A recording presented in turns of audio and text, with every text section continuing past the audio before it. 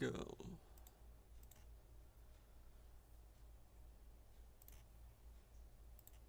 We're taking it down.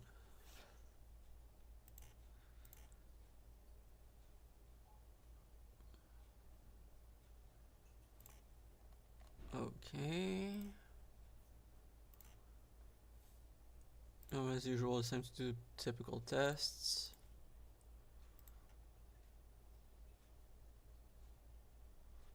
It starts a bit earlier than usual. I'm gonna be going a bit longer. I just had an earlier lunch than usual. What now?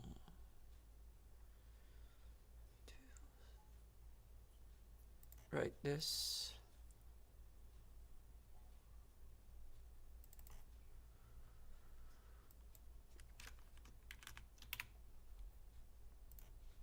Here we go.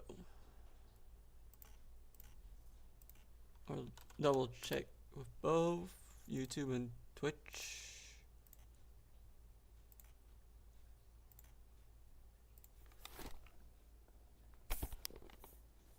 Oh, hi Trio, how are you doing? I'm just gonna double check to make sure that YouTube chat works. Don't see why it wouldn't, but live is sometimes weird. There we go. We're back to the usual antics, although I might do one minor tweak compared to usual. And this time I'm locking it harder than... I'm locking it hard because I've seen... Now there's someone who's trying to also take it down, or at least break parts of it, but not necessarily taking it down with as much dedication. But I want to be the one doing it on my own.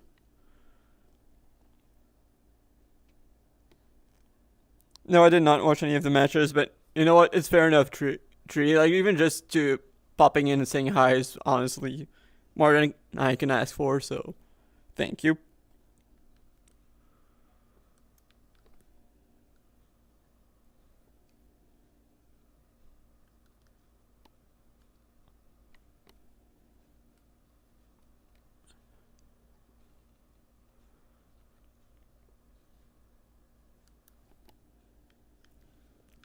Like, just popping is honestly more than I can ask, so don't need to apologize.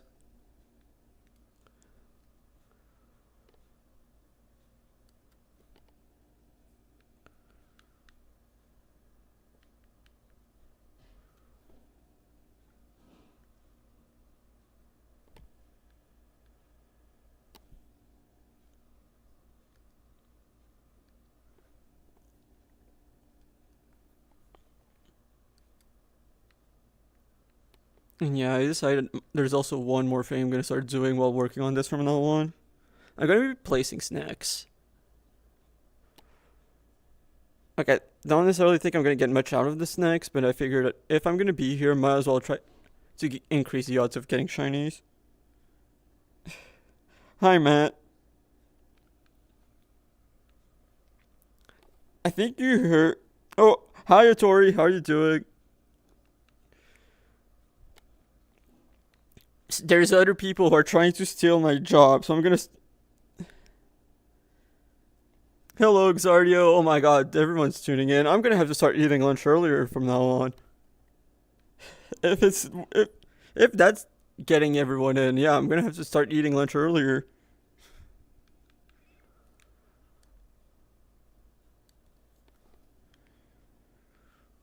Yeah, I will start by once we're out of the starting soon screen, I'm gonna start showing the damages. And this is why I'm gonna be locking in on this way harder than usual. I get to the point that I've started making I've made a second Paxel last night after seeing the new damages. And I was trying to set up... Like, I originally killed the chickens that Minnie placed near my base, but I started a new chicken hole again just so I can get experience, just so I can farm experience by just breeding chickens.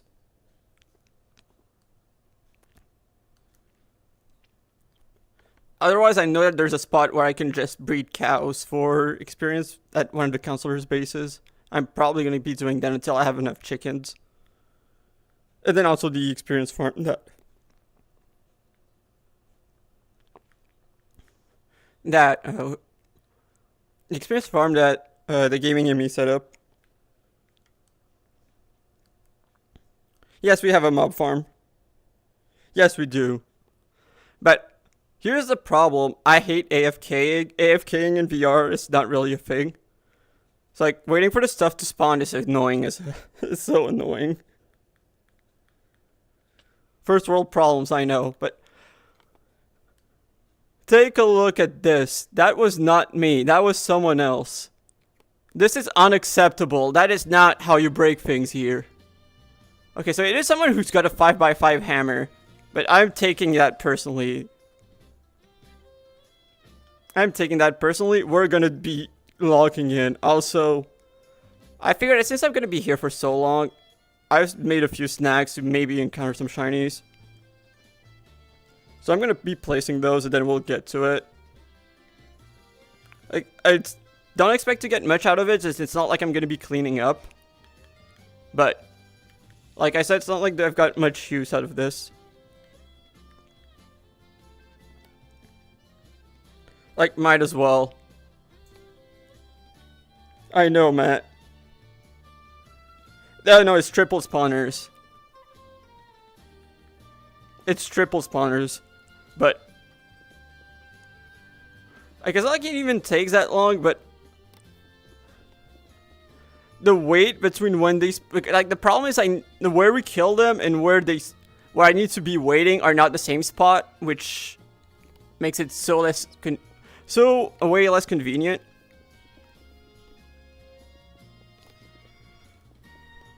Like if it was okay, I don't need to move, I just need to swing whenever they show up, it probably wouldn't be as bad. But no. Like I have to wait in another spot, then go down and then start killing it. It's not ideal.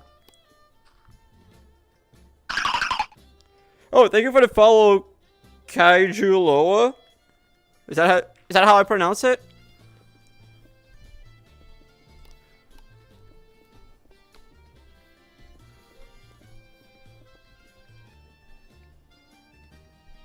How are you doing?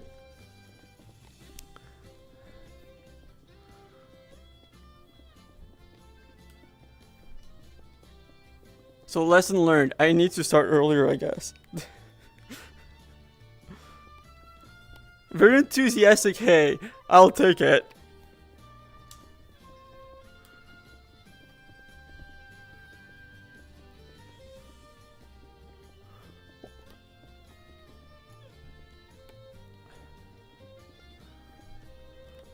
Also, there's a quest where we need to scan as many Pokemon in our Pokedex as possible, or just like have as many seen Pokemon in our Pokedex, so I think that the snacks are also going to help with that a bit.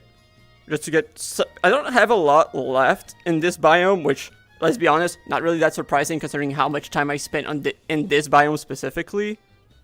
But good to know. Yeah, I'm doing good.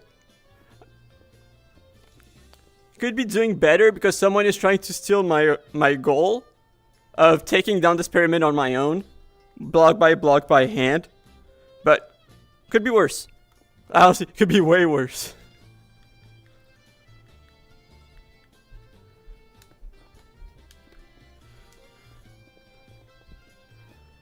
And because there might be competition, we're locking in hard. If there's someone who's trying to do some sabotage, we're gonna prevent them. That's why I made a second Paxel, so I don't need to go mending as much. It might be Iman, but I think it might be a Wooper.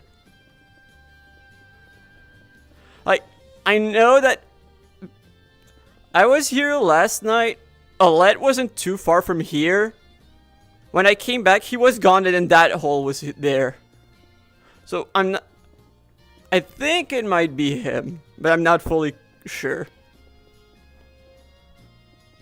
And to be fair, I think the main reason why, considering that they basically only went for the outside, I think they're just very down bad for sand. Like, whoever did this was just very down bad for sand.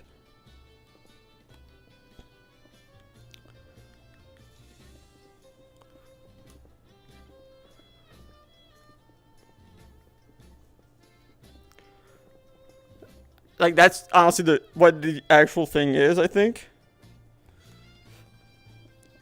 But yeah, I don't know who it actually is. All I know is this is basically the only thing I can do to make sure that it doesn't get worse from here. Lock in. So I might be doing a few streams per day from now on. To make sure that, yeah, they don't really have the opportunity to do too much.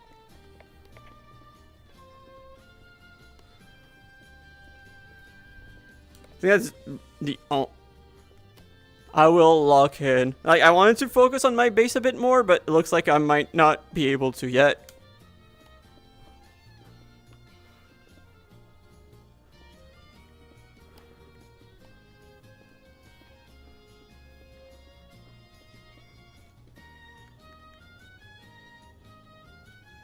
Like, at this point, I just need to be fast.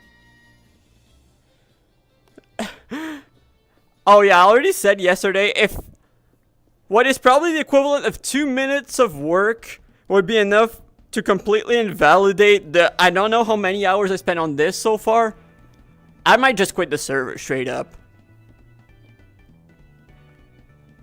Like, people have gotten the Impressed Iron badge for less than this. Like, quite honestly, there's quite a lot of people who obtained it for way less than this. That I would be genuinely so mad.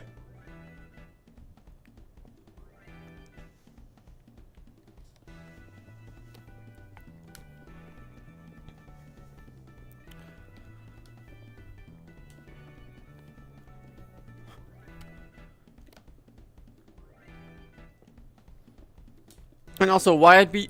When we're talking about the mob farm versus, like, breeding animals, like, the main reason why breeding animals isn't even a bad call from me is because my wheat farm is so big that, honestly, it is probably quicker to just go through the wheat farm once, go to the cows, because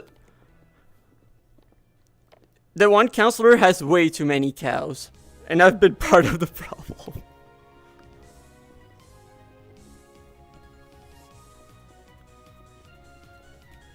I think I've been leveling up faster by going to the cows than by the mob farm when I've needed levels. And I have so much wheat stocked up.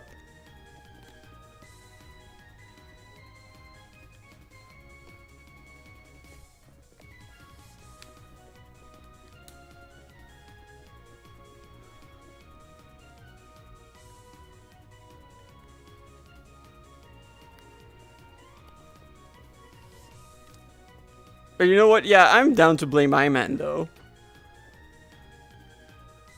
I think he's getting scared that I'm actually gonna follow through with this. So you know what? That doesn't sound wrong.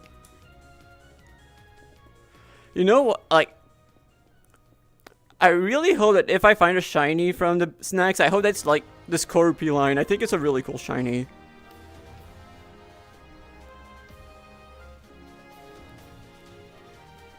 Otherwise, I don't remember what other shiny that... Wait, it's not dark enough for the Yamask lines, but because otherwise that would be a cool one too. Otherwise, I don't... The Vatican line, I guess, would be cool. Eevee also. I know what else I'd like to show up. Hi, Bitter. How are you doing?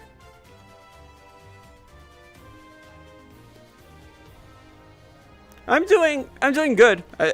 Taking down this pyramid out of protest, but I found out that someone might have... No, not might have. Someone that started breaking some parts. So I don't want it to put the fact that I'm trying to impress Iman by taking it down by hand. As, like, I don't want it to stop me from getting the badge, so I'm locking in so hard right now for this.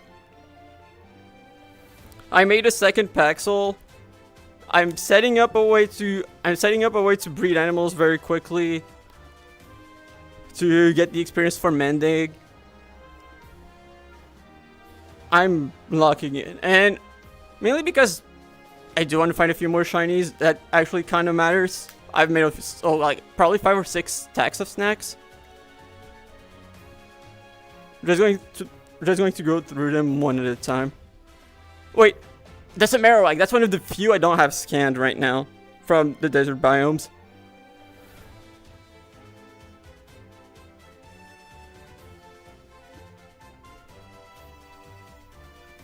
For some reason, eating the Pokédex works. So I do that as much as I can to scan Pokemon. Because that is just funny.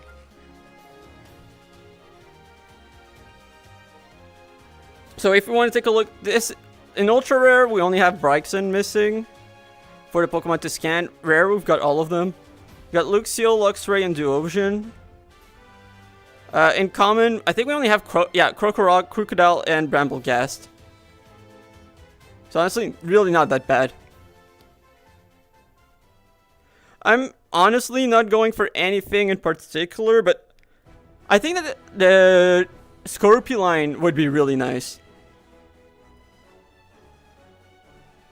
Like, if I had a choice, it would probably be the Scorpioline.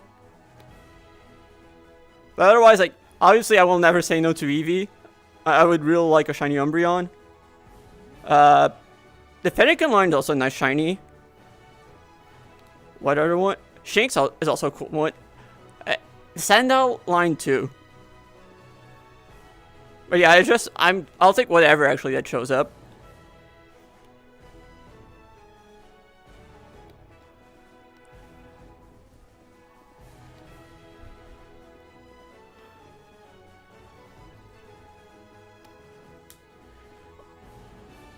Oh wait, and also the Trapinch line. Although I don't know if it shows up. I think it does. I'm pretty sure it should. Yeah, it does. That would also be a cool one, actually. Oh. Since I know that it is your favorite type bitter, how do you feel about Skorupi losing its bug typing by evolving? Hi Saxo, how are you doing?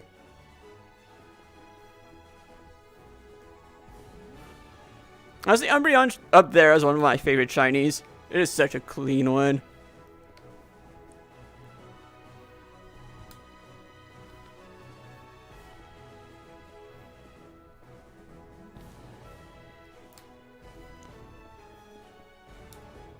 Also, I have a shiny Magnezone I'm going to be able to give to Minnie, which is pretty cool, because I found a second shiny Magnemite last night.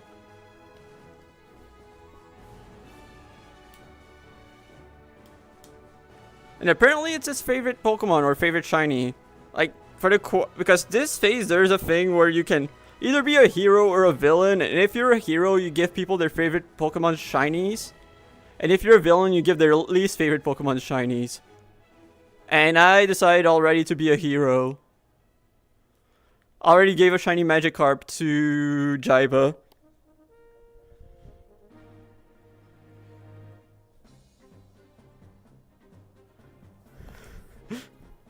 I know, right? Like, it's such a weird change.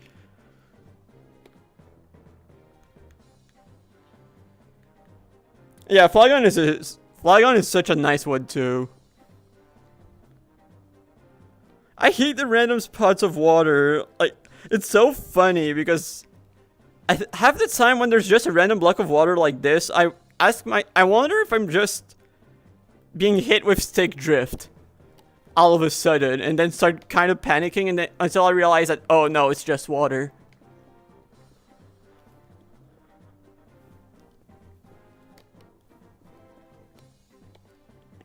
Also, we'll probably need help from chat about the minimap if there's a shiny on the minimap, because there's a good chance I'll miss it if that happens.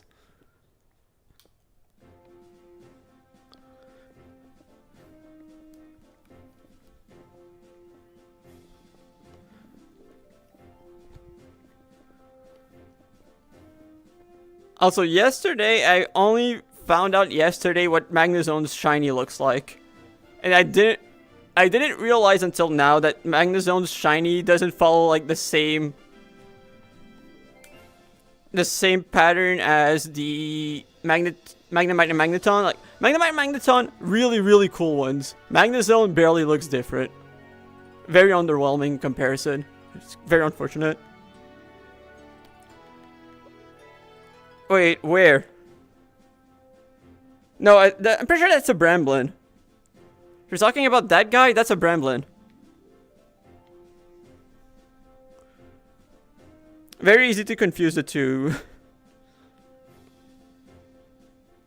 Oh, back where the water was? It might have despawned, but no.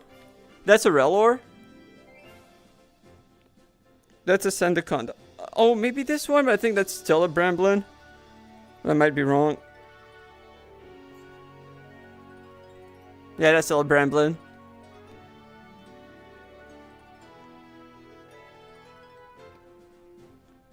Oh yeah, I like Magnezone, but yeah, very underwhelmed by the shiny.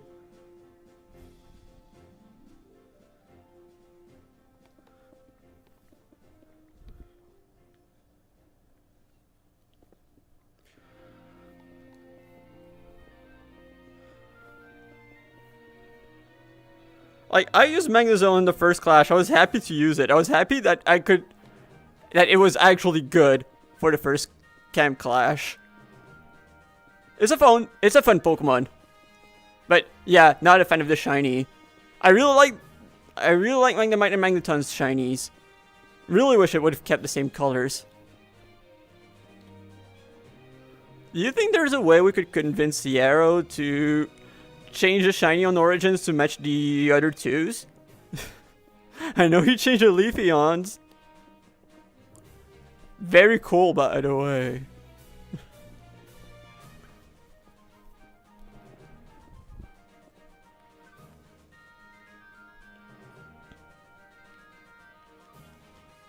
And yeah, for the last Pokemon I need, I think they're gonna spawn from this next fight, I guess.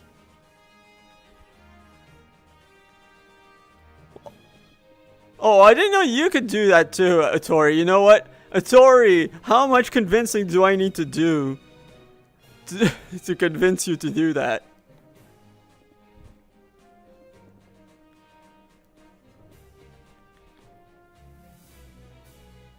I agree, Xardio.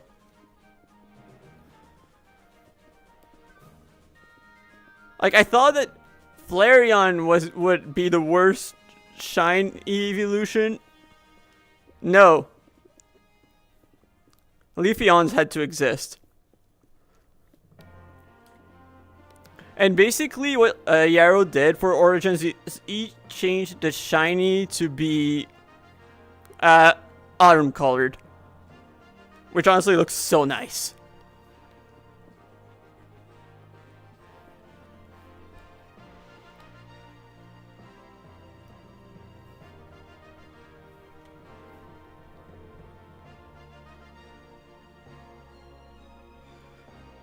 Wait, also, I don't think I've seen the other shiny fixes, or I forgot about them.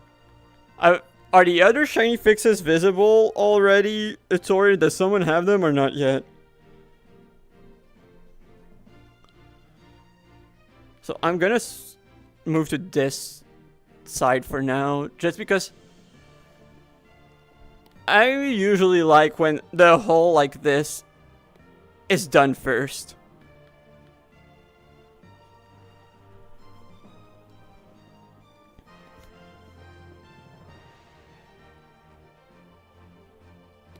Oh, okay.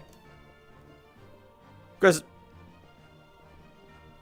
I tend to try to not snoop into the changes. So, like, usually if I see them, it's because, oh, I see them in the wild. Like, I think the only two I knew before they were officially revealed was Mr. Custard, because, well, Mog told me because he needed me to do, he needed me to play a role in about the storyline, so he kind of explained the context. And Obsidian, Alolan, Ninetales, because I was working on my video and needed to spawn in an Alolan Ninetales, and then I saw that Alolan, Obsidian, Ninetales was an option. I was like, oh, I was not supposed to know this.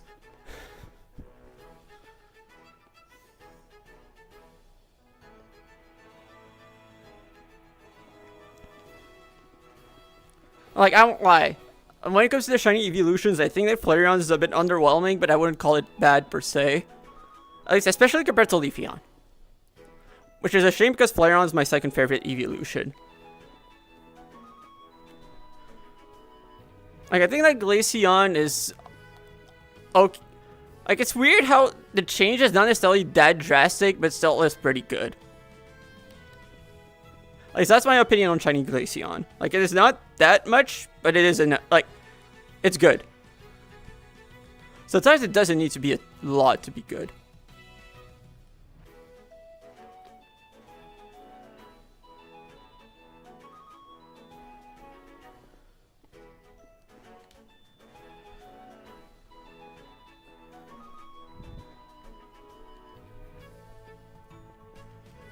Wait, is it a personal data pack or a public one, Atori? Because I might be interested in a data pack. If it's a personal one.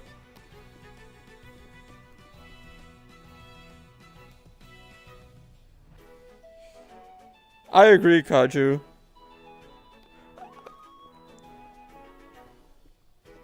Umbreon is easily my favorite.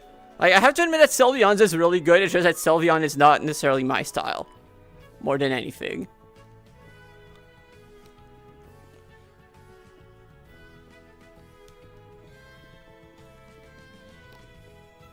Like, I can accept that, okay, it's not my style, but it's still really good. And yeah, that's how I'd classify the Shiny Sylveon.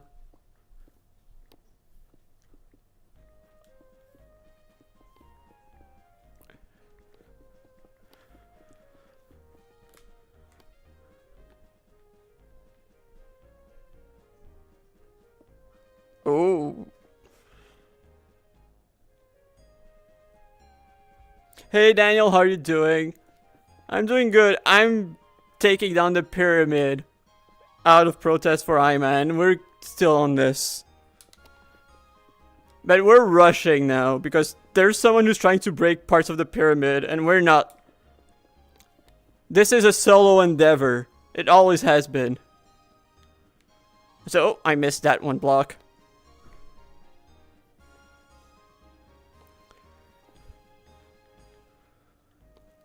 And while it's not really the goal, I decided to also play some shiny snacks just in case.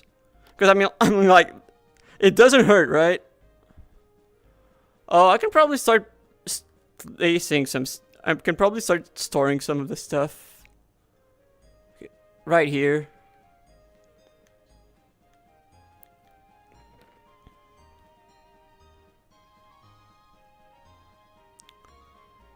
I've been working on my base here, and unfortunately, that means that like a lot of the space I used to have a second completely empty shulker who's now that's now almost full. So that's a bit of a struggle.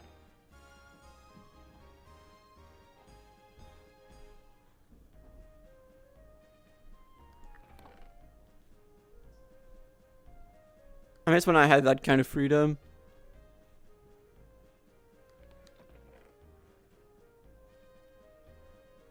Okay, now what then?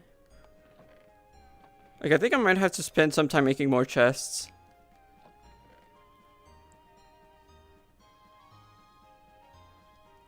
Oh yeah, it was the flint that I was looking for. Here, this works.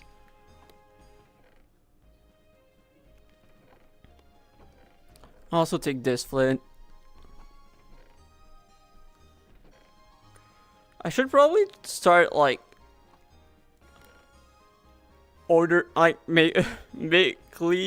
like sorting stuff a little at some point, but I might do that once I'm actually done with the pyramid.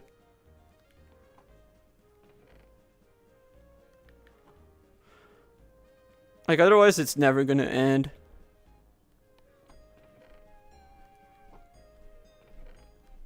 It's already never gonna end. Well, I say that, but it's still been coming along pretty nicely. Also, Xardio, I remember that you were talking about setting live so that the messages would appear like over my head, but I've tried to set it and I couldn't get it to work. Yeah, I'm gonna need way more chests.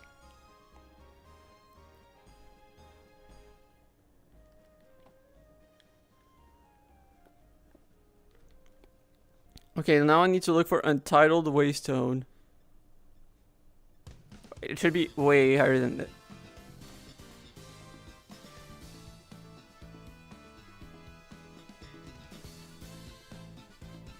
I feel blind.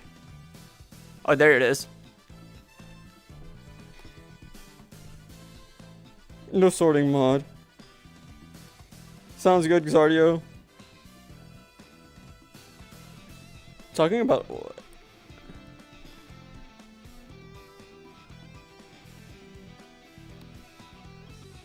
I'm still very convinced that the next evolution is going to be a dragon evolution.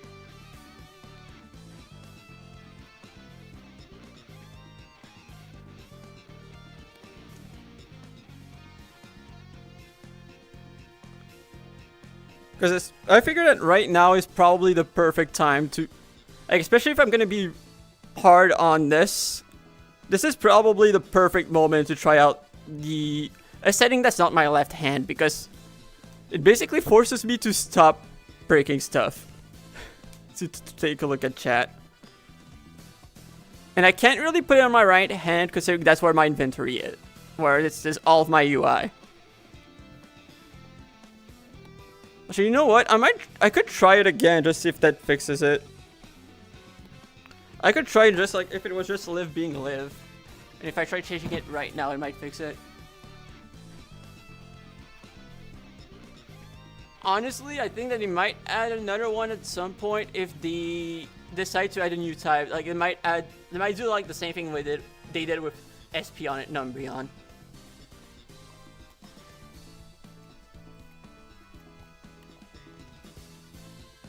What? Oh yeah, live settings.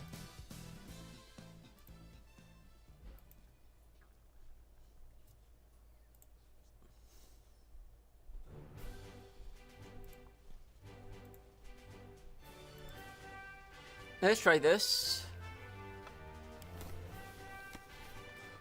Oh, okay, I got it. I might have to slightly adjust though, because I don't want to look that far up.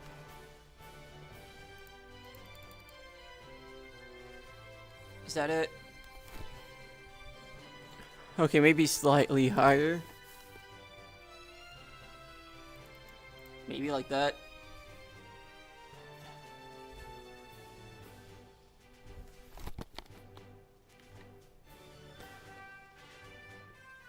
Yeah, okay, this works.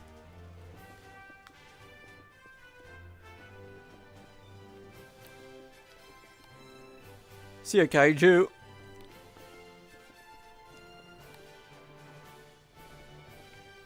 Yeah, okay. That is probably gonna... Like, I don't think I can do this while, like, doing events or stuff like that. But for something like this, I think this works perfectly. So I'll take that. Okay, yeah, let's do this. Let's do it like this.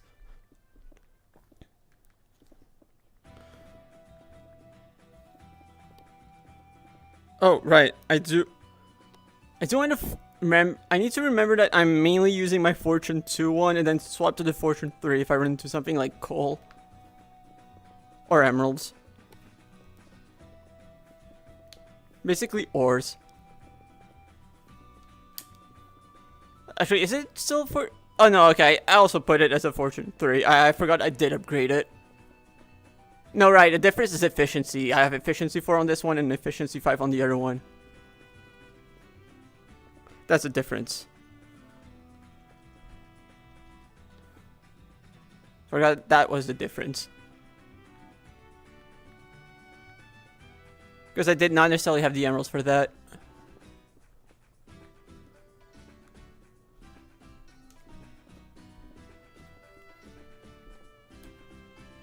Let's start with the efficiency 5 then.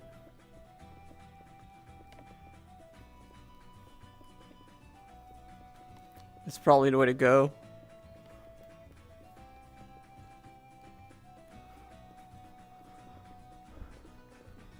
Not gonna lie, I still expected the live to be worse somehow.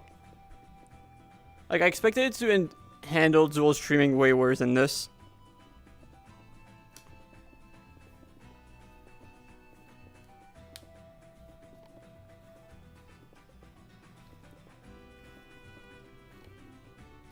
Which I don't know if it's just me being pessimistic or them being good.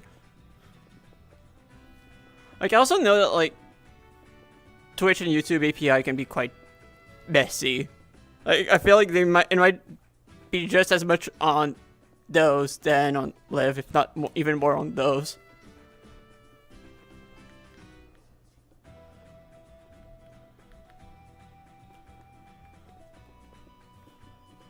Like, having messed with it, yeah, it can be a bit of a mess at times.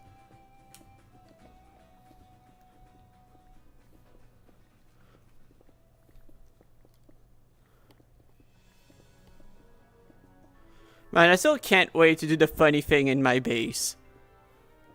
Like, I don't think anyone here will expect it. Unfortunately, I think that most of you will have to miss it because I really need Iman to be there. And that means that it's gonna be during the night, and I mean any night. Although I might do a take 2 of the whole bit for people who missed it, because I think it is just gonna be that fun. Also, I really want to lock in today because I know that there's an event tomorrow, and like I said, the earlier I'm done with this, the better.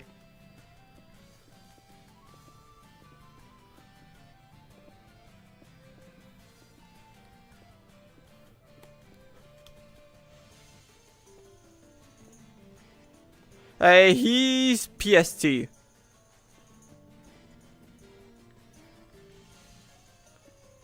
He's PST. That's why. And he works during the day. At least most days. I think there's like 1 or 2 days in the afternoon where he shows up. Like, I mean, like, it's mainly for the Europeans that I think they're gonna be missing it. Because usually most of the events are like 8 PM Eastern. Because he can't really do it earlier. Like, if there are events that happen earlier in the day than that, during the weekdays, it's because he's not the one hosting. Welcome back, Kaiju.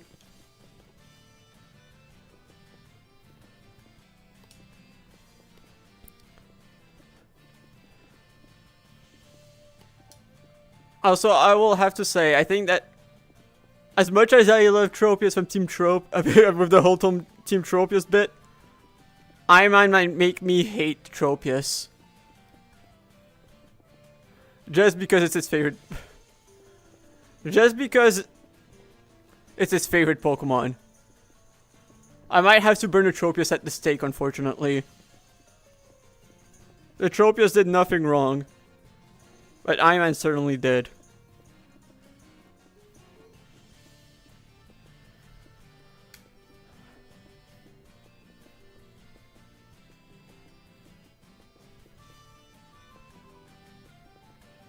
Unfortunately, I might have to do it for the bit, Matt.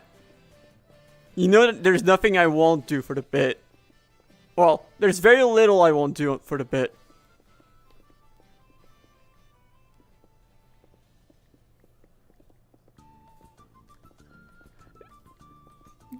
Kaiju, what you missed was those blocks being broken.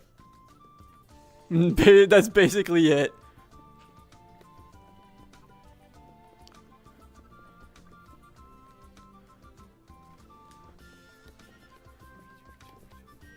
It's the same old, same old.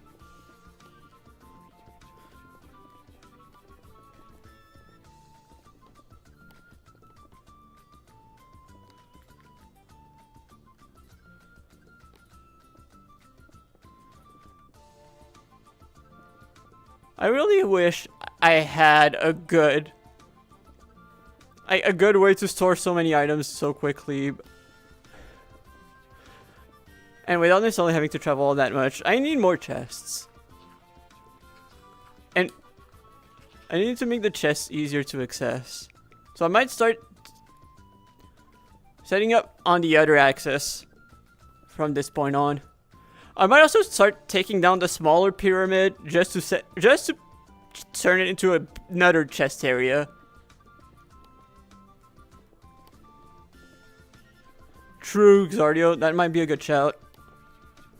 And it's also a bit cheaper to make. No, Kaiju, because honestly, I've needed way more of the materials than I thought that I've been taking down. So I honestly not. I don't think I even want a trash can. I actually think I might want to keep most of the blocks. The materials that I've picked up have come in clutch way more than once somehow.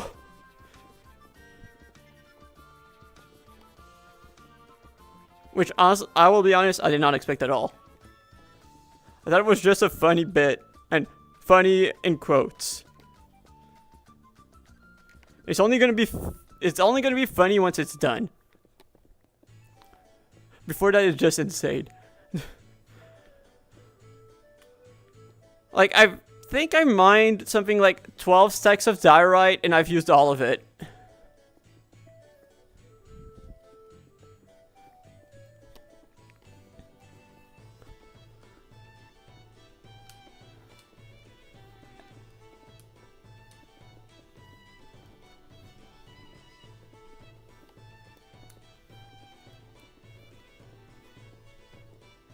I can tell that I'm more logged in than usual because I'm feeling it more in my left arm than usual. Which is good. I want to be locked in. Today is one of the days where I really... Like, I'm now in the phase where I feel more in a hurry, especially knowing that I have an opponent. A mysterious opponent.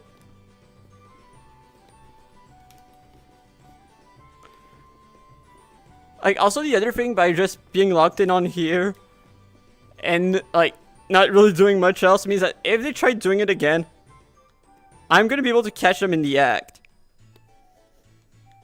Like, they can't get away by being slick about it if there's no openings.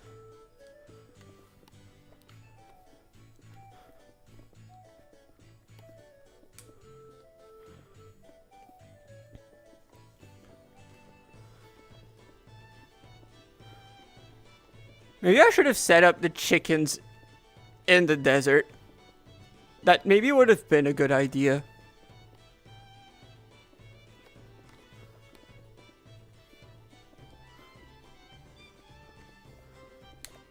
It's not gonna be 48 hours because there is an event tomorrow that I want to show up to.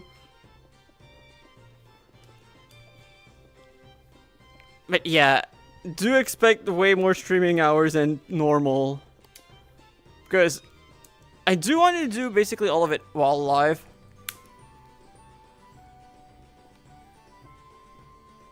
And I do want to put more hours into it, obviously.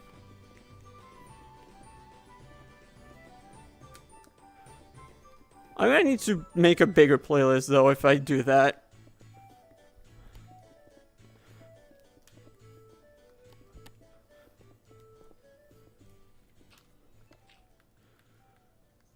Oh, the inventory actually is full.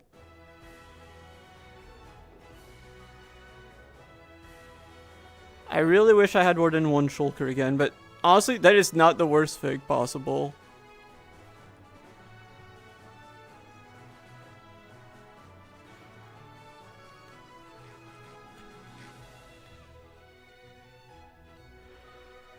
It was going okay, but I think I'm already struggling again. Like, I was starting to have a decent amount of storage space. But I think that yesterday alone, well, the past 2 days alone, I think kind of ruined that.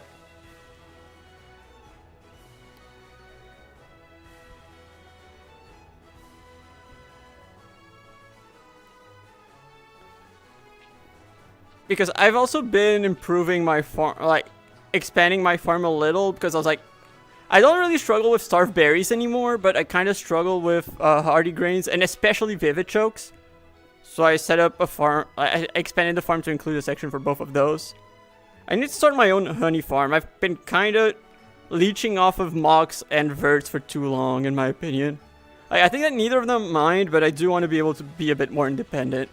But honestly, that's kind of why I wanted to focus on my base a bit more this phase. But now that I'm kind of logged in on this, I won't be able to for a bit.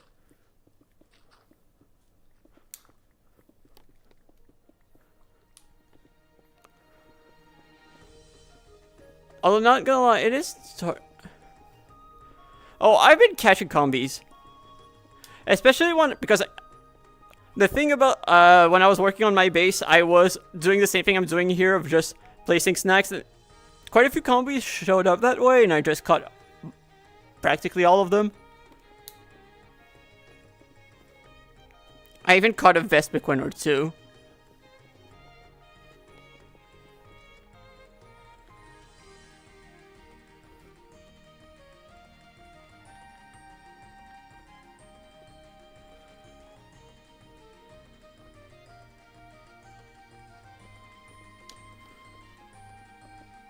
Yes, more combi.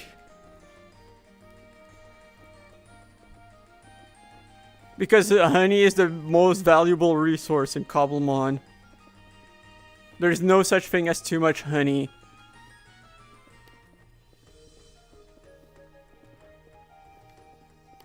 That also reminds me, I need to sell my daily gacha pull today. I made a lot. I really enjoyed my sell yesterday. I got 2 people into a bidding war for my gacha pull and sold it for 65 camp coins. When my base price is 10.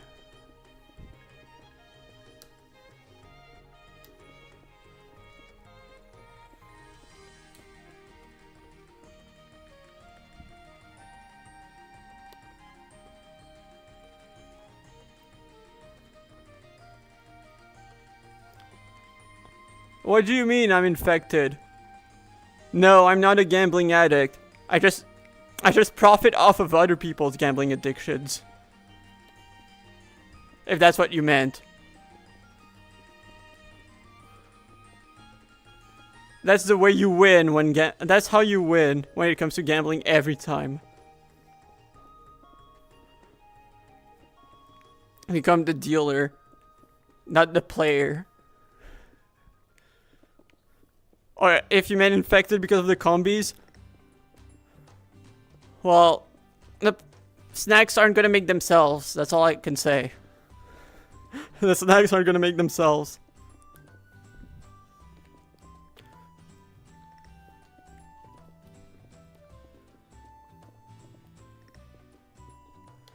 I'm not going gambling. I'm making other people gamble.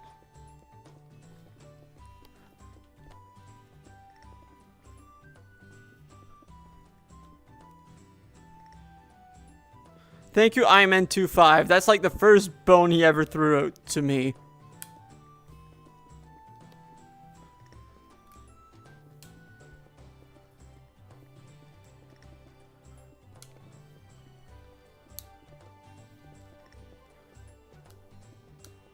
Because people really love their gambling. They love it a lot. And I don't particularly care for it. So,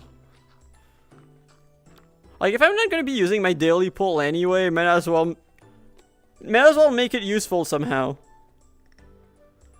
It's so, I won't lie, I still can't tell the difference between Bramblin and Bramblegast.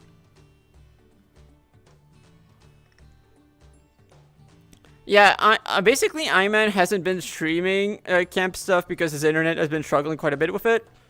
And, well, he's been way locked in. When it comes to just posting videos, he's just been way too locked in on making sure camp runs smoothly and actually getting content for it to edit.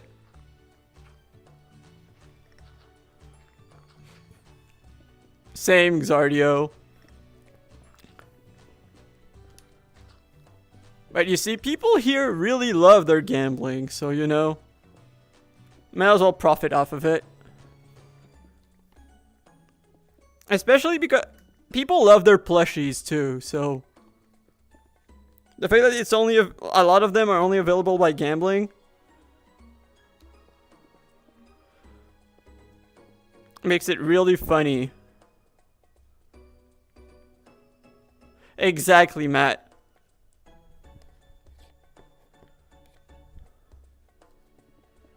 Okay, thank you, Kaiju.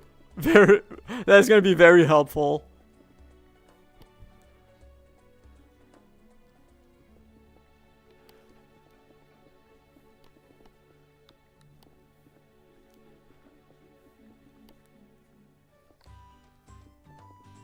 Here we go.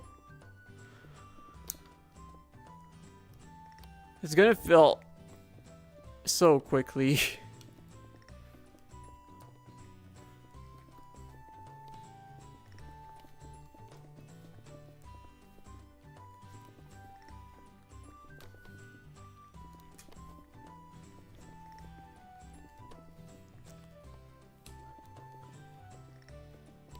I also need to find Krokorok and Crocodile. What was the other Pokemon? Oh yeah, Bryxen. Bryxen's the other Pokemon I haven't scanned.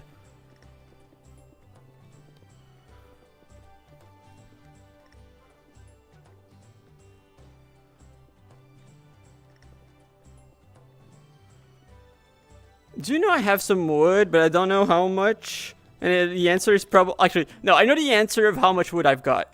The correct answer is not enough.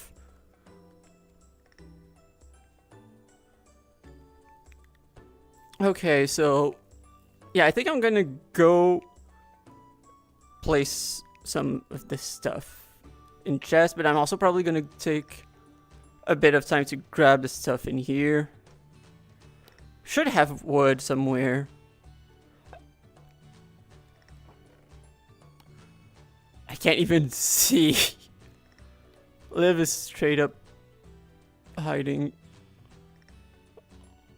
I can't see because of Liv.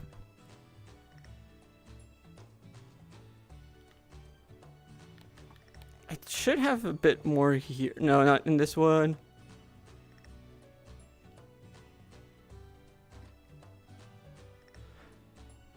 Oh, I've already done a lot of deforestation. I don't think I'm gonna need to do much more.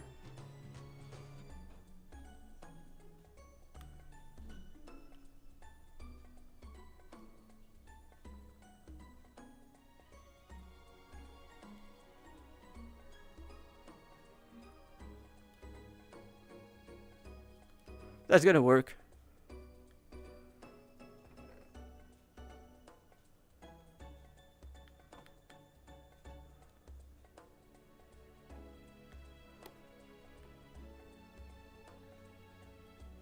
Now, let's go to the pyramid scheme. Yeah, let's place them right here.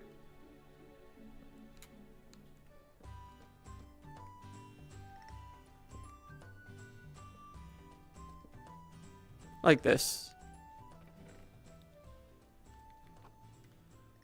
There's the shulker.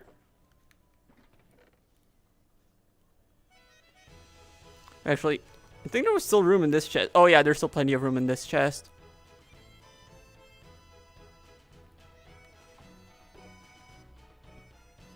We're also almost at the start of our second snack stack, which is cool.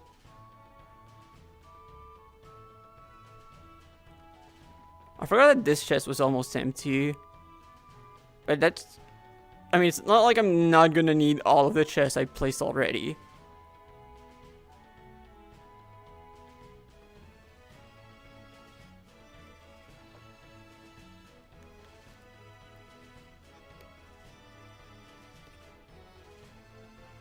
Now... There it is.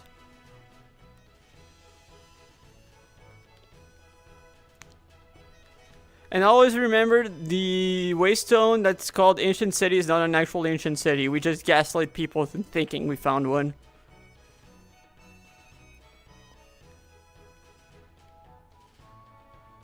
Gaslighting might be one of my favorite things to do in Cobblemon. I don't know why.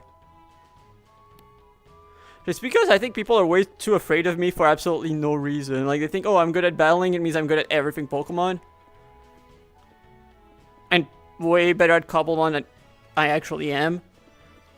So just pretending about anything, just trying to gaslight people is so easy. Exactly, Matt. Basically, it was just in a very big... We were in a very big deep dark. We found a Shrieker, then we intentionally made a warden appear and pretended that it was because we found an ancient city. Mock and I found that very funny. Unfortunately, no Golrick in sight.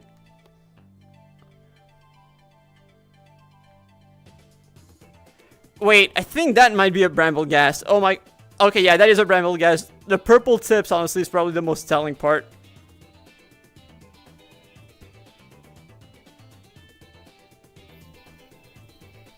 Let me eat my Pokedex to scan it. The purple tips, that's the main way. At least for me, that's the easiest way.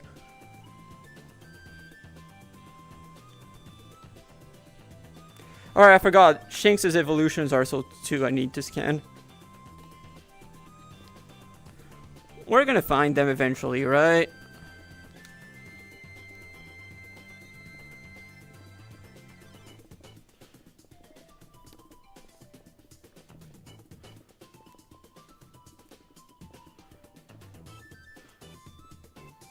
So last night, honestly, I mainly worked on the underground of my base more than the... Did do a bit of the main floor, but it was mainly the basement. I think it's coming along nicely.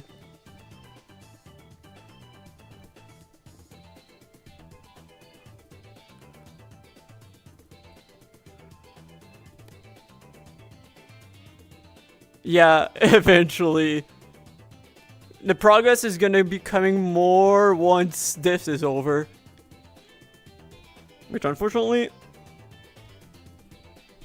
Like, normally I probably would have just taken some breaks to work. Like, I would have just taken the evenings as breaks and just worked on the base. And then worked on this during the afternoons. But now, no, we're locking in hard. People really don't want to have fun. That's how I'll put it. Because the more time I spend working on this and other things, the less I get to do the thing that people will find fun.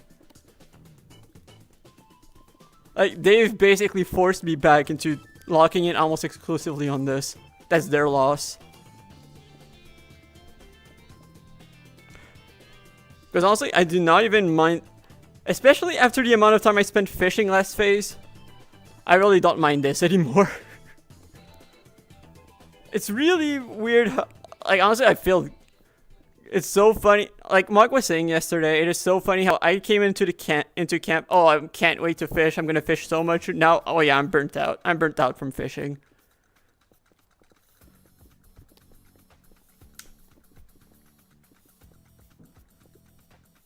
I mean, after the amount of fishing I did, who wouldn't be? Like, I probably would have fished more total if not for that. And ironically, I think that the worst part of the fishing was the fishing event. The fishing event, like, in hindsight, if not for the fact that I wanted the fishing badge, if given the choice, I would have skipped the fishing event to fish. Which is the stupidest thing that you'll ever hear in your life. I would have skipped on the fishing event to go fish. It also doesn't help that I was only fishing in one biome because I was looking for Dondozos.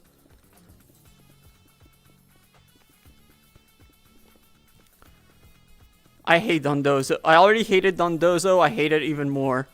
And I'm glad I decided to do this quest with that quest with a Pokemon I hated, because when you have to catch that many of a single Pokemon, like, unless it's something that you were willingly doing, like Safi has been doing with Minun, you're gonna start hating that Pokemon. Like, I hate Dondozo somehow even more than I did before. Which I didn't know was possible. But somehow, it happened.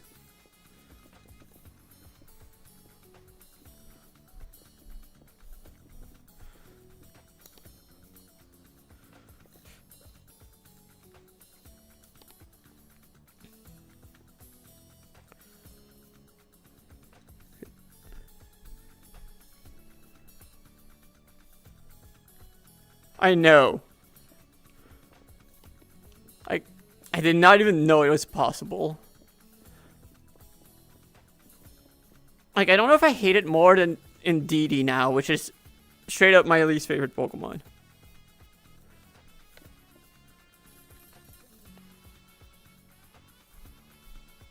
Okay, that was the right backpack.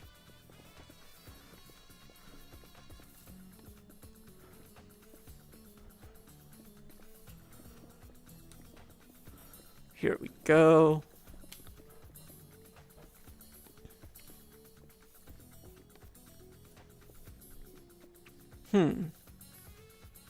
Okay, filling up slowly but surely.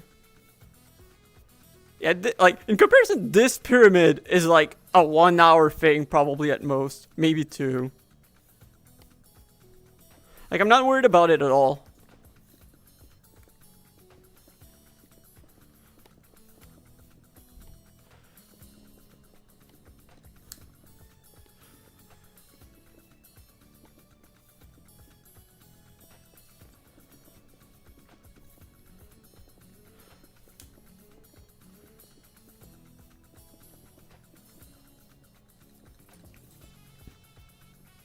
Like, remember when I was talking earlier about the counselor having a very, very big, very, very big cow farm?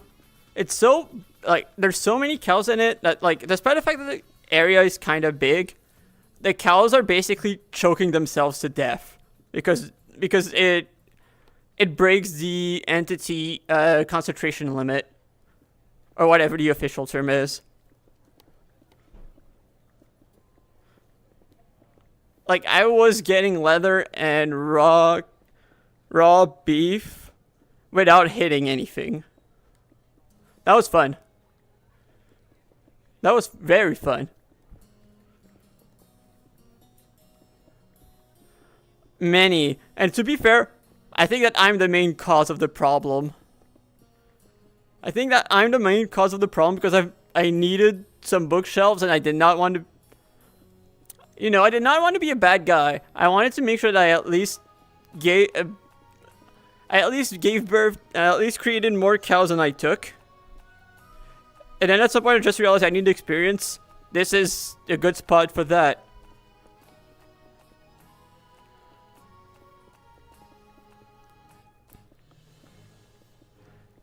And now I'm gonna do the same thing with chickens.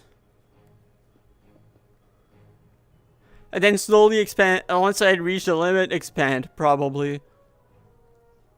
We're probably gonna be going to both farms at some point. Because like I said, we're locked in. Also, thank God for this amount of diorite. Like I said before, I've needed so much diorite, and I think we still need a lot of diorite. So this is very nice.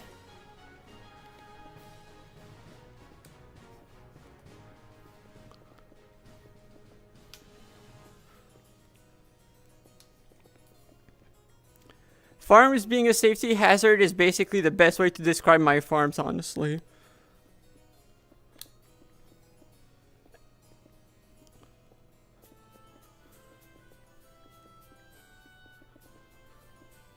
Are the snacks all done? I need to know if I'm starting the next stack. Actually, nothing's stopping me from starting the next stack. Okay, yeah, they're all gone anyway. I can start dropping this stuff, taking this.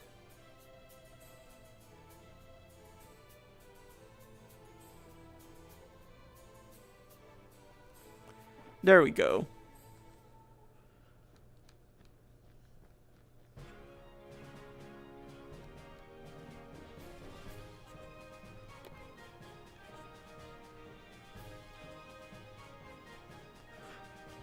Always remember, everyone, I am the danger.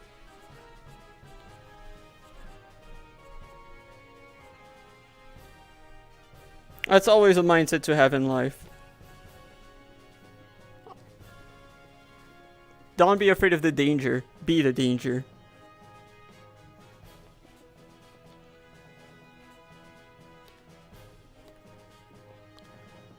This is especially true in VGC.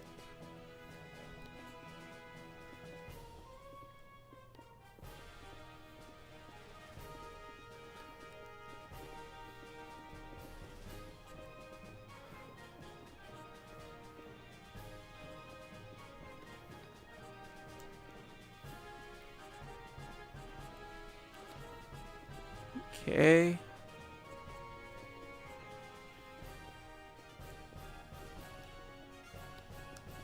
There we go.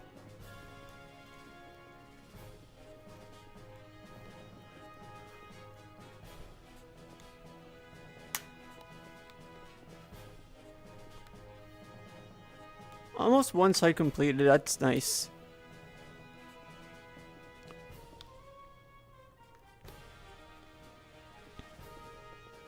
Not gonna lie, I think I'm happier that they didn't take the diorite over taking the sand. I think that I'd rather they take the sand than the diorite, which is crazy to say. I'm saying that right now, but I'm probably gonna want so much sand by the end of this phase because I'm probably gonna want to make a lot of vitamins. I should take some time to make some vitamins at least. But I don't think that's happening anytime soon as long as this isn't done, I don't think I'm gonna be doing much. Like, I'm probably not gonna be doing much unless it's either I'm repairing those pixels or making snacks to place while I'm working on this. Maybe both at the same time.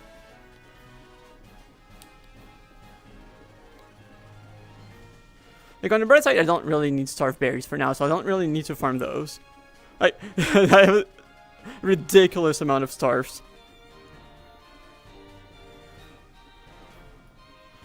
Like, I think that going through my farm, if all of the berries are fully grown, is more than a row of stacks of starves. Which is quite a bit.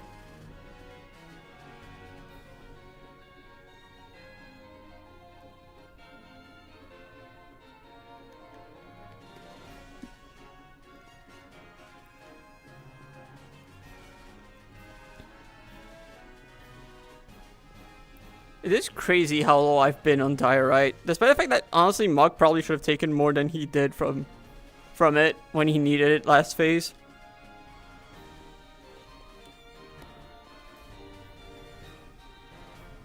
But yeah, especially with chipped, I love diorite so much as a building block.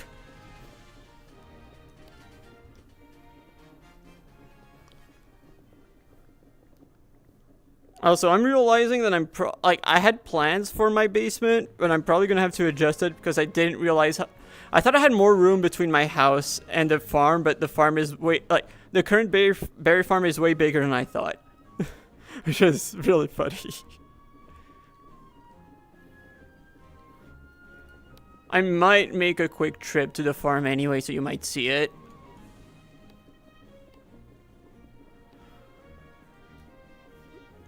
So I think that right now I'm good on both. Oh, Krokorok! Oh, I'll take that.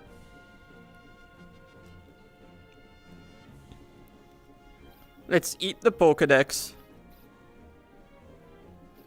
There we go. Now let's take a look at what's missing. Okay, we have all the rare. We have Bryxon missing. We have... Oh, Duosion. I forgot Duosion's one that's missing. Luxio, Luxray, Duosion, and I think Crocodile, and I think that's it. Yeah. That's cool.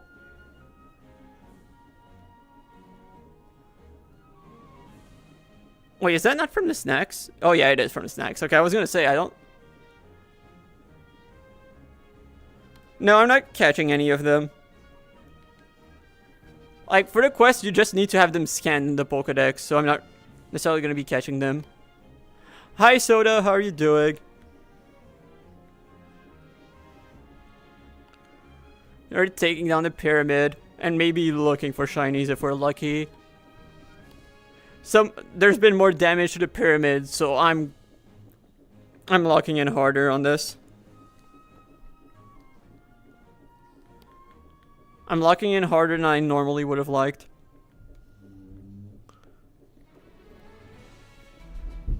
Like, I was originally planning on looking for Rufflets today, but then I found out about the damage over there. So I went, okay. Now I need to focus on this more. I was gonna repair my Paxel by shiny hunting for Braviary or Rufflet. Oh, nice. And because of the fact that, yeah, I don't want people to be breaking too much of it, I want it to be a solo thing. So if I know that some people are gonna be doing that, I want to make sure that their damage is minimal.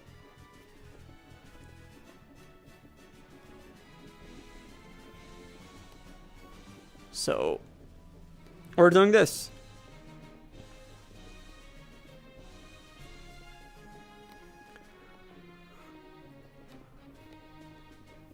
I think I've got like something like 6 stacks of snacks that I'm gonna go through like 1 stack at a time. Like, oh wait, there's you, Ocean. One more off the list. I can eat my Pokedex and it somehow scans them. You ate a carrot. I'm eating my Pokedex.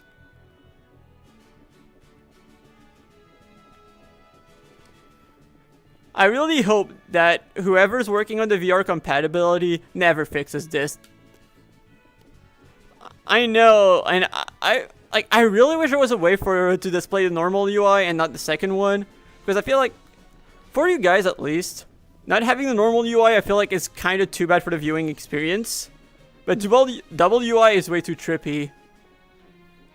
Like, I don't know how I can fix that. Because, like, technically the easiest fix would be just hiding, like, the normal UI, only have the right-hand UI, but I think that's probably the worst solution. Like, I'd want to be able to hide the hand one, but I don't think there's any way to.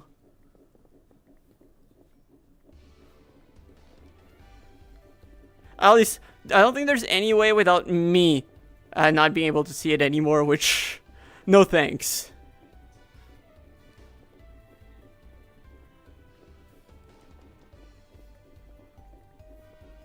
Yeah, being able to do this to check chat is so helpful for this. Not needing to slow down is really nice, but I think that, like, if I'm doing literally anything else, left hand is better.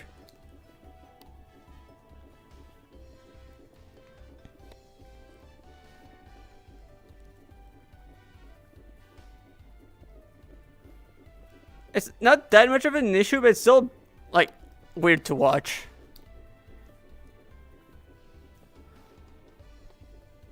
Oh? Like a few twists? What kind of twists? Or I guess you're not necessarily going to want to share that. I will say, though, if you're thinking of doing something like that, it is a lot of work. Iman's been working insanely hard on this. As much as I love to slander Iman, he has been working really hard on this.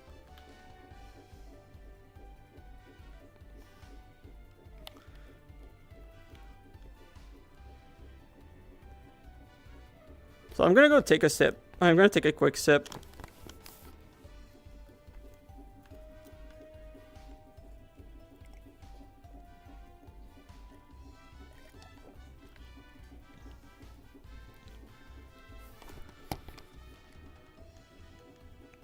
And yeah, Xardio, like, I know that's not that big of an issue, but, like, it still isn't ideal. Like, it's not something that, like, I'm really gonna be changing unless I really have nothing else to do, which...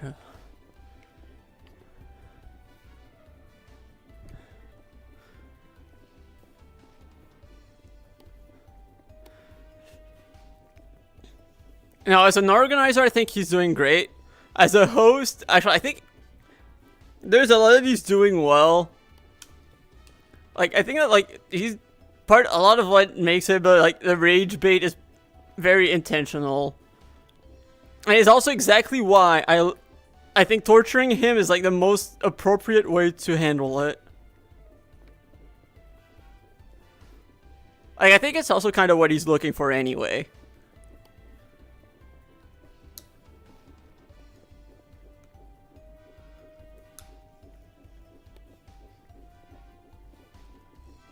Oh yeah, I will. Why do you think I'm gonna burn the Tropius at the stake, Matt? I have to, Matt. I don't have a choice.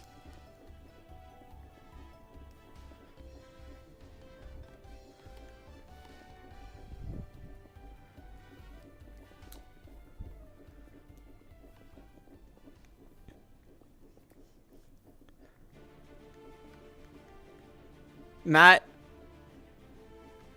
you have seen everything that Iman's done.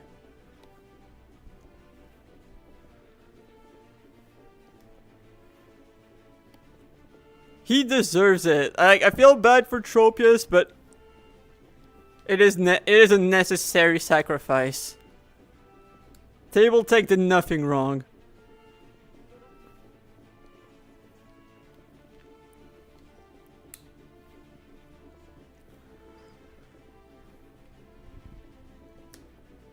I don't think I have a choice, Matt, unfortunately.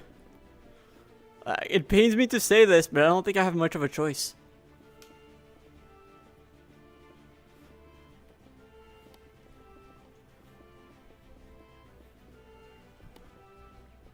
What other choice do I have, Matt?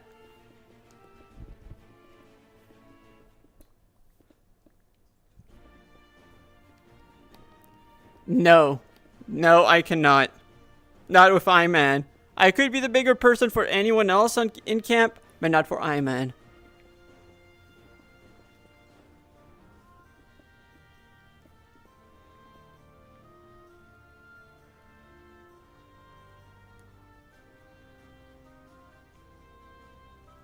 You did not see the clips, Matt. That is why. You did not see the clips.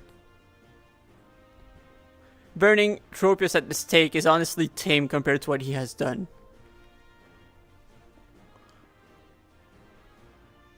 Like, if anything, I'm the bigger person because that is nothing compared to what he did.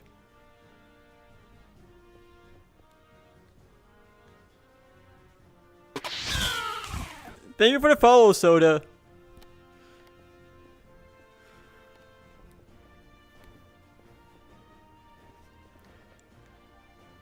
I was gonna say I really wish that YouTube showed me when people sub, but I forgot that it kind of can't.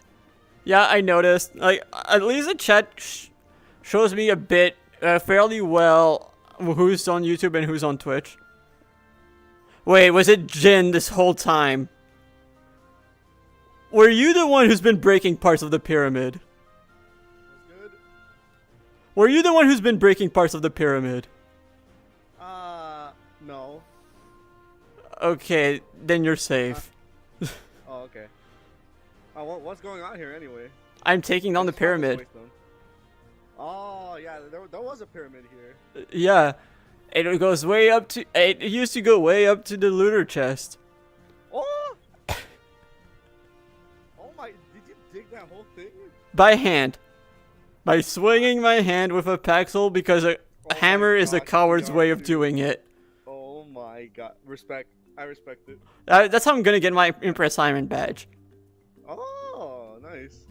Yeah, I don't know how I'm gonna get that badge. I've literally just been fishing the whole time, like way over there. I've been using this waystone to get to. Okay, by the way, that waystone is I break it almost all the time because like I have a waystone where it's just at the top, and then whenever I go down the layer, I just move it down. Oh, okay. If you want a more permanent one, there's one like not too far over there. Oh, okay. Alright, I'll go see that one. Right. Nice seeing you. Bye. See ya. Good luck on the whole thing. Thank you. Hope you get that badge.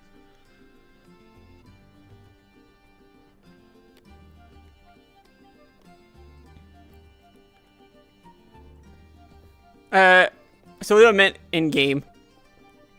Soda meant in game, and yeah, I realized it. I realized it early, like fairly early in the conversation. Where I was like, okay, I pointed. I'm like, wait a second, I pointed, but he did not hear anything.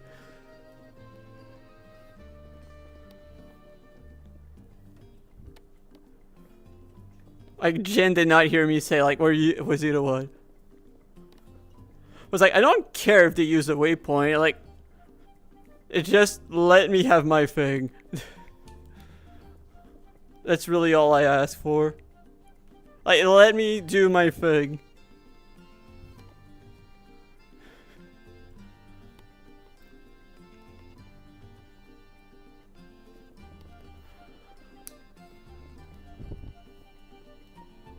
Like, this is like the one thing. Actually, no, there's two things that I would have had beef about. The other is stealing my snacks for when I was going for shiny Metagross. Like, I did not have a good flying mount. Let me have at least a stylish one. Is that really too much to ask? And thankfully, I got it. So now I don't really care anymore. That was like one of the goals I had for this phase, and I ended up completing it before this phase even started. So that's cool. This is one of the other goals, and the other was completing my base and doing my funny bit involving the base.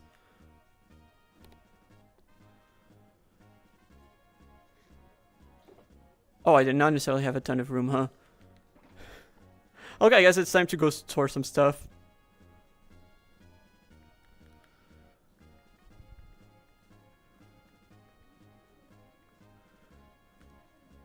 Okay, I'm actually out of room, huh? Okay, let's make this quick.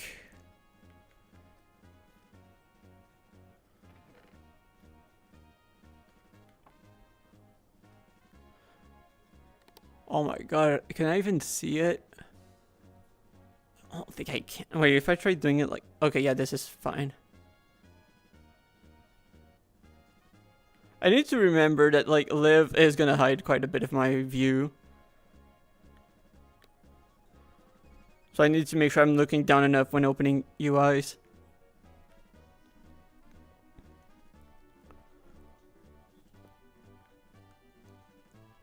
Okay, there we go. Once again, I'm not learning.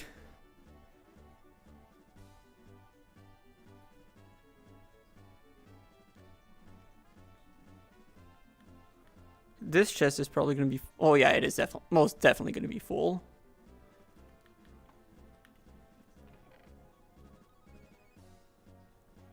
Let's continue.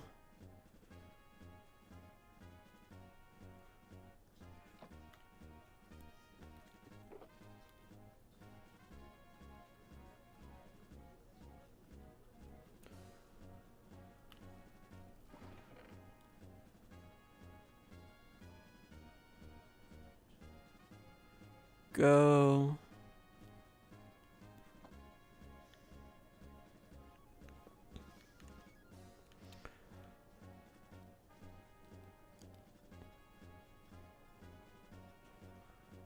And here it is. Now we place it again and we're back.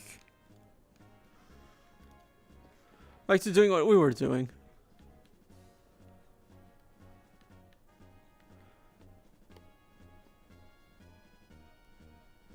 So what's going on with the music? Oh yeah, it's just a very quiet one. This should be fine.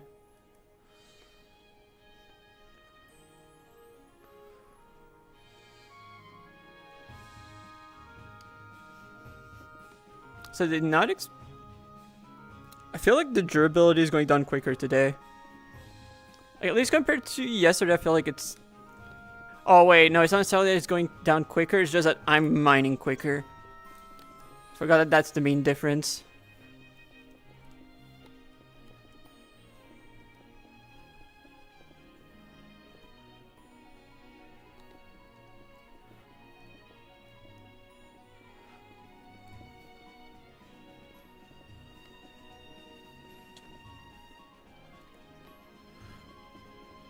Poor Sandal. But it kind of just got in the way. Like, if you see an idiot swinging something around and you wonder why you got hit. Yeah, I know, you shouldn't wonder.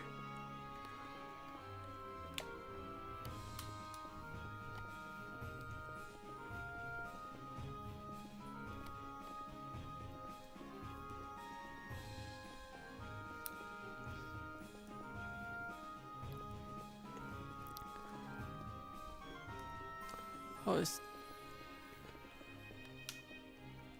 thought we were almost done with this. Like, okay, yeah, there's still way more to go, like, on that side than I thought. But that's fine.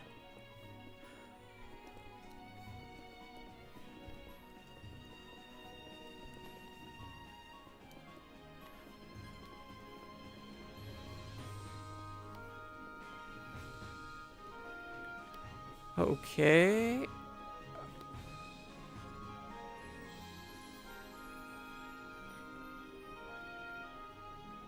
I wonder how many stacks in we're gonna be when I find the first shiny that spawns from the snacks today. If there's gonna be any shinies. Like yesterday, I found one after when I was in my third stack. That's when I found the second Magnemite.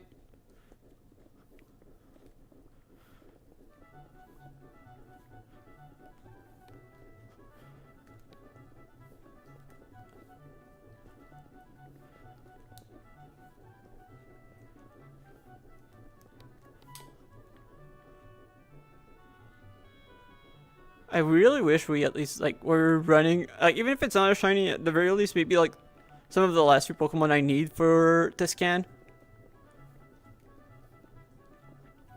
So they're gonna like the scanning as many Pokemon as possible quest honestly is probably one of the more fun ones. Like assuming I have my main goals finished, I might spend some time just exploring around to try to do that. Just with wild encounters. Or as much from wild encounters as possible. I think that might be a fun one.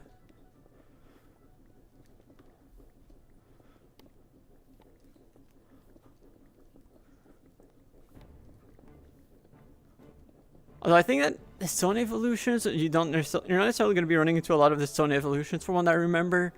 So I might try to get the stone evolutions myself.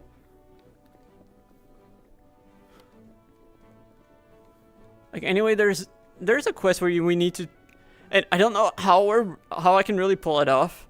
But there's a quest where we need to scan 35 fully evolved birds.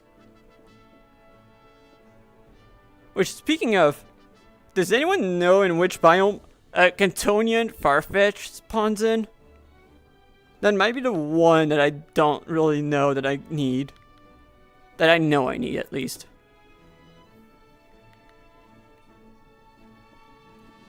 Like, I can probably go look it up at some point, but if someone knows, that would be appreciated.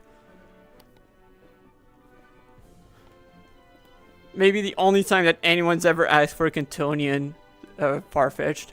Ever.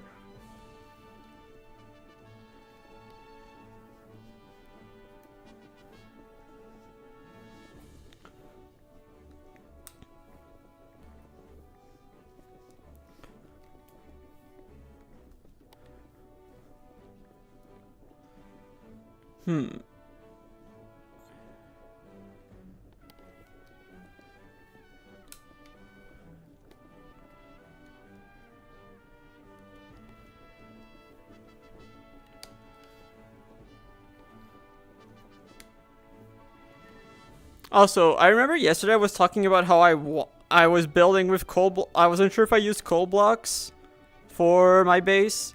Turns out I did, but it wasn't that many, thankfully. I only needed 20 blocks. Which, funnily enough, I had enough because of the pyramid scheme.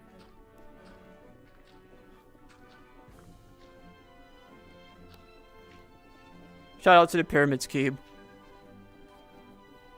It might be a scam, but at least the scraps are worth something.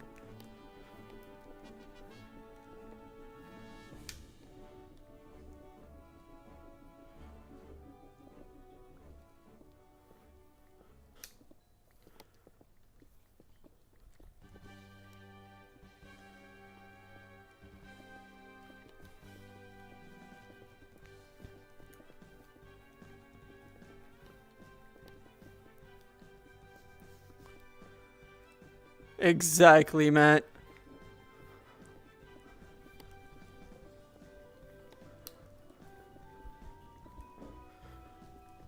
So I need to remember to keep track of the durability. Although I think I'm probably fine for a while. Yeah, I'm still fine for a good while. And hey, it's not like I need to stop once that one's durability is low. We've got a second one. I might try even getting a third one at some point. But for that, I need to be level 30. And I'm gonna need to spend time getting emeralds for that. Although, might not be too bad because I do have a big sugarcane farm, so I can probably turn that into paper and trade paper. Oh, okay. Does it say anything about, like, structures or anything? Or, like, blocks? Like, is it urban, maybe? Like, it might be an urban spawn, actually. That would make sense. That would make sense, now I think about it. Would explain why I haven't run into one, at least. Or maybe near a certain block. Or maybe, like, near medicinal leaks? Or something.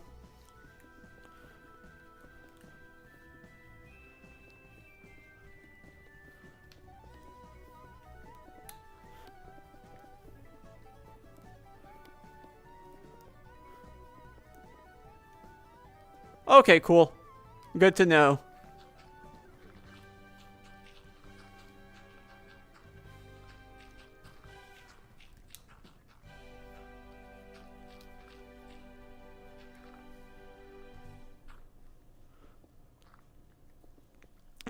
Then I guess I might need to start placing some leaks, probably near my base.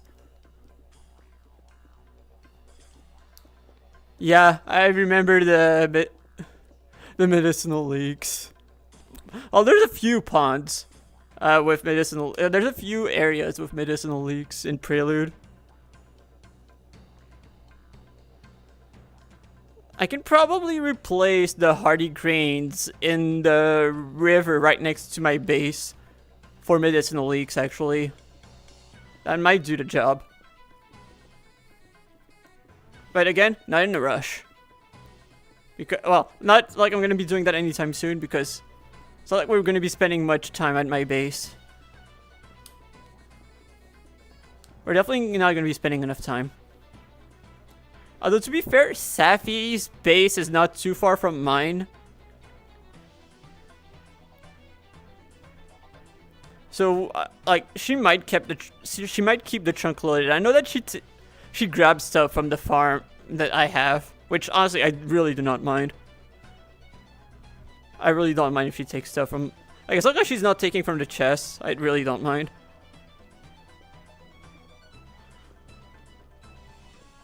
And we're starting to have a bit of a shortage when it comes to hardy grains. I'm also personally struggling a bit with vivid chokes, but I think I kind of fixed that. Probably gonna be spending a bit more time expanding my farm again, just for a bit more hardy grains. But my reserve is okay when it comes to hardy grains.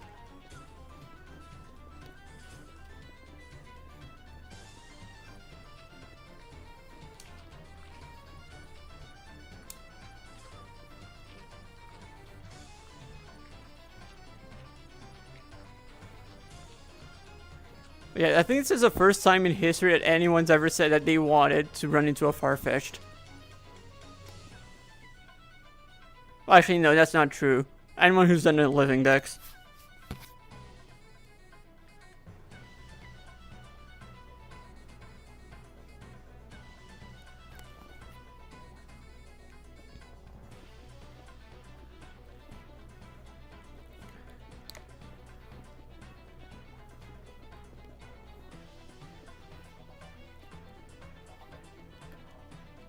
Oh, okay, this is starting to get a bit full.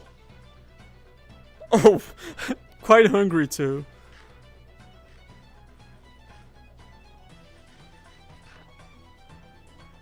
Okay, okay, the snacks are starting to be a bit done. That's fine. Like, it's not like we're running out of snacks. We still got a lot to go.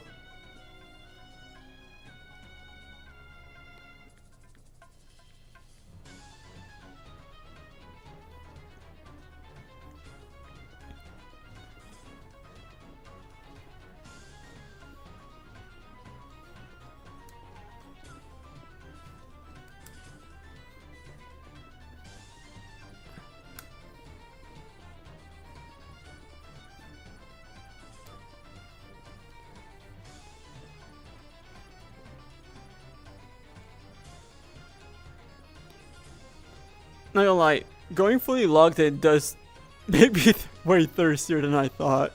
Like, at least compared to previous times, like, I think it makes me quite a bit thirstier. And no, it's not because it's hot or anything, because, like, I've got AC.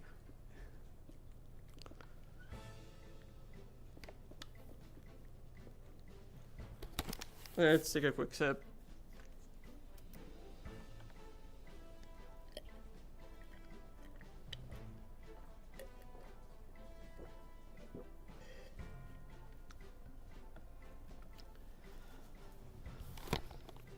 Okay, there we go. Probably gonna have to refill my water because it's empty now.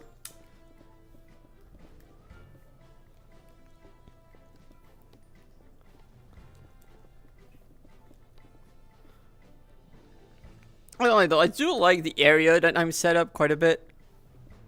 Like, especially for what kind of house I'm aiming for. Like, I'm not aiming for a big house or anything. So, like, I think it fits like a cozy, like, small area. Like, it looks nice.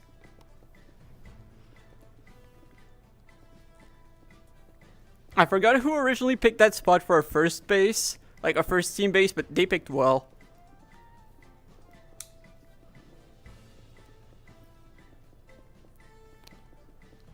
It's only fitting that I'm the one who Yes, I saw. I saw the audio, and yeah, it is gonna take a while before it comes out. You need to remember to take a look at the minimap every once in a while. Not because of a shiny, because I think that the shiny is gonna. Like, I think I'm close enough that I'm gonna hear like the shiny sparkles if there's a shiny. But mainly for a Pokemon I haven't scanned in the decks yet. Which, to be fair, it's not like there's a lot left. But there's still a few.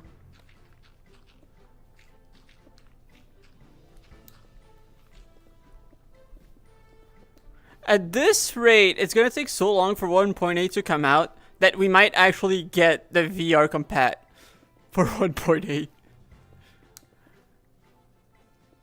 RM's finally gonna get a new VR headset and it's gonna be able to work on the VR compat to be ready for 1.8.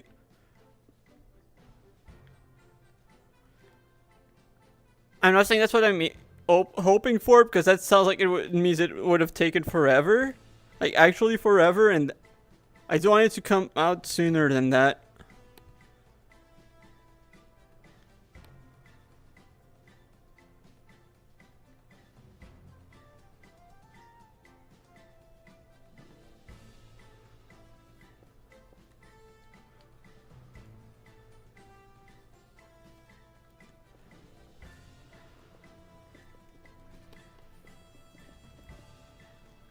Okay, we still have plenty.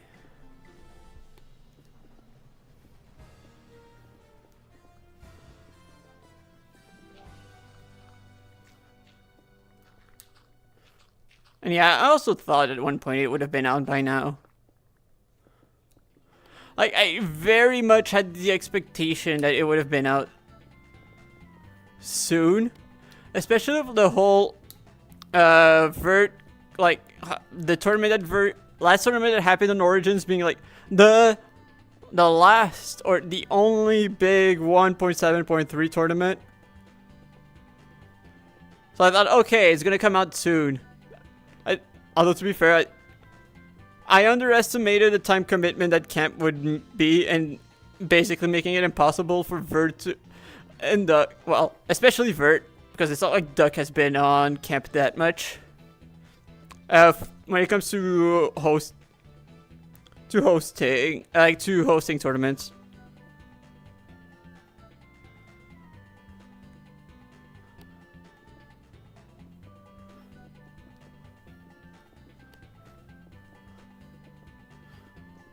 I still need to Duck completing completing the Unova Dex, and then immediately going to catching every Pokemon currently in the mod as his next challenge immediately after, with no breaks in between. That Duck.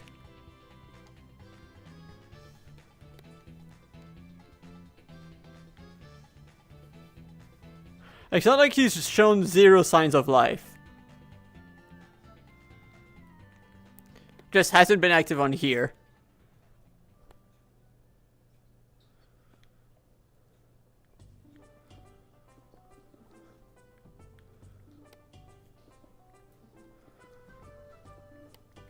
I know, Matt.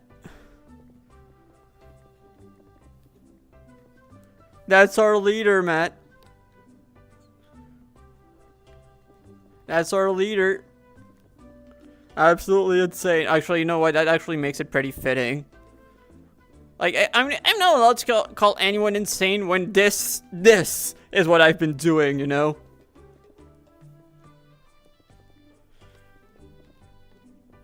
Matt, Exhibit A.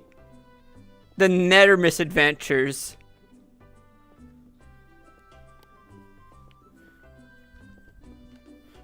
Especially in the Nether.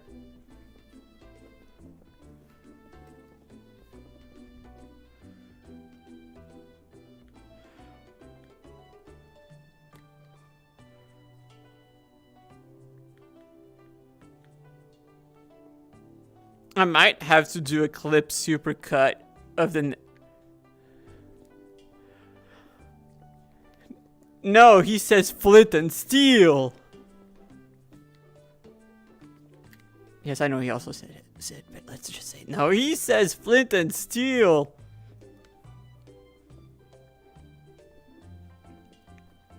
He is Steve.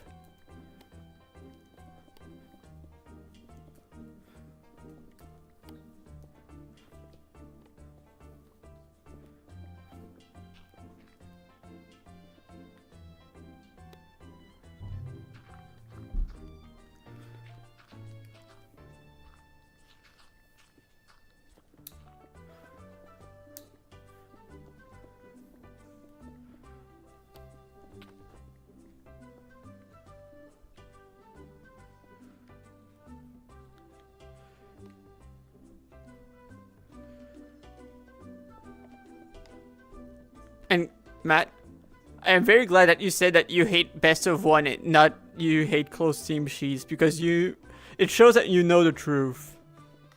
It is best of one. Best of one is the problem, not close team sheets. Because I know you're talking about you were talking about the champions ladder. Best of 3 close team sheets is still the best way to play the game. Except when Terra is involved, but that says more about how much of a mistake Terra is. And best of that close team. It really says a lot about how much of a mistake Terra was.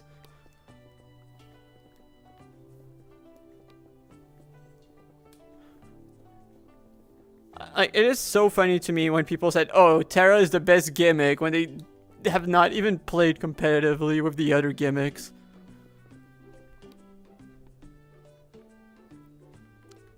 Like, I don't know if I'd straight up say it's the worst gimmick, but it's definitely up there as one of the...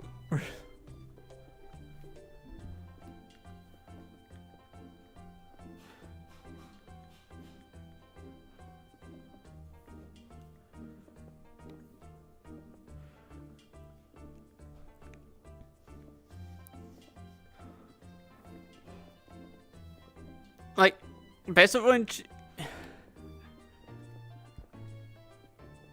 Oh my god, okay, that's really funny. Not gonna lie. That is hilarious. I mean, I've run more stupid than that in open team sheets, to be fair. I ran... During Reg H, I ran Rain Dance Talonflame.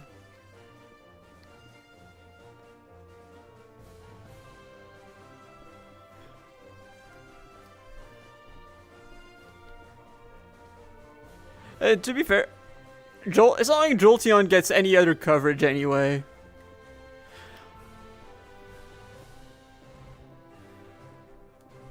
And I guess saying that also kind of makes sense, because like, at least from what I've seen, with how much Mega Swampert there is out there, kind of makes sense.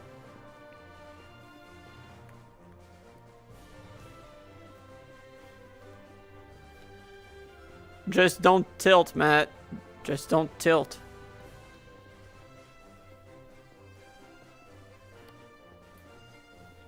First of all, if they were Japanese, just assume that if the name is Japanese, there's gonna be something crazy. To be fair, the moment you saw the Jolteon team preview, you should have assumed that something stupid was coming. Sorry, Orform.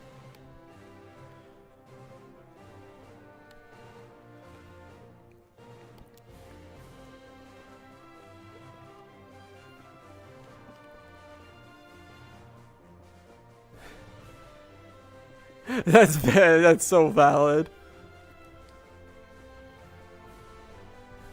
I honestly was hoping so bad that we'd be getting close team sheets back. The fact that we're not honestly disappointed me so much.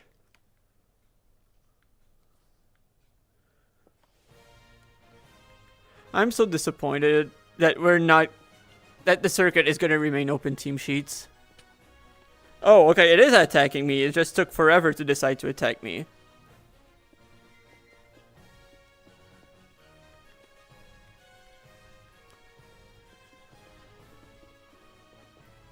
Not gonna lie, that is probably one of the main reasons why I kind of lost interest in competing. Never been a fan of open team sheets.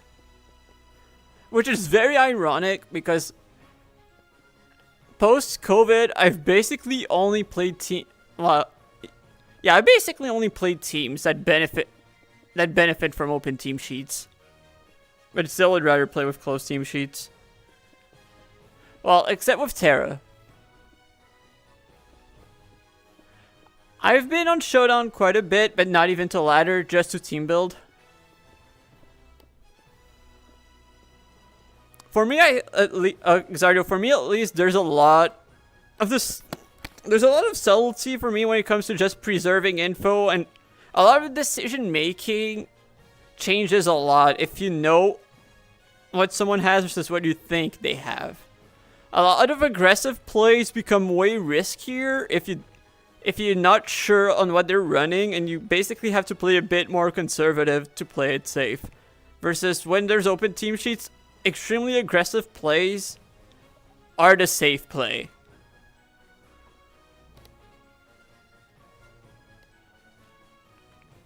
And when you combine that with the power creep that there's been in the past few gens, it just turns the game into something that's way more offensive. And I'm saying that as someone who typically enjoys playing very aggressive. Like, I accept that, like, my decisions are risky, and the same decisions that used to be risky are no longer anymore. Yeah. Welcome back, Kaiju, and welcome back, Tree.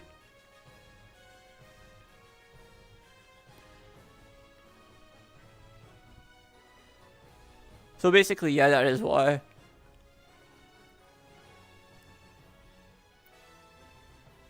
And, like, the fact that you might have been wrong about some of your assumptions means that, okay, you got the info, you can save it, you can adjust for games 2 and 3.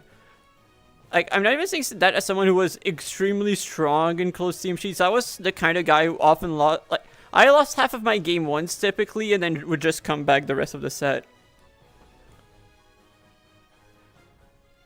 Yeah, more of the usual. Yapping and breaking down the pyramid. No shinies or anything.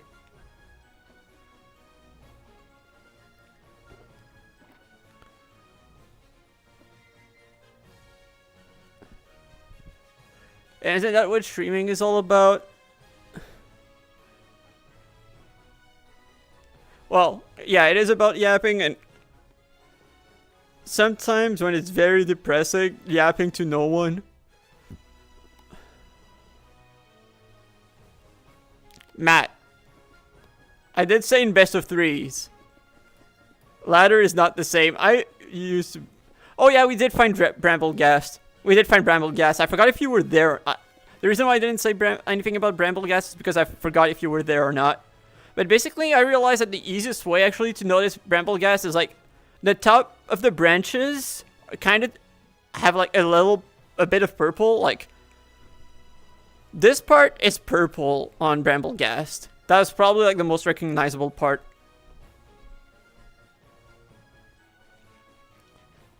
I don't know if you were there, but we also ran into Duosion. Basically, we're down to Bryxon, Luxio, and Luxray, I think.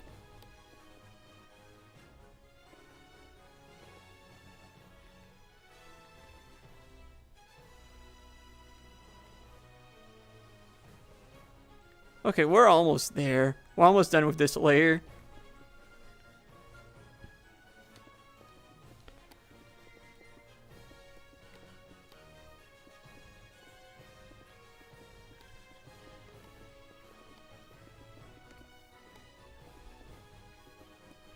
like obviously there's other changes to Bramblegast, but it was like especially from afar that was the most noticeable one. We actually ran into Bramblegast, and yeah, still no shinies. Actually, like it's not like a Pokemon that I actually care about a lot, but shiny Memorex would also be cool. It's a nice one.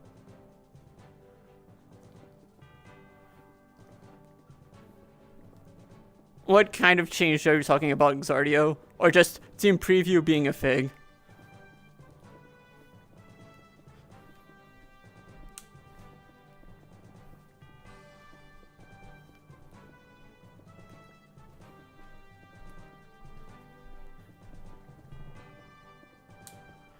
Which is basically all because of Zoroark.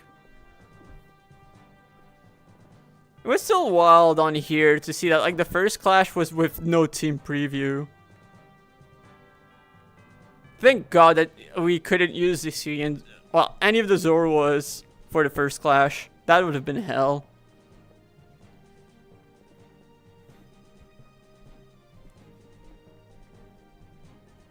Yeah, it does. I mean, it also does for double battles. There's so much in team preview.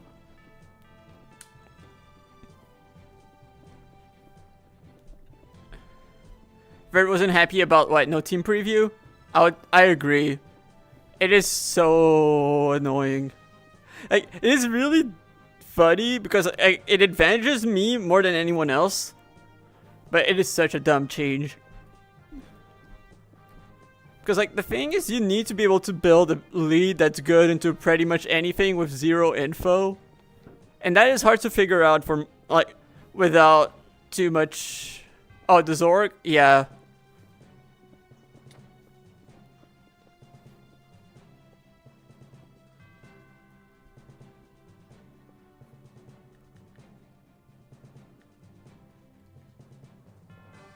Wait, all of the snacks done? Okay, not all, but almost.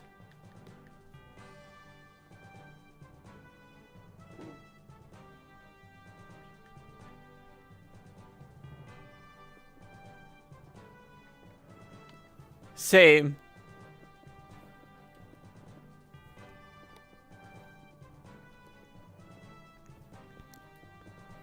Not gonna lie, I'm pretty disappointed that there's no Camp Clash this phase. Like, I have no clue what the Elimination Island event is gonna be like, but I feel like I'm probably, like... Whatever I'm guessing... Like, if it is what I'm guessing, I think I'm not gonna enjoy it all that much. I agree. Like, I'm the kind of person who enjoys having more skill when it comes to actually playing versus team building.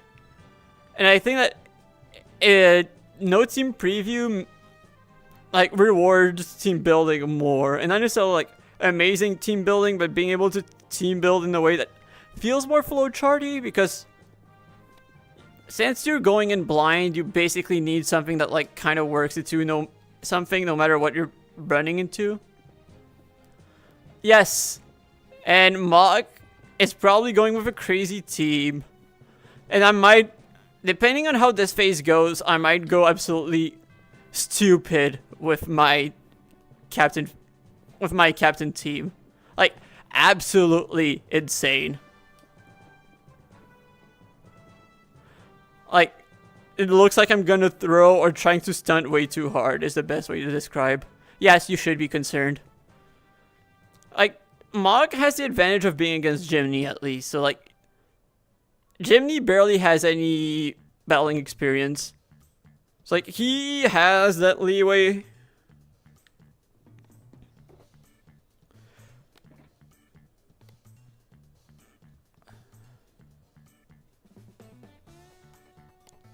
We know about Netherite Goldango, but like the thing is, at least in camp, we can't even get Goldango. There's zero structures. Time for the next attack.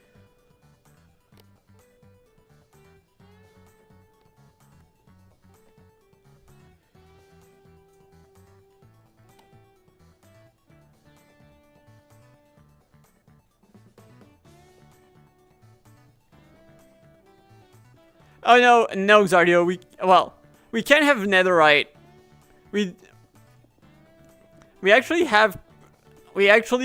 There were some structures in the map that have netherite blocks in them that we just completely pillaged.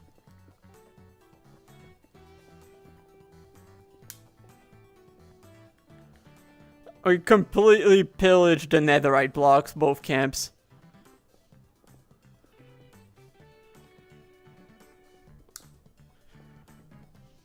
Like, I do have a netherite hammer. I'm not using it out of principle for this. We're showing the value of hard work here.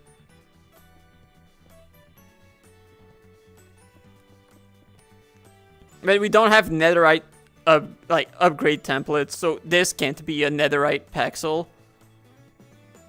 That's the unfortunate part.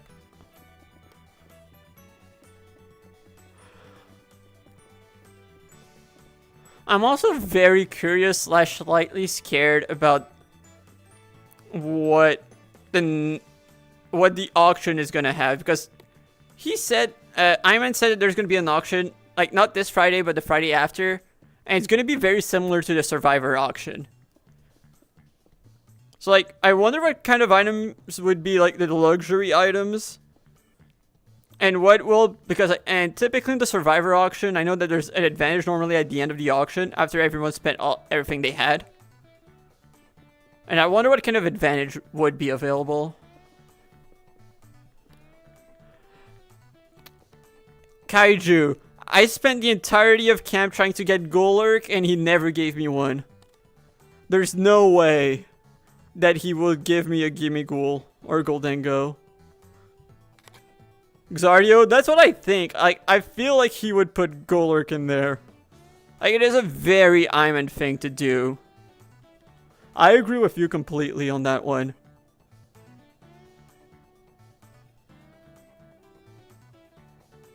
Like, we're on the same page. I'm pretty sure that we're gonna see that. Because Kaiju, because of the fact that I play in VR, I can't fly on most Pokemon. I can only fly on UFOs and rockets. And Blastoise is way too slow for me to be able to do anything while flying. So basically the only Pokemon I can like fly on that's not at the snail space is Golurk. So that's why I've been very desperate for Golurk. And basically Golurk only spawns in ancient cities, jungle pyramids, and desert pyramids. So when I saw this pyramid, I was very excited because I thought Golurk would spawn, but it's not the desert pyramid structure, so Golurk doesn't spawn here. So out of spite, I've been taking this down. I know, Xardio. If it wasn't for the fact that I'm almost always stuck in the editing dungeon, I'd be working on the compat myself. Again, I don't understand most of the code when it comes to the writing code. So that really doesn't help. Yes, Kaiju. Yes. He very much is. You understand. That's what all the campers are saying. That's why I'm gonna sue Iman. Like, hating on Iman is the one thing that unites campers and counselors alike. Both camps and the counselors were all united on that one. Iman is the main villain of the camp. And if you heard Iman's comments about the fact that I don't have access to Golurk, you would say that even more.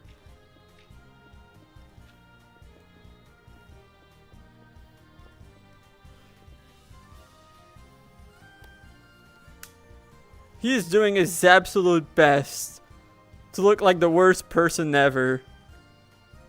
And he's succeeding really, really well. This is why I hated why I was saying that this is just hurting me more than helping me.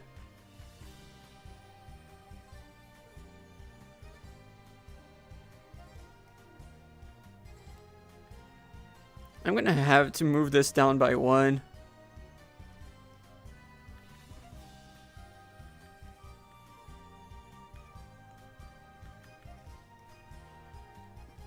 Actually, no. Just for one, the height of one, I don't think it actually matters.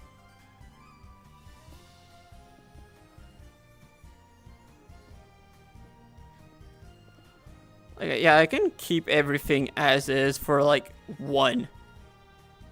It would be kind of ridiculous.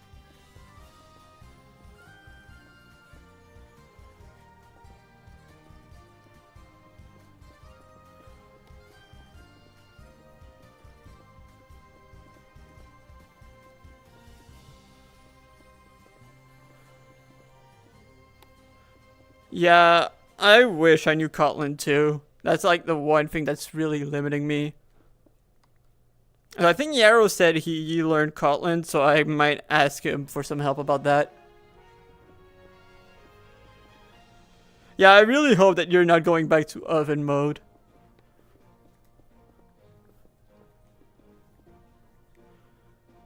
Okay.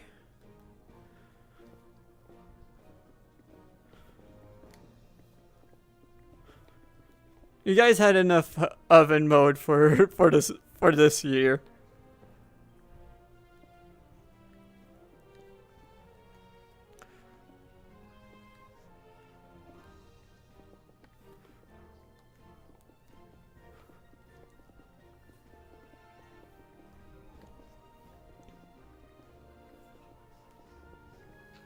Yeah, that's very understandable.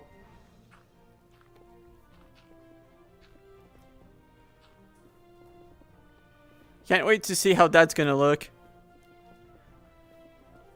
Like I would love to try out the demo, but I'm probably gonna be busy with this phase of camp.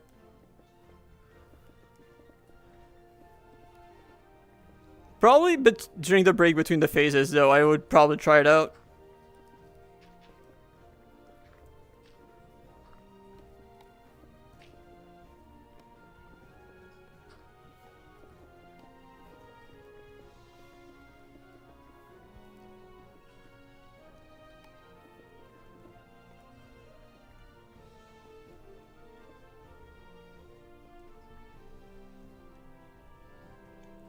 And this is normally not one high by and that wide.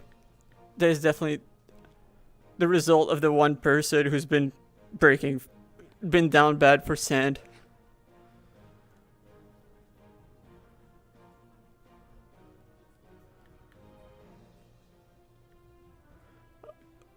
Okay, nothing interesting from the snacks yet. Not even a ramble guess to try to show off what the difference is.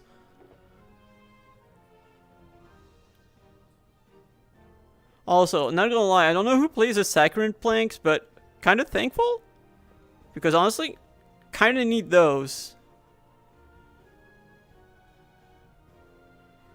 Okay, which direction do I want to go in next for this? Maybe that one.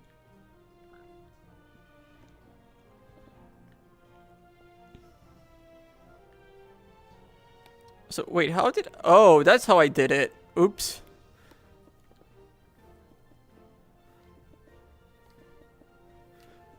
There we go.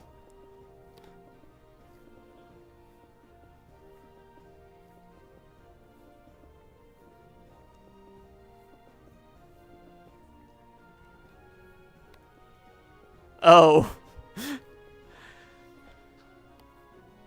Xardio, you just had to talk about oven mode. I think it's on you on that one.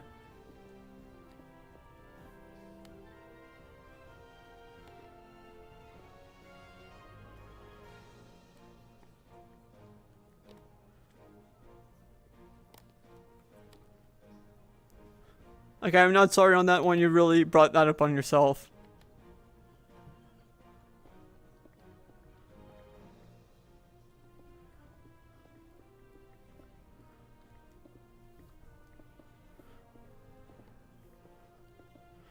Just want to bring it even on both sides, so let's do this. And then after that, we're going to go back to with the 2 wide.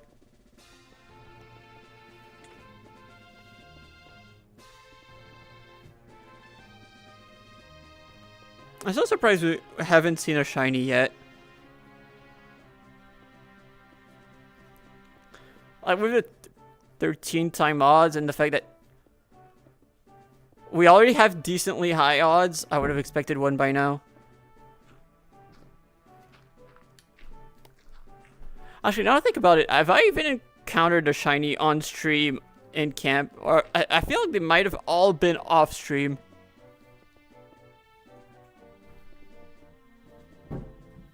Xario, I think you brought the ice cream ads upon yourself by talking about oven mode.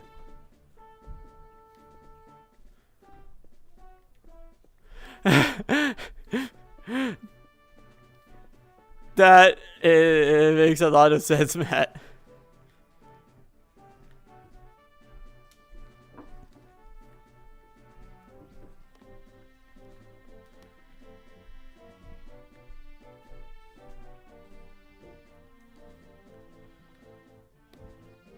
Yeah, I just realized that I might be wrong, but I don't think I've encountered a single shiny while live. I think they were all found off stream when I think about it, which is absolutely ridiculous. It's like at camp, because I do know that like I did find one shiny on stream, and it was a love disc in the Owen map. I think that's the only shiny I've found live. Like, I'm almost at a full box of shinies at this point. Yes, Matt, obviously. Obviously, I would cheat in the shinies and not the Golurk.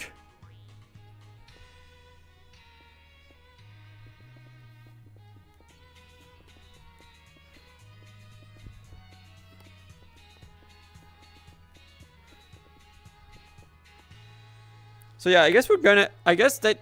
Yes, these snacks were kind of needed. Because that is finally gonna... Because that is gonna break the curse. At this point, I treat it as a curse.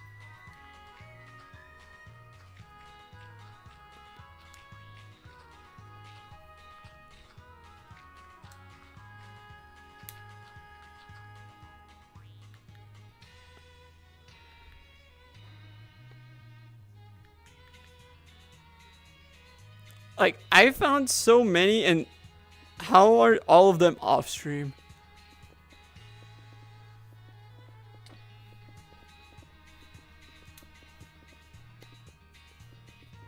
Then again, I don't think I've ever played snacks while live on camp until today.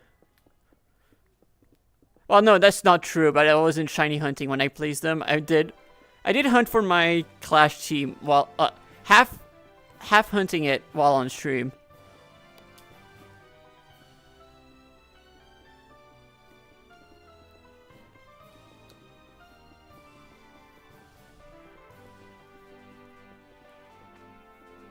I think those were the only snacks until today that I've placed while live.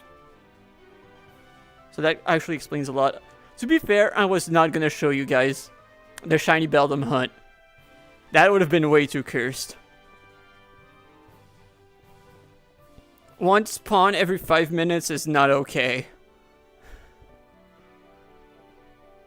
Like, it would not have been fun to watch.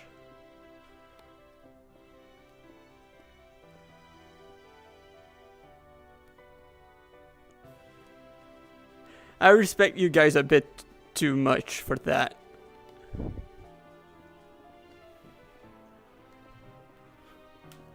I say that as I show you guys instead myself breaking down the pyramid. Then again, it just means that you guys... Matt, that is not true. You're part of the people. You helped discover table tech. That alone makes you a genius. Hey, no, you heard me give you credit for a brilliant idea. I just did.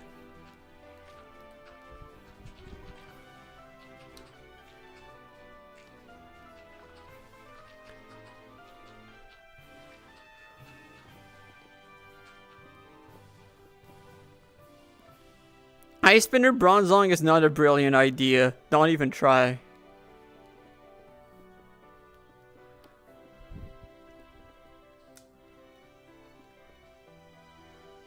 I should have gone to fill my water as we're going, now that I think about it. That was a throw. I hate this. I hate this part. I hate whoever did this. I hate whoever broke that portion. Yes, that's what I say. It is. You are right on that one, Matt. You are completely right. Wait, Bryson! Bryson! There we go. That's one of the ones we needed. Let's eat that Pokedex.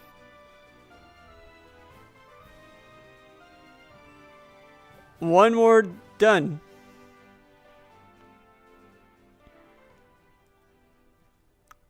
Yeah, in common, we only have this guy left, and then I think we only have Luxio and Luxray. Yep. 3 left. Yes, I registered it. Look. Look, Matt. It's not a question mark. By eating my Pokedex, it treats it as a right click.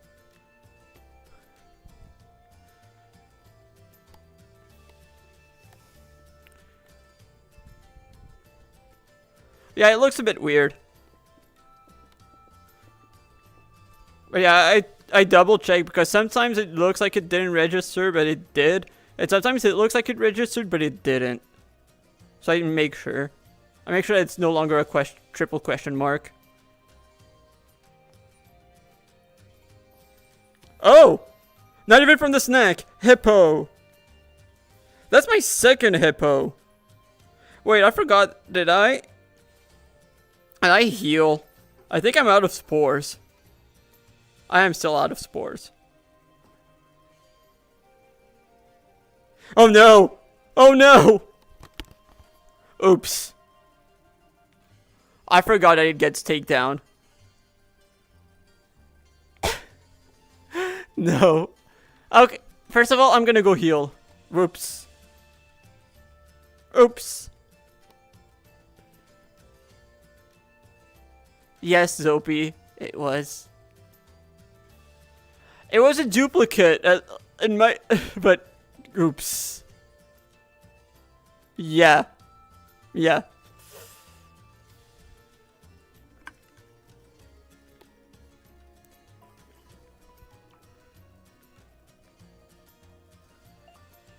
I don't know what you guys are talking about. I caught it. Actually, let's check. Was that someone's favorite? Was that someone's favorite? Also, you know what's really funny about like the favorites thing? There's a quest at the end of camp that whoever caught the most shinies wins. So I don't necessarily want to hunt for Whooper's favorites. Okay, now let's take a look.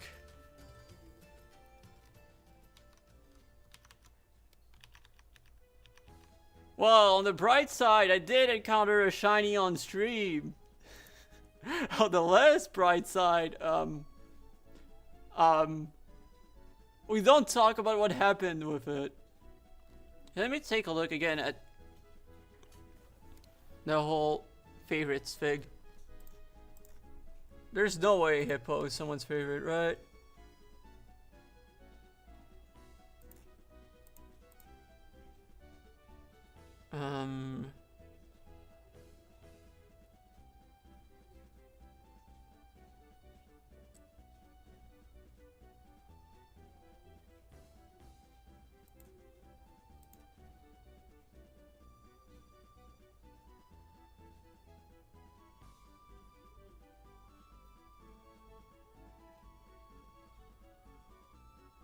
Yeah, it is no one's favorite, I think.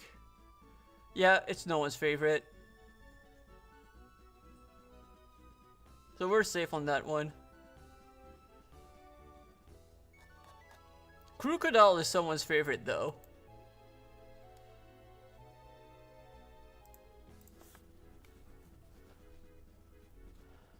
Okay, now, well, since I removed the headset for a bit, I'm gonna go grab some water. I'll be right back.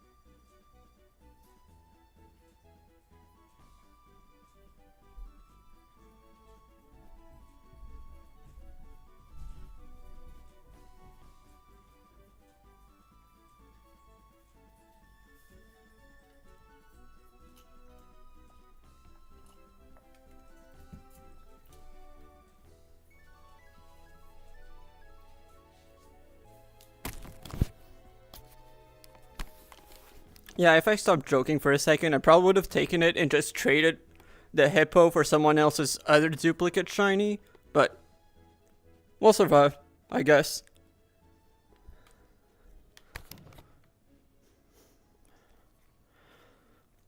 And yeah, Matt, basically, there's a lot. Honestly, I think there's 3 different people who said evolutions, 2 people who said Metagross. I said my favorite war criminal because I couldn't pick Golurk, and I couldn't pick a Pokemon not in Cobblemon. And we didn't know it was going to be for shinies, because otherwise I probably would have said a different Pokemon than Smeargle. Because I don't necessarily... Like, actually, I kind of like Smeargle's shiny, but not in Cobblemon. Nope. Vert didn't say Metagross, he said Annihilate. I mean, he didn't ask for shinies, it was just favorite Pokemon in general. I know which one what my favorite shiny is, though. That is easily Aegislash.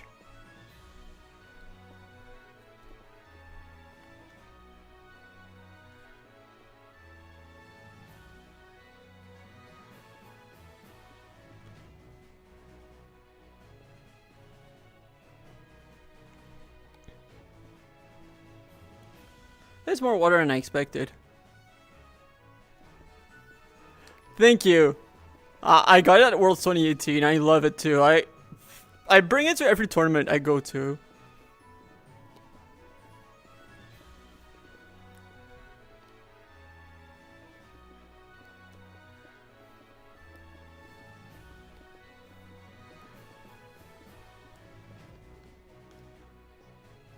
Oh, I was asking myself, why is it only too high right we're at this point? I thought, ooh, copper. Yeah, Brazil is a solid shiny, but like not a mind-blowing one. Like, I like Aegislash, but shiny Aegislash is just wow.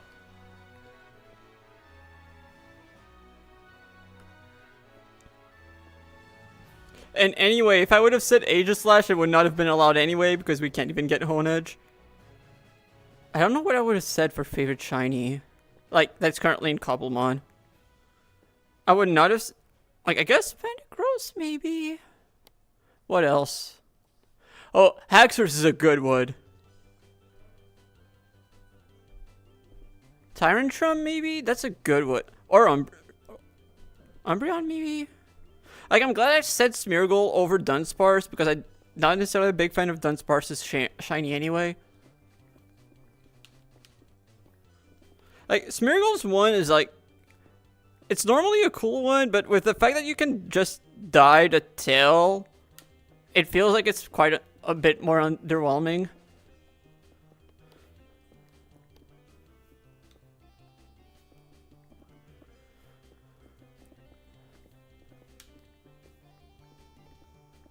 I like both.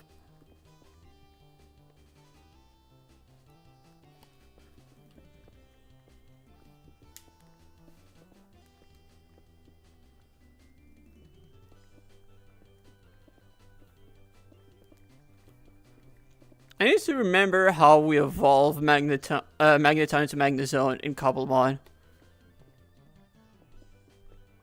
I forgot how. Like, is it just by Thunderstone, or is there another way?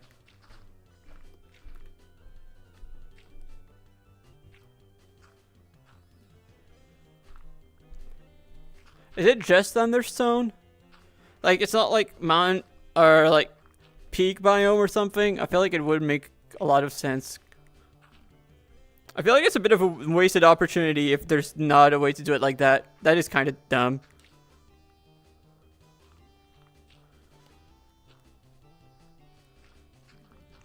I guess I'm gonna need to find a Thunderstone if we don't have any.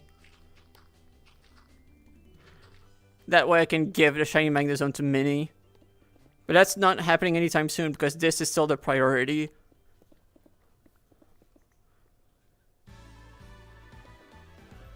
I still can't believe though that the Shiny Wind counter. Actually, I easily can. It's really funny that the Shiny Wind counter was flawed and not from the snacks. And now I'm gonna be able to Spore. Yes, honestly, Magnemite and Magneton are so cool as shinies. Magnezone, quite underwhelming though.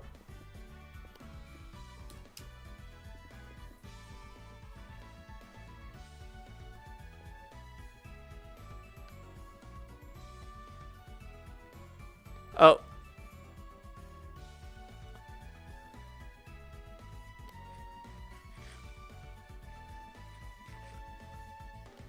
I changed, but I would have liked it more. I would have liked Shiny Magnezone way more if it was more similar to what they did with the rest of the evolution line. Like, it feels like such a massive downgrade.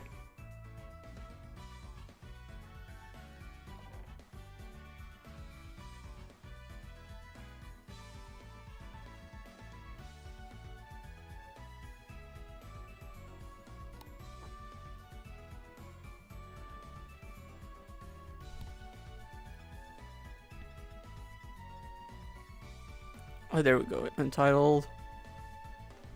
Let's go pick up everything. So I think I'm gonna go finish the road just so I don't need to walk all the way back again.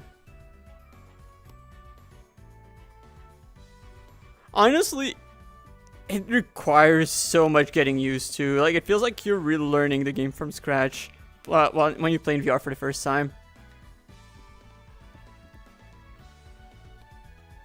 And no, Kaiju, I'm not Aang. I'm a Nerf Bender. I'm a Nerf Bender. I'm not an Airbender. I throw rocks. I'm a Rumbler.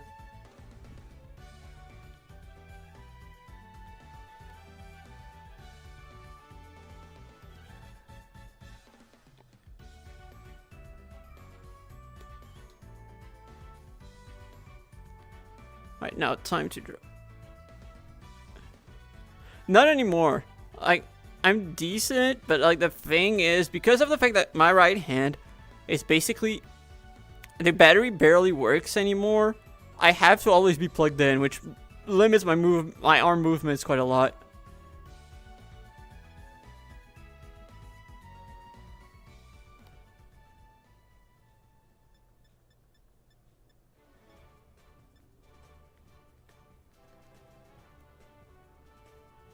Speaking of Boulder, can we talk about how Iron Boulder is one of the funniest Pokemon names of all time? I can't even tell you why, it's just really, really funny. Like, for me, it is the funniest Paradox name. I can't tell. I cannot even tell you why. But it just is.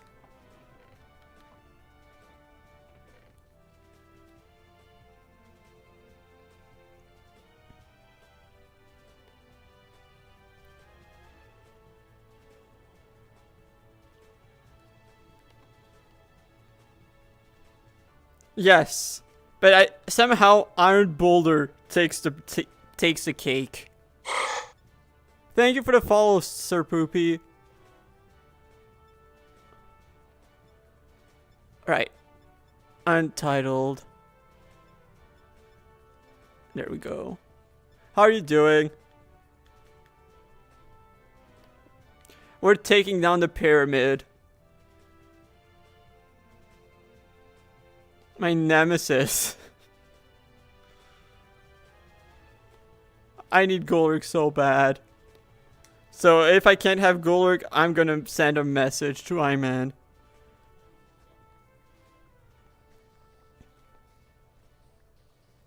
Yeah, I'm taking down pyramids and we're just talking about whatever.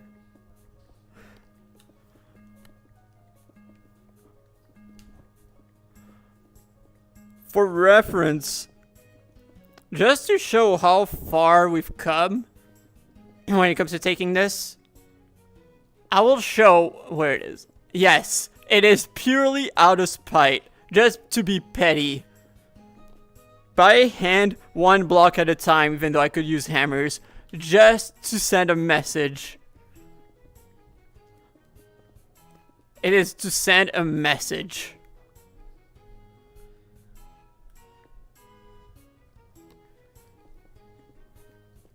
And we made quite a lot of progress overall.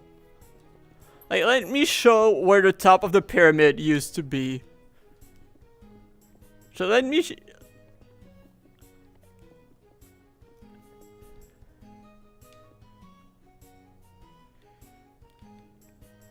Once I get closer to the center...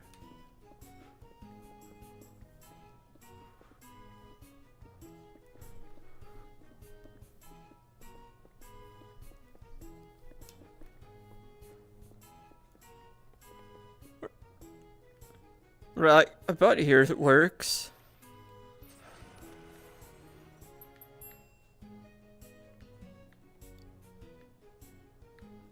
This is where the top used to be. This is how far down we've gone. Like you can tell, 143.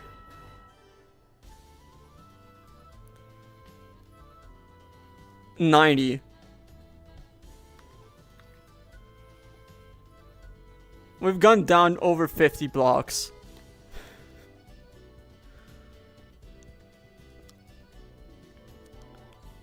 All like this. Every single block. I know. I think I'm less than 20 blocks away in height. So we could count. Once we get to the other side, we're gonna count.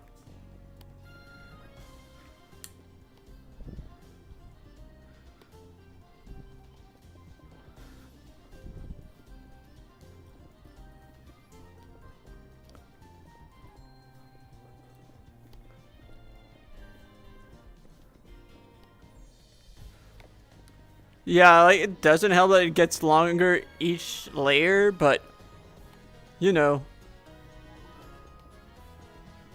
Like, at least it's a bit easier because of the fact that I don't need to change heights. Like, it makes it a bit quicker. Like, it's really when going up or down heights, especially the beginning, that takes a while. Then once, like, the rhythm is settled, it's pretty smooth. Like, most of you have been here long enough to know that, yeah, it's not that bad once the rhythm is there. Also, we encountered shiny hippopotas that I failed because I forgot I got takedown. Oops. I went for false swipe, but then it just went for takedown and took itself out.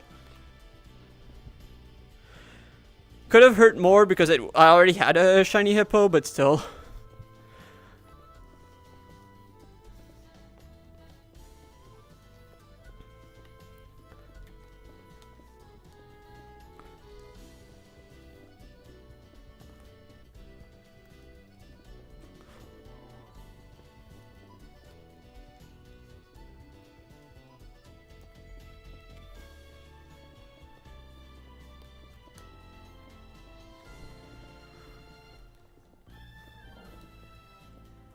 I wonder how many layers, actually.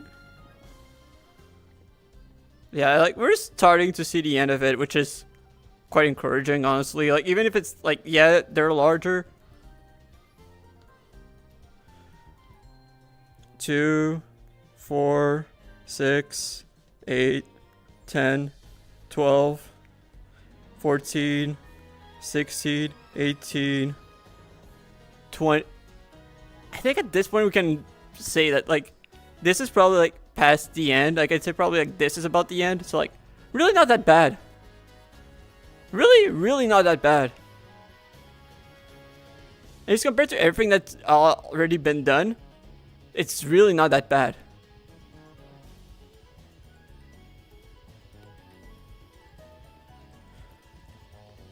I'm almost done with this Paxel for now, though. Gonna have to swap to the other one soon.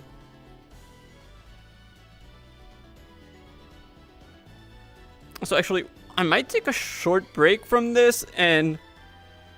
because I do want to get efficiency 5 on the other. So I'm probably gonna go grab some paper. Because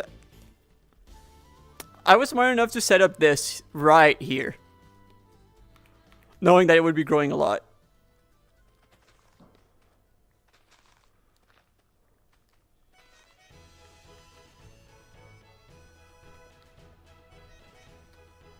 Though I'm kind... okay, now the chunks are loaded. That's good. Like, probably not always loaded. Probably mainly... those ones are probably mainly loaded when I'm dropping items at the chests. But you know, I'll take the paper. I'll take the paper to get some emeralds.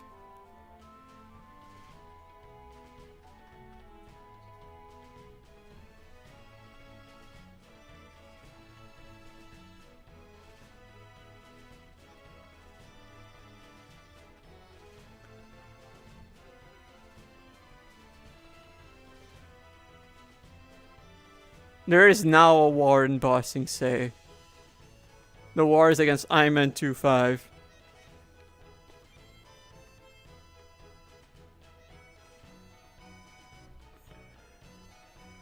Wait, do I have Kingler in my decks? I don't know if I do. Or Octillery. I don't know if I have either of those. Okay, I do have Kingler, but do I have Octillery? I'm also trying to do some progress on that quest. Okay, so I have both. So I have Sharpedo.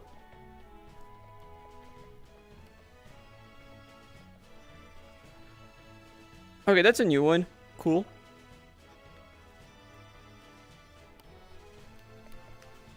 Oh my god, is it fast.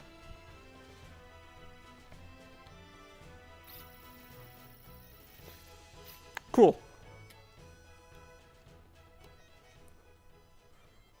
Should have, yeah, I was gonna say, I should have Shelter. I know I have Shelter and Cloister because I leveled one up to I leveled up a Shelter / Cloister to 50 for one of the quests. Well, no, one of the badges, where we had a badge that we could get if we leveled one Pokemon of each type to 50. And for water and ice, I went with Cloister.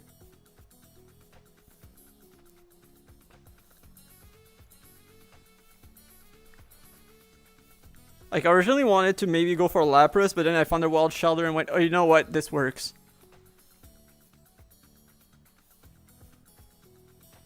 Okay.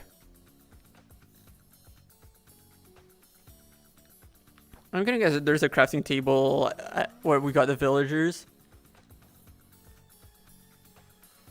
So I'm gonna need to make sure that I have the Paxel equipped, because that's still gonna be, like, experience that I can use for repairing.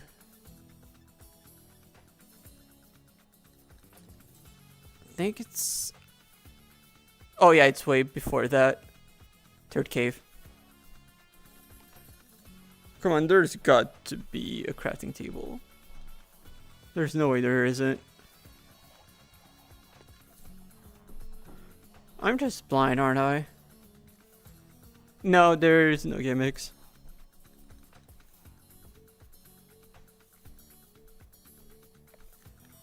Don't know what Jack is doing there.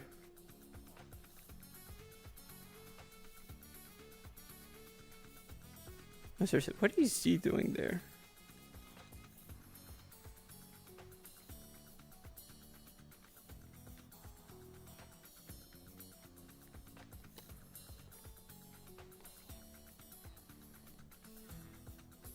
Where's the crafting table? There's no way there's no crafting table, right? Maybe there isn't.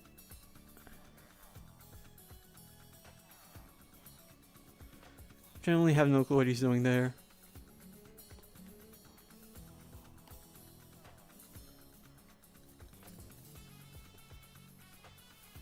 Thank God for no G-Max though, I absolutely hate that gimmick.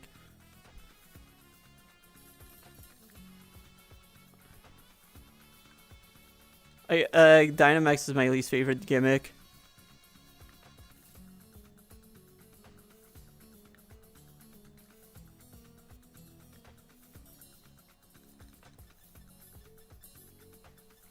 Where is... Oh, there it is. Nope, whoops, I misclicked.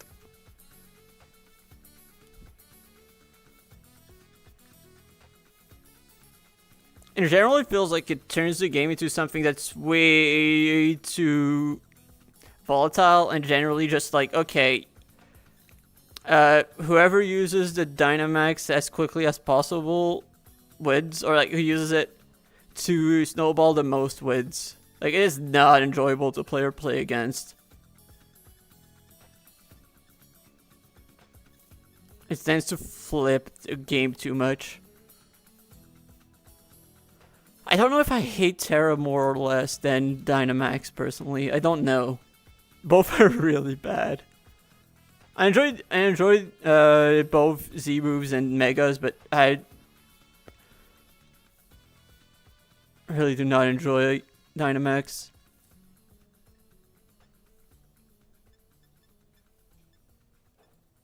Third cave. There we go.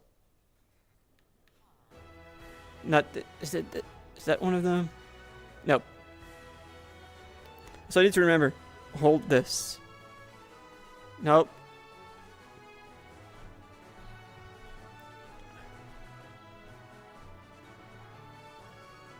I mean, Mega with Dynamax would have been so bad. Like, it is really more of a mistake of Dynamax more than anything. There we go. Oh, okay, just enough for more. I think more of these.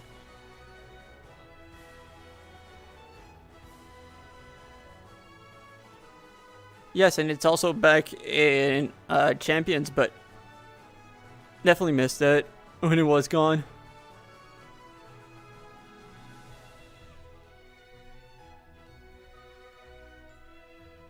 I disagree, Toasty. I think that both Dynamax and Terra were so bad.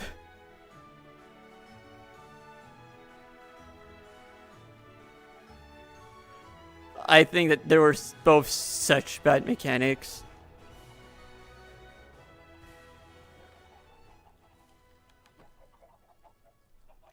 Okay, let's expand on this farm.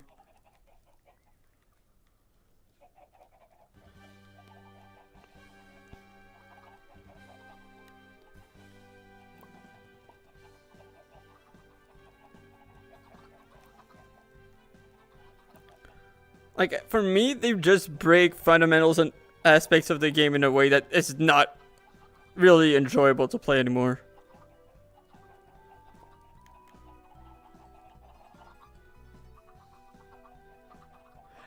No. Terra is by far... No, actually, not by far, but... For me, it is easily the worst. There as one of the worst. It basically just kills most defensive gameplay by just basically giving you a get out of bad position free card by just pressing the Terra button. Just basically allows you to just keep the offensive momentum going by just clicking it.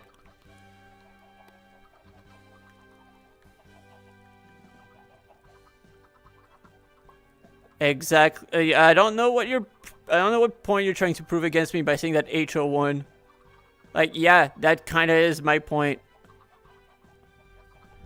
Like, it's also such a bad gimmick that it is the reason why open team sheets is kind of required.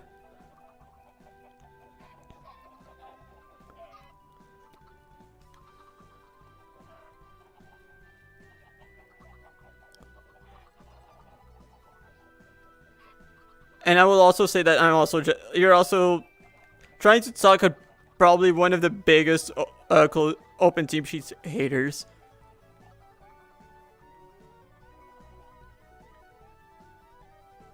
No, I said defense. I said you killed defense, not offense. It basically killed defensive gameplay because, like, a lot of positions where normally you would just be switching out, instead you're being told to, better off just clicking the Terra button, which just allows you to keep the offensive momentum going.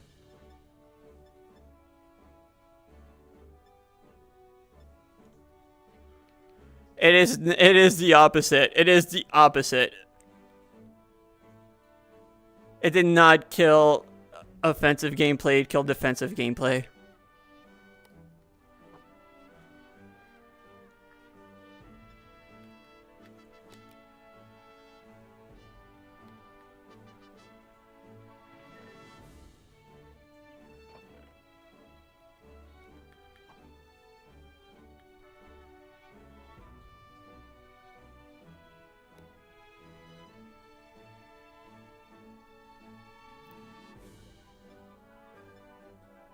Toasty, that does not necessarily sound, that is not a plus or a real, in my opinion, a counter argument. Even if it, like, yes, it applies to both sides, but that does not make it more interesting or engaging to me.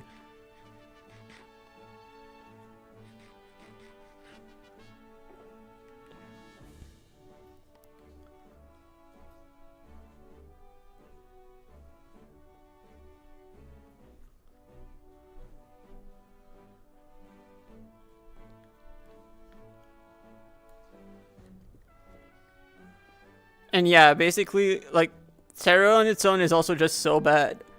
Like, when it comes to just, like, how volatile it is, I kind of just forced open team sheets. Well, actually, it's not just that. The fact that you couldn't lock battle boxes anymore.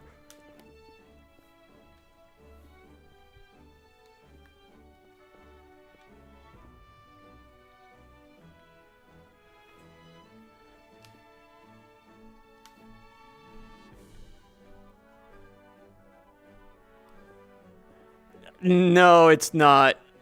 I honestly hate open team sheets. Like, it is straight up one of the reasons why I've lost quite a bit of interest in the game. Straight up. Best of 3 close team sheets is still the best way to play VGC in my opinion.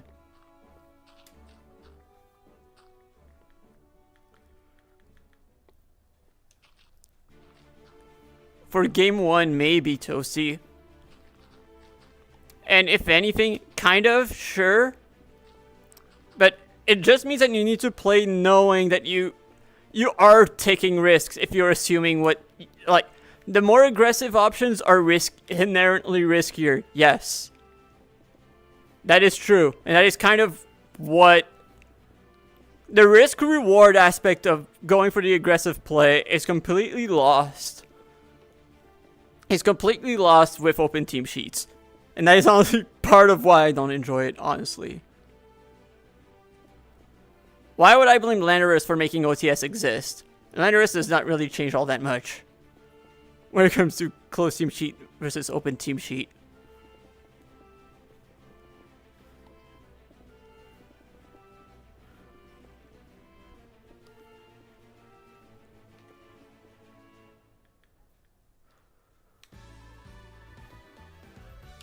And like, yeah, sure, they might be using something completely whack, but that's kind of what best of 3 is for. You just adapt after game 1.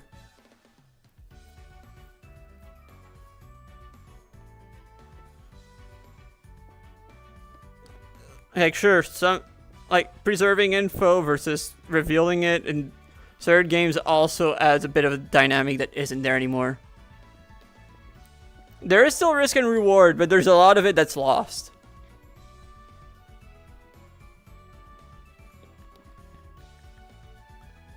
Okay, actually, Toasty, what are your thoughts on open natures? Since now that's a thing, what are your thoughts about it?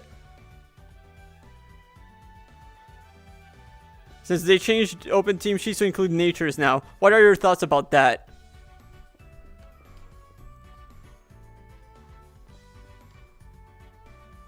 Yeah, that's a thing now, Matt. Okay, what do you not know about that?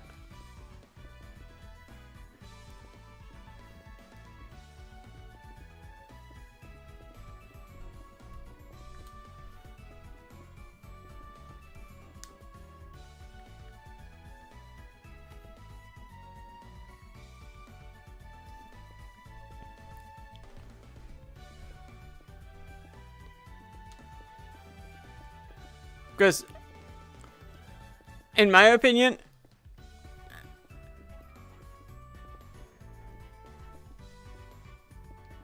why would nature and EVs be kept secret but not everything else?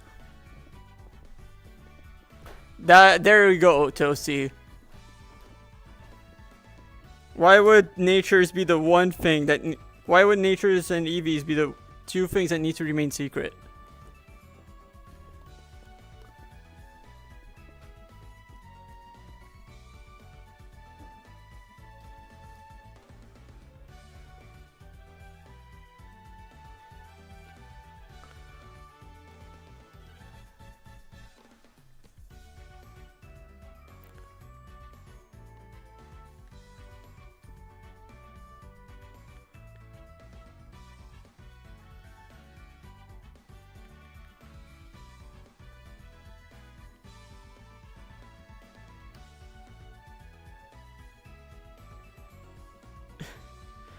You see, Toasty, for me, like, that argument just applies to open team sheets in general.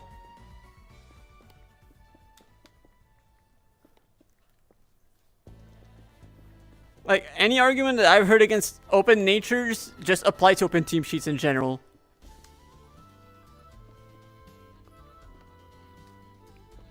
Like, the main thing is that most of the people who, like, say that open team sheets is better have basically only played closed team sheets in best of one, and yes, I will not argue against the fact that closed team sheets best of one suck. I will not pretend otherwise. I will not say anything other than, yeah, best of one closed team sheets. Yes, it is as bad as everyone tries to claim, but best of three closed team sheets, completely disagree. That is peak. That is the peak of gameplay. Like, for me, it's like, yeah, no, if you're gonna stick with open team sheets, I don't really care if open natures are a thing. I'm not a fan, but it's just because I'm not a fan of open team sheets in general. And any argument I see against open natures just applies to open team sheets in general.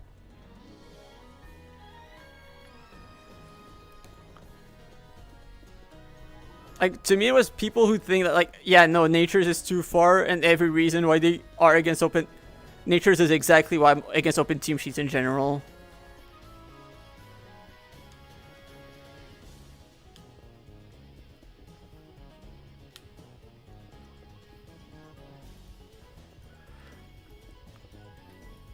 Maybe, Toasty, but here's the thing.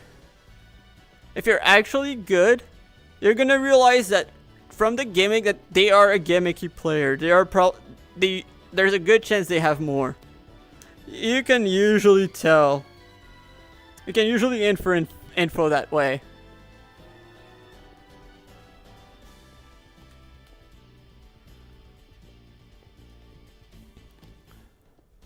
And yes, but you also just can adapt to whatever gimmick they've got. Like, you've got 2 games to adapt. If you're the better player, you will win the next 2. Like, it's really ironic how I'm, like, a bigger fan of open team sheets best of 1, but very pro closed team sheets best of 3.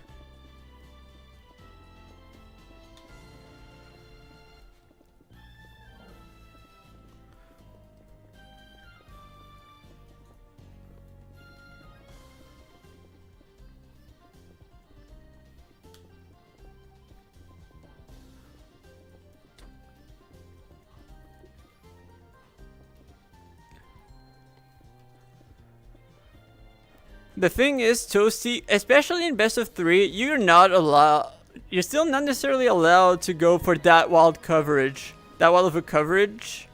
Because at the end of the day, you still need to win. Yes, but if they want to have if you're starting off strong and you're having a deep run, you can't go too gimmicky, because there's a reason why those sets are usually not standard. It's because they tend to be way less applicable in general circumstances. So, like, yeah, sure, maybe they start 2-0, maybe they start 3-0, but then they're just gonna crash out. They're just gonna crash near the end.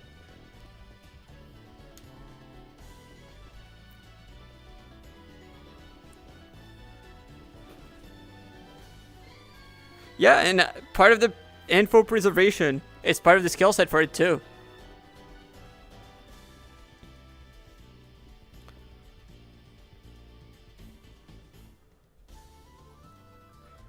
And the thing is, that is all probably part of why I like it more, but yes, it does reward you knowing that it is an option. You need to know your mons a bit better, yes.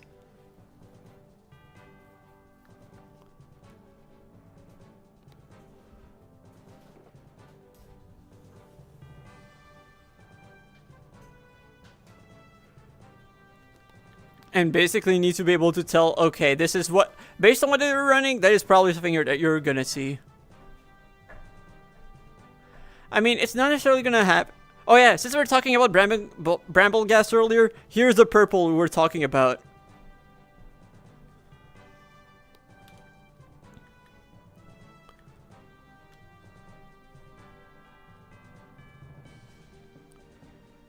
You have not been rock slide flinch enough, Toasty. I mean, it is not just... It's always been risk management. Toasty, it's always been a game about risk management. It's just that it's inherent... The decisions are more inherently risky.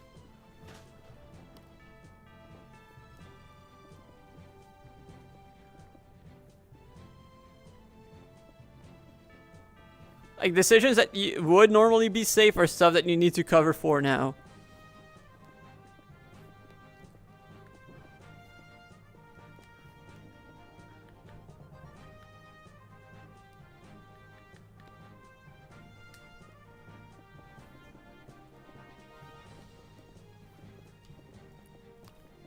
And yeah, I would also say that, like, the thing about, like, keeping the move secret until game 3, no, that is not something that's really comparable to open team sheets. That I will admit. But that is part of the skill set. That is part of the skill set.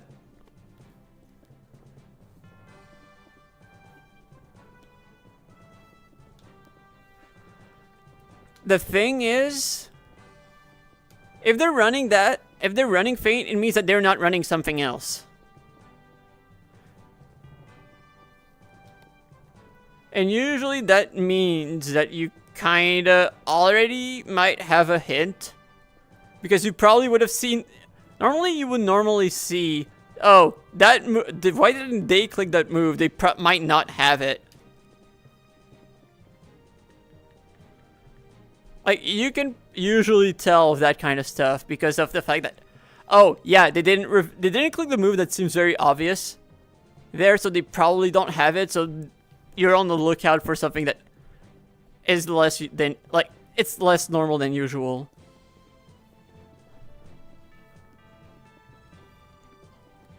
Like, I don't know, like, a good example is Instant, especially in Gen 8, and, well, both Gen 7 and Gen 8, where you know that, like, even after, like, you know that there's, like, 10 different good moves that it gets.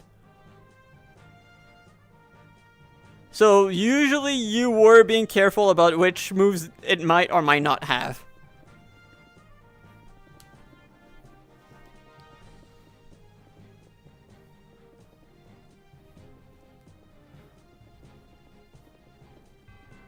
I mean, the thing is, Toasty, you probably can tell if they... You usually could tell, no, there's no way they actually messed up. There's usually a lot that you can infer.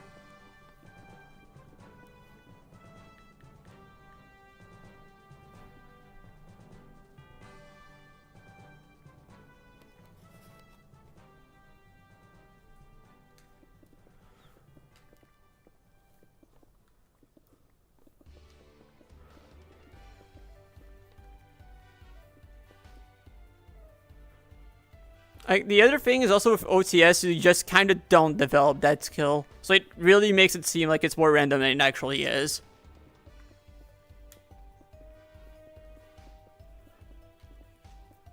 OTS is still probably the main reason why I'm probably not going to compete at a regional anymore.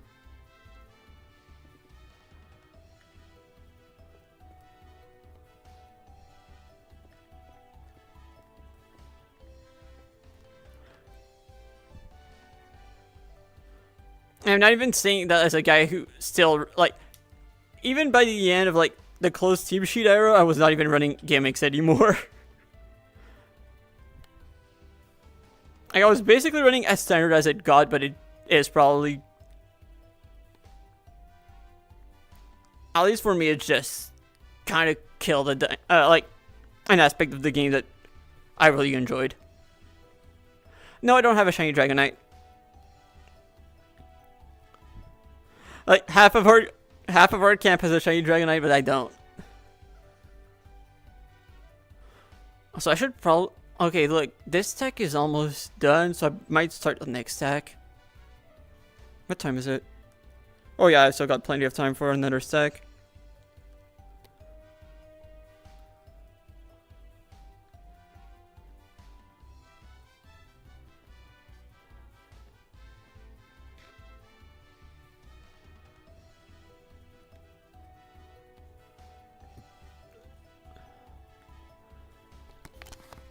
I mean, I haven't really been actively looking for one, so like I'm not... I was more looking for a shiny Metagross and I actually got it, so like, you know, I'm not complaining.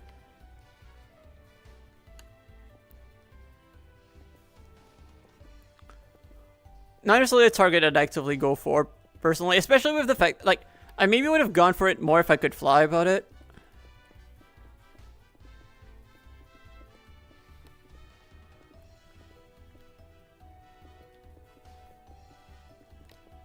Oh, for me, the main reason why I swapped to using more standard Xardios is because I got too lazy to team build.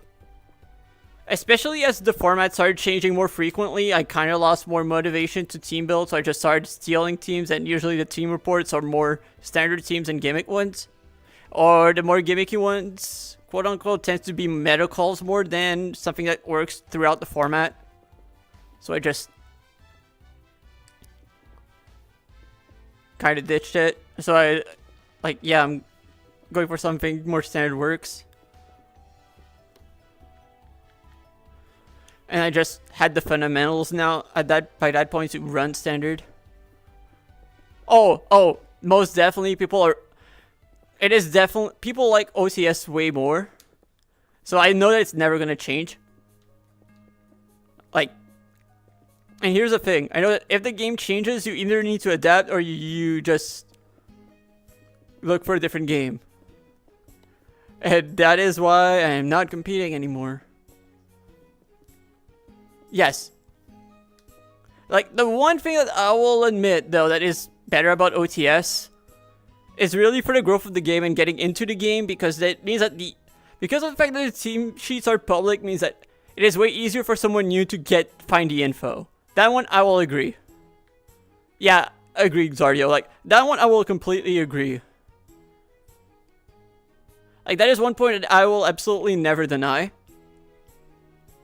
But when it comes to actually playing, yeah, I know, I'm CTS all the way.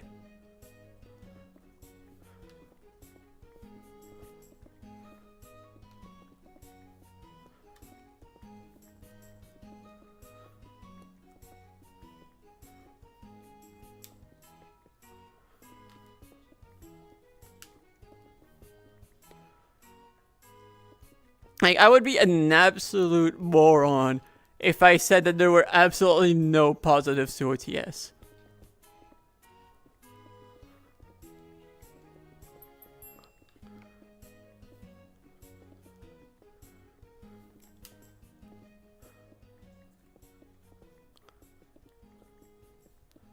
I agree, Matt.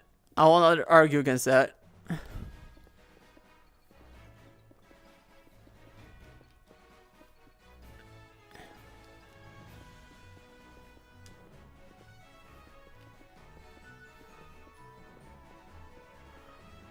Oh, yeah, and Matt. Sounds good, Kaiju. See you then.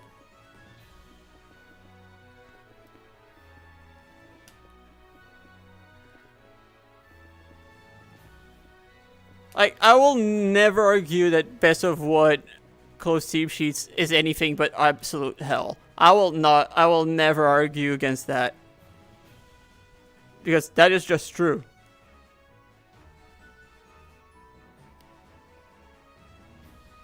best of three closed team sheets, completely different story.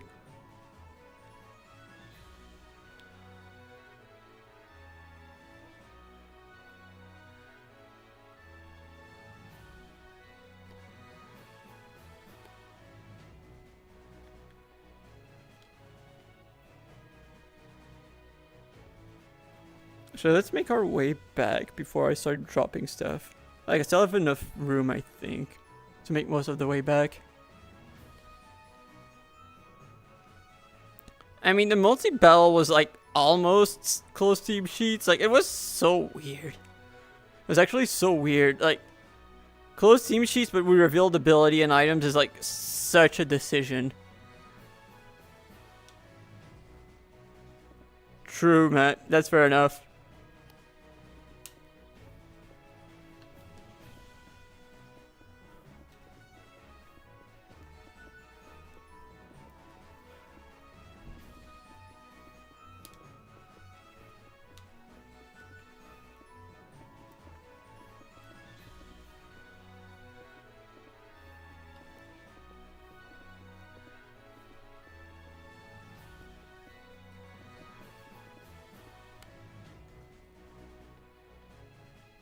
Like, for me, it just feels like I'm playing open team sheets. Feels like I'm just playing flowcharts. Which, to me at least, is way more boring.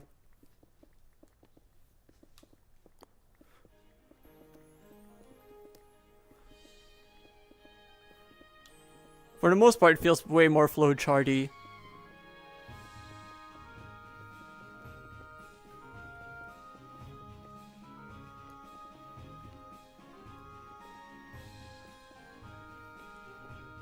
And yeah, it is a matter of preference.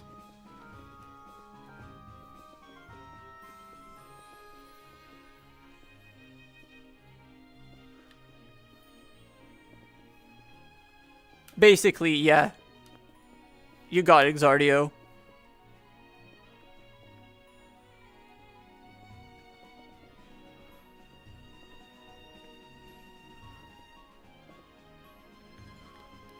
Like, for me, I really enjoyed that being aggressive is a risk versus being a risk is safe.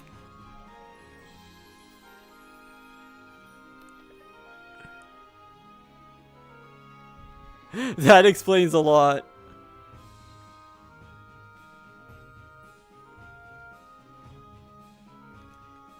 I've always been a read heavy player, so like it is not surprising that that is my opinion. And generally, just the inherent risk of actually playing aggressive being like, okay, the reward is there, but you had to work for it versus, yeah, no, it just, you click the right button because like it is obviously what you need to click.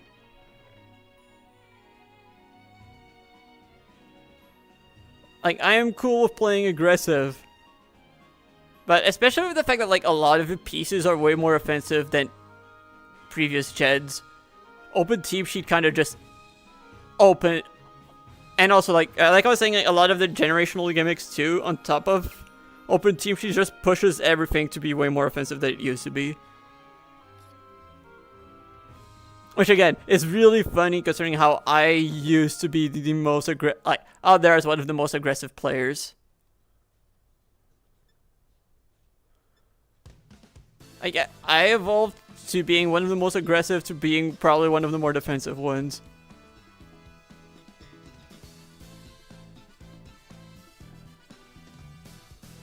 Which is absolutely crazy.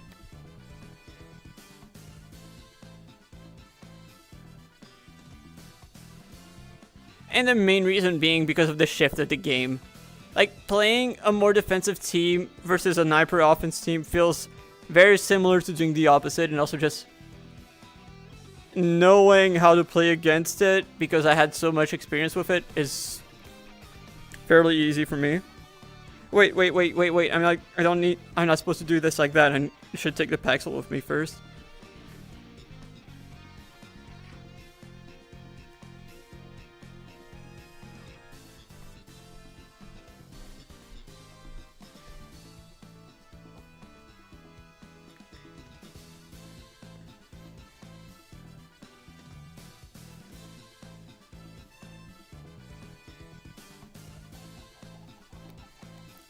Okay, so they can't.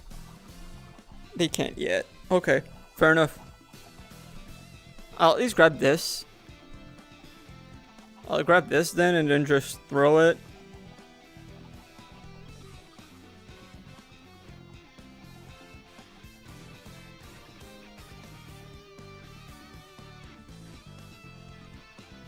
Yes, it is a singles fig. I'll put it this way. 2017 had matches that last longer than most Gen 9 matches with 0 redirection and 0 fake out.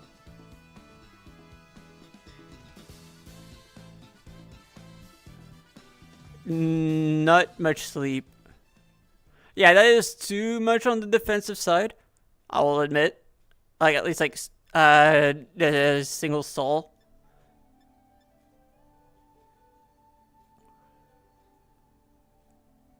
Yeah, I know.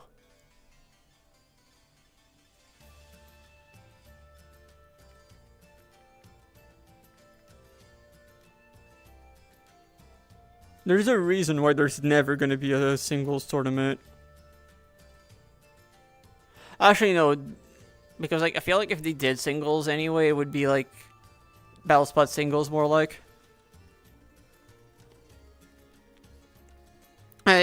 Fake out was seen, but basically there were just almost 0 good fake out users in 2017. Like the only good fake out users were basically Togedemaru and the Alolan Persian. And Ariyama. Those were like the main good fake out users in 2017 because that was regional decks.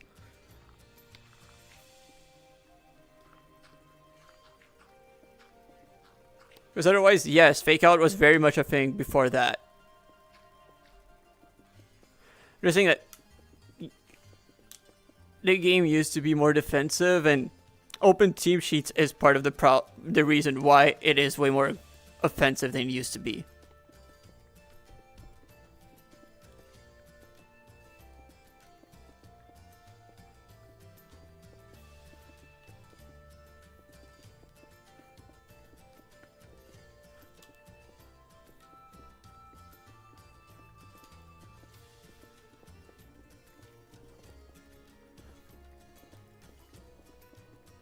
Like, the only good fake out users were pretty niche.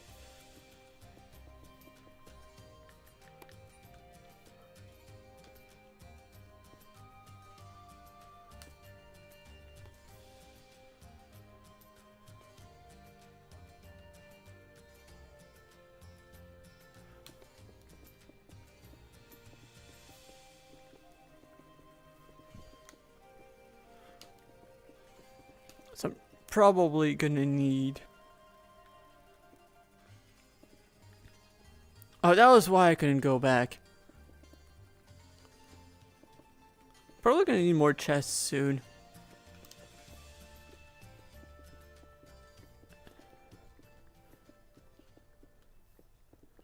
I mean, in 2017, no, they weren't sleeping on Hariyama. Hariyama won a few regionals. It had very consistent results. Yes. Well, it was not really a problem with the format because the format was peak. It's just that, yeah, fake out wasn't a thing. I still think that ZA making fake out a TM is something that's ZA exclusive and not something that's gonna carry on in future games.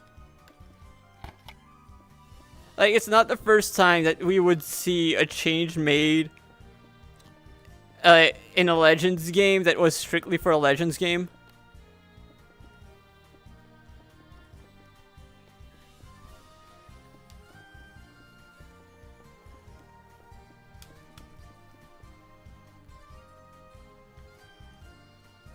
Also, wait a second. Oh, I never took the shulker back. Oops.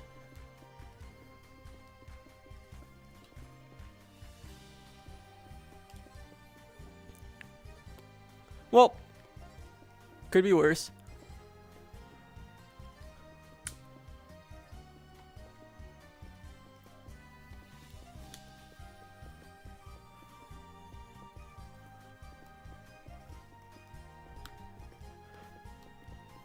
You guys are gonna see me have fun with the cows.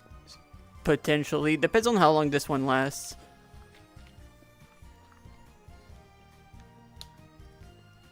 I'm gonna guess that this Paxel is probably gonna be good enough to last the rest of this layer, right?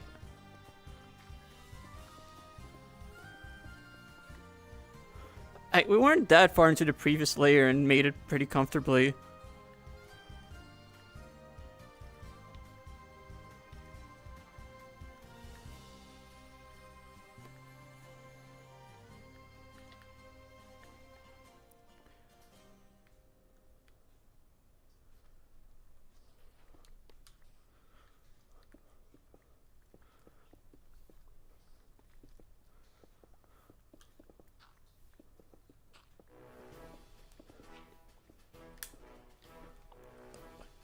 Wait, Toasty, I think you might be right.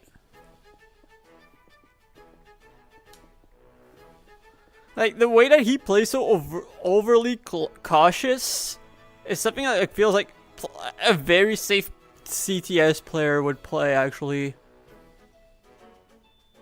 You're not wrong at all.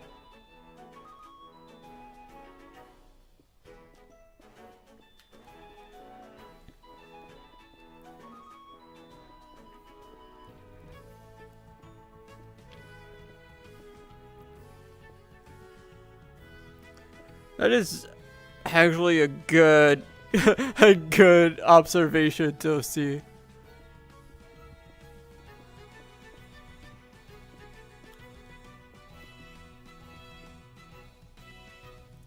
Yeah, it is Fortune 3. Oh, nice.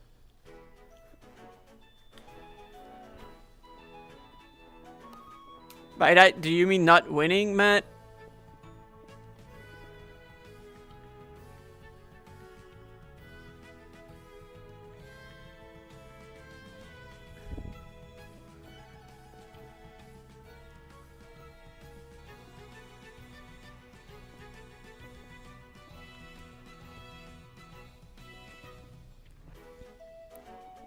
I'm also pretty much the opposite of Vert. Where, like, I do think things through, but I'm also just aggressive and, like, I will take the risks. I am psycho aggressive.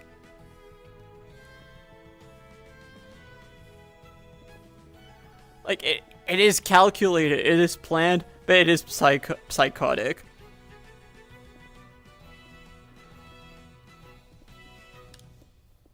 I'm the kind of person that you will ask at the end of the set, do you know that if I click this, you lost? And I'm like, yeah, I know. But you did it. I knew you wouldn't.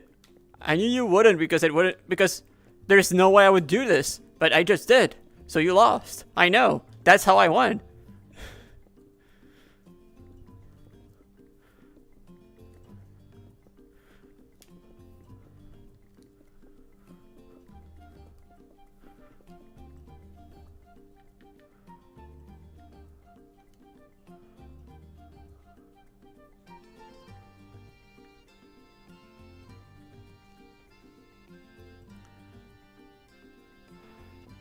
Yes, exactly, Xardio. Click water spout in front of the Rillaboom.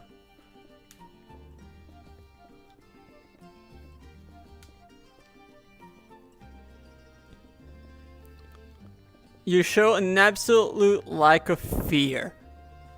You have to make them afraid. That's how I play. You make them afraid.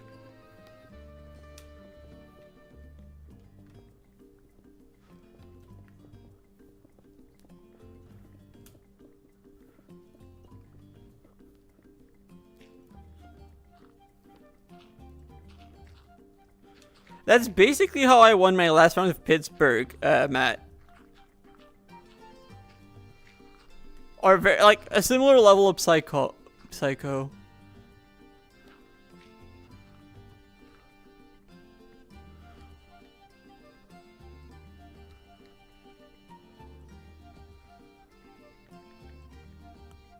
I still think I've only played Champions once since Reg MB dropped.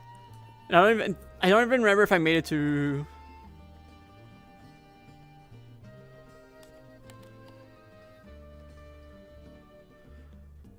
Zopi, I've done that way too often. Clicking Eruption in front of Primal Kyogre, I've done that often. I love running special Primal Groudon. It's fun.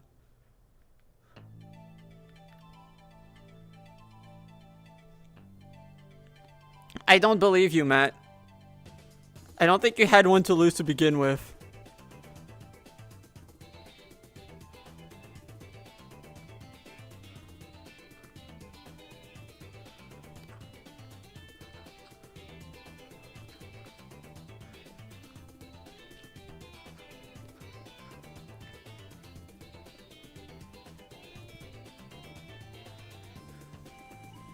I'm glad I could help, Matt. Anytime.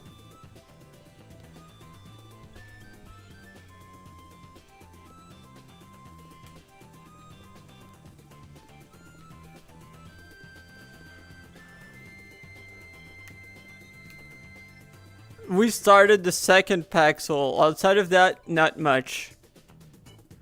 We looked at the chickens for a bit. Did I miss anything else?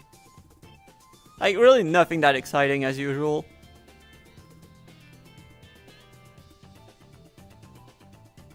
Like I said, the usual. Oh yeah, I showed the chickens. Good point, Zopi. You're right.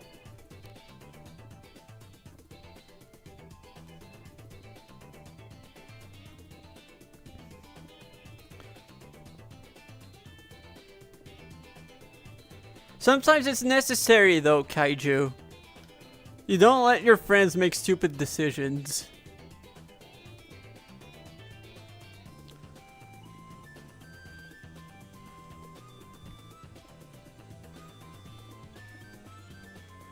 Although running Goldengo is not necessarily what I consider a stupid decision.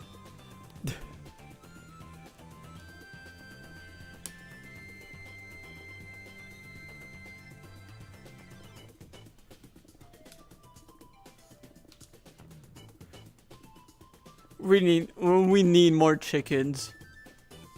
Those Paxels are not gonna repair themselves.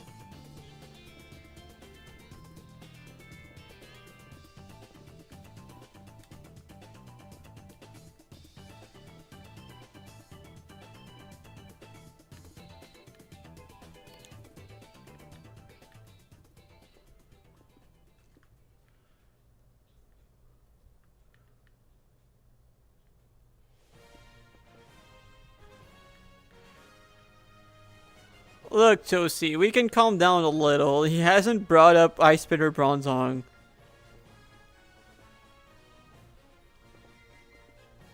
Like, you can bully Goldengo as much as you want, but Matt has done nothing wrong so far.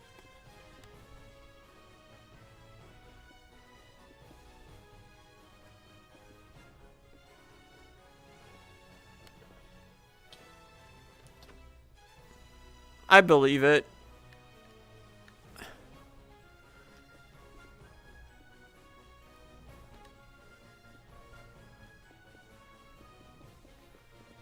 This is why bullying is sometimes necessary.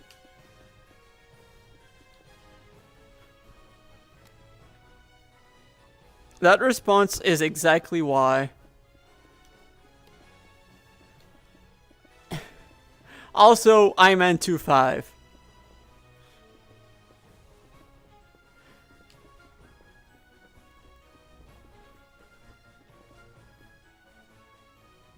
Whatever Iman25 has planned is evil every single time. Remember that. The true enemy is Iman25.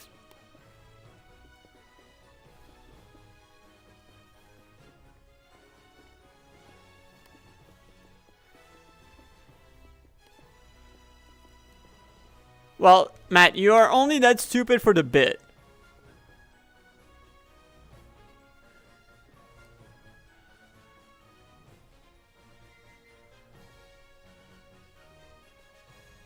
Hi, Jed. Thank you. I will do it.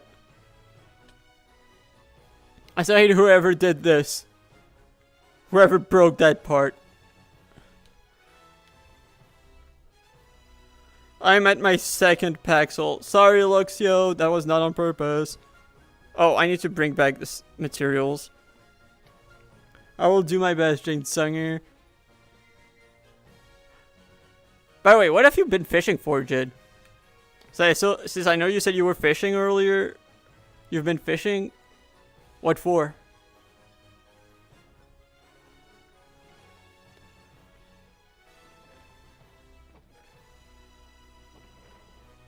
It's in here. There's... Yeah, I was gonna say, there's got to be a stick or something. Where did I put... The shulker has to be here, right? So am I really out of space? Oh, there it is. Oh, that's a good shiny. Stars is such a cool one. That's up there. That's up there as one of my favorites. Both Starter and Stormy look so cool as shinies.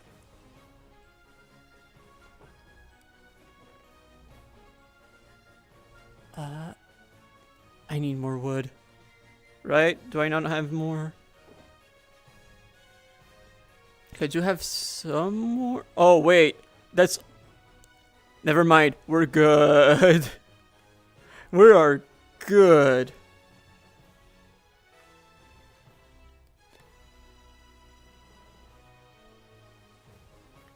Yes, the entirety of camp rebels against Iron Man. That's the end of camp. That's how camp is gonna end.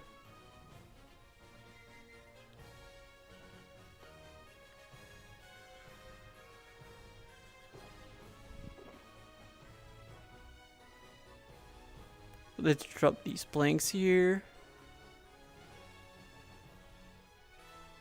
I think I'm gonna be good when it comes to chests now, thankfully.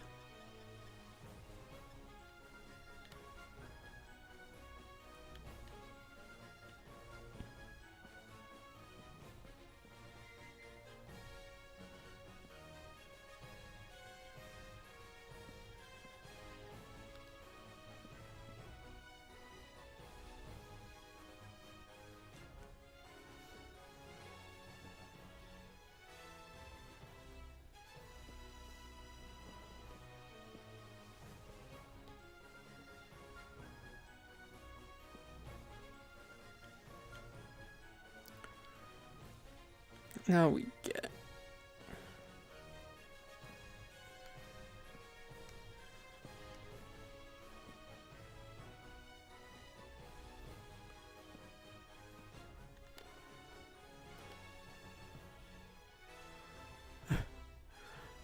Surprisingly, my triceps are fine. The main thing that's hurting me for some reason is my right shoulder, which is so weird because I'm not doing anything with it. Like, I'm left-handed. I've been doing it, all of it, with my left-handed. For some reason, my right shoulder is the one that's feeling it. That's so weird.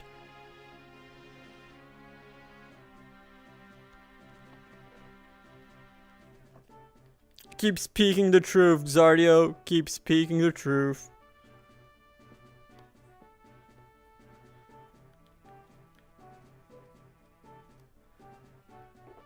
Oh, that would make sense, actually, Zardio.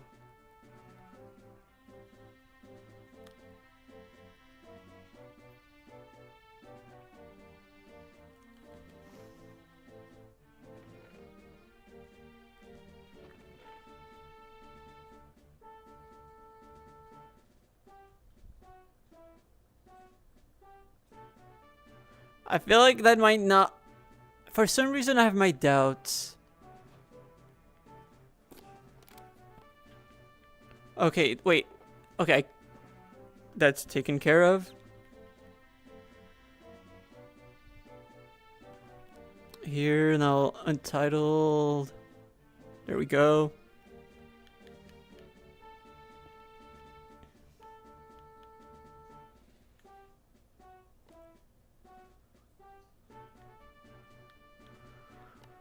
And we're slowly getting there.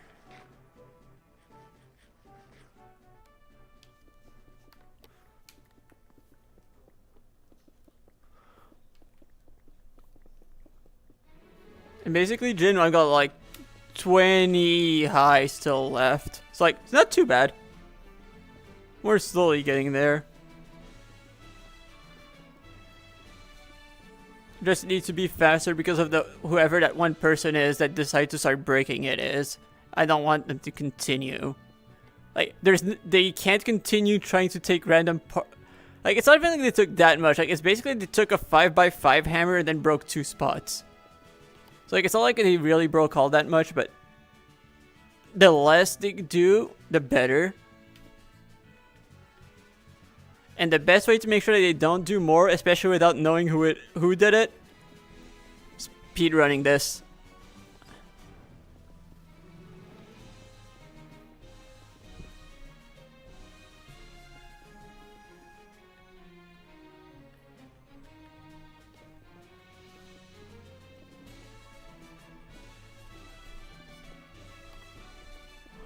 Good shout, Xario, good shout.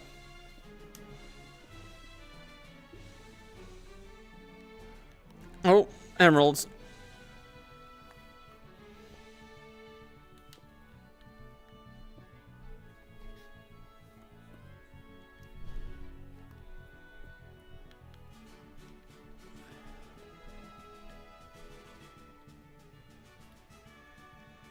Okay. It's good to know that I'm getting emeralds though. Like, I've been using way too many recently. Especially because I still need a bit more glowstone and the witch farm is too slow for my taste. Like, for me, I hate anything that requires me to AFK because AFKing is a massive pain.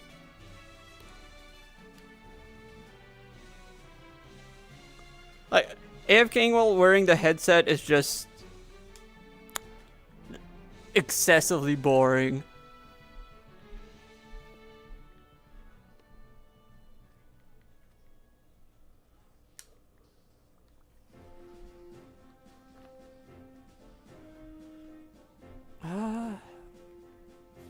At least we're slowly making good progress. I wonder how many more layers I could do today. Like, the main limiting factor I already know is going to be repairing the pixels. Exactly.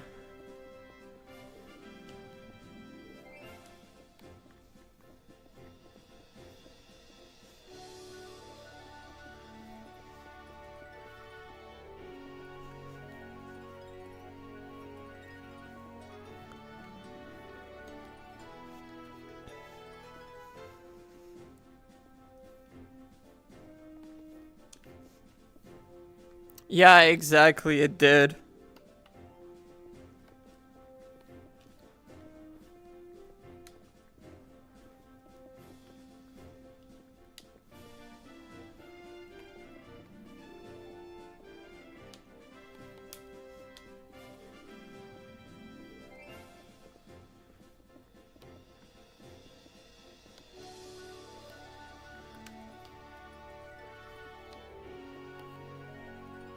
This coal really did help.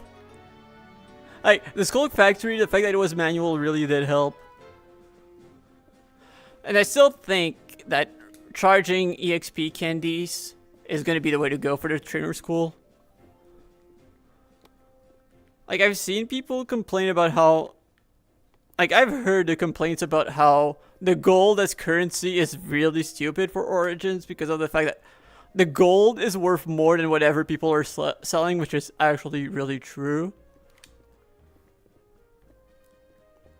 Like, they should have used something less valuable as the currency. I don't know who decided that gold would be the currency, but honestly, big throw.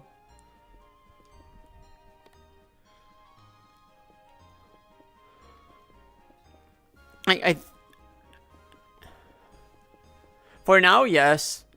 I mean, think of what you're buying with that gold for most of the items in the stores. And I would say that, yeah, no, I'd rather keep my gold for that. Fair enough.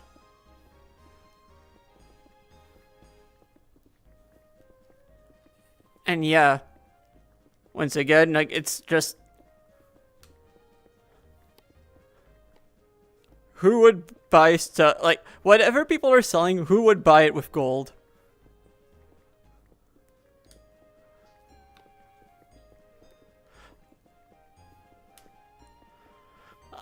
Like, the only sign that people probably will is the moment that gold farms become allowed.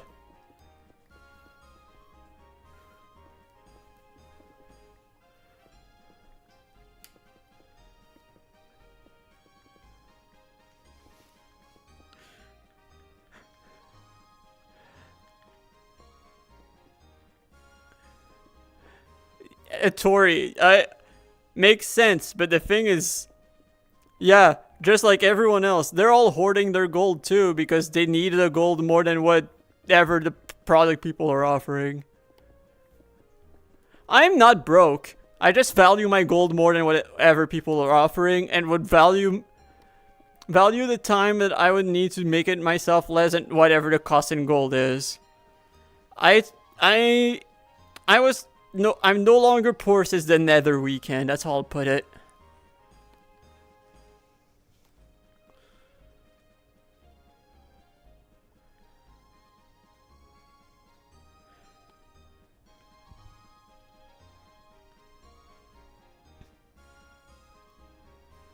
Sounds good.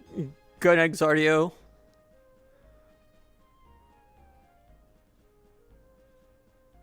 So at least with EXP candies, I know that, yeah, it's something that people, like, for me, it's more of a pain to get than anyone else, but it's also, like, something that people will not necessarily mind spending. Like, basically, Matt, to give an idea, barely used the gold we got while we were in the Nether. I think I still have over 700, like, over 700 gold.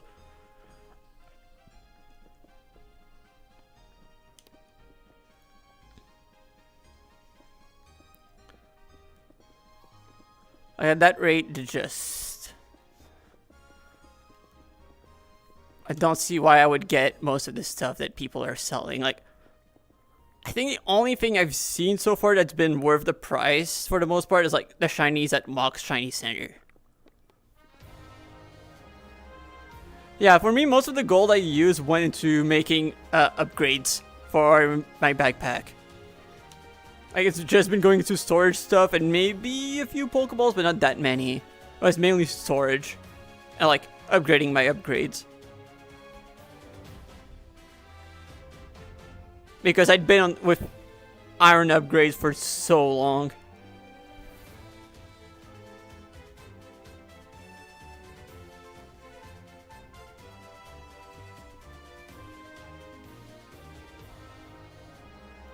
So that is probably... And at this point, it's just like, okay, I know I'm gonna need more Pokeballs eventually, so I'm saving my gold for that. I was just that broke, Matt. I was just that broke.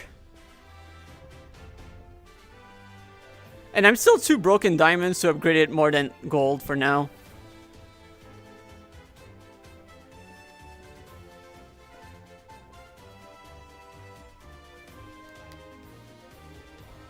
I mean, unless I'm getting banned, or you are getting banned, I feel like we're gonna see each other again.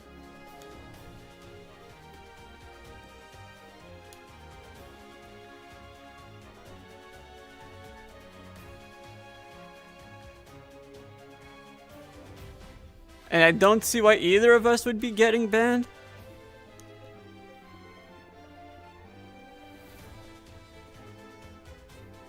I don't think I got myself in trouble, at least.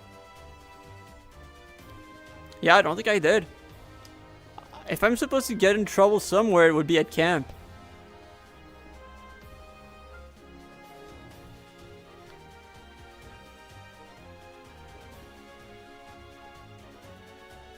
Toasty, you should be getting your response in the next 2 or 3 business years.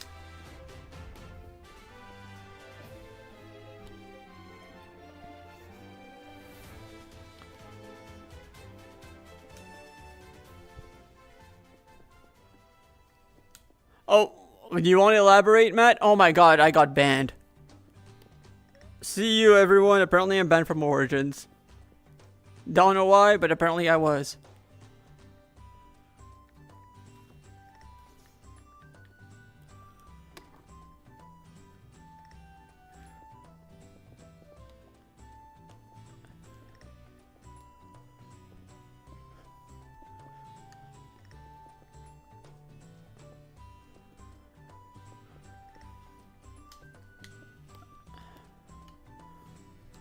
Fair enough. I think I might have a clue. If I'm not joking for a minute, I think I might have a clue. Based on conversations we've had before, I think I might have a clue.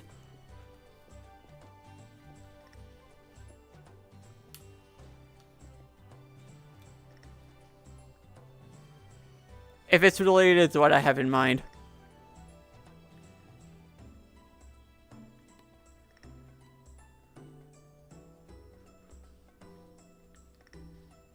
I might be wrong.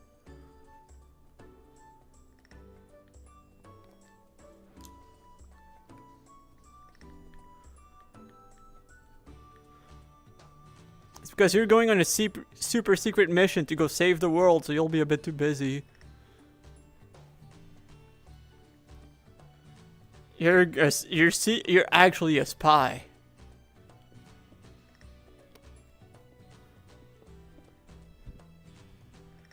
Oops, sorry, Matt.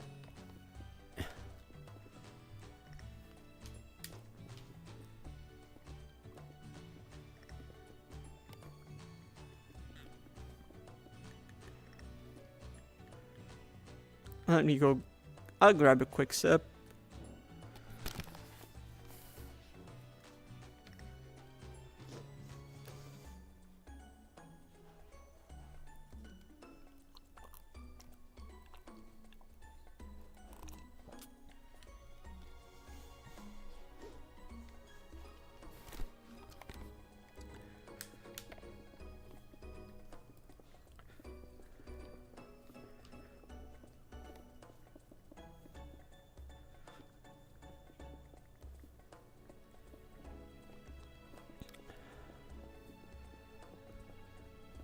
Also, I won't lie, I did enjoy the last camp face-off. It was pretty cool. Very unique challenge. I think it honestly may be really cool to do on Origins at some point. It's like a fun mini game.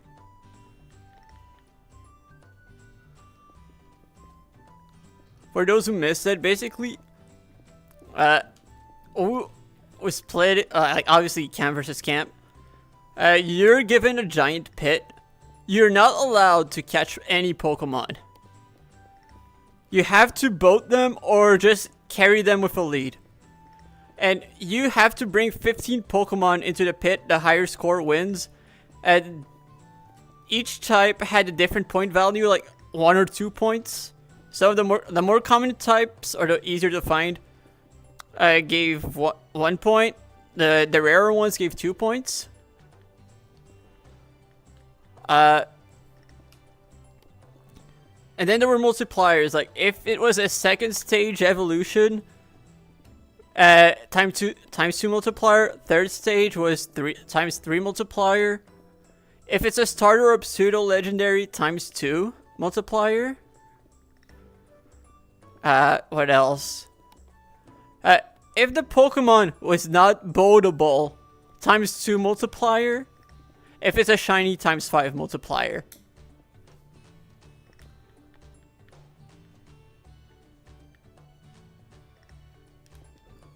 We won. And if it's a dual type Pokemon, you add the points from both types. Metang went crazy because of the fact that it's a pseudo legendary second stage. With Psychic and Still both gave 2 points each. So it was 4 times... It was 16 points. Because times 2 from the fact that it was a second stage and times 2 from the fact that it was a pseudo. And because I had my shiny hunting spot for that evolution line, was pretty easy to encounter Metangs. We also brought 2 Metagross, which was worth so much because they're not boatable too.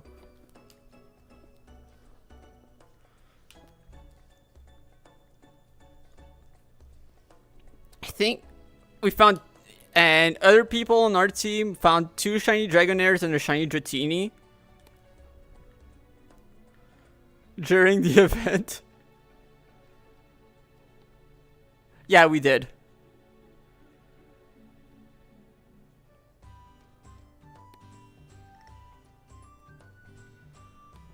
I was trying to get a shiny of the Beldum after we got the 5 Metangs. I found a shiny like 6 hours later. Like I logged out for a while, went back on to. Since we finally had no quest to care about, since it was the end of the phase, I went, okay, you know what? I'm gonna spend some time shiny hunting for Metagross. Found it almost immediately. Like with 1 stack of golden apple bait, like 1 Qualot and 2 enchanted golden apple bait, I found it.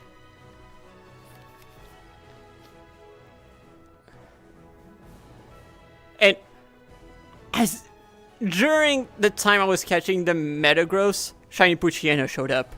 And when I was making the snacks, the first shiny Magnemite showed up. It was insane.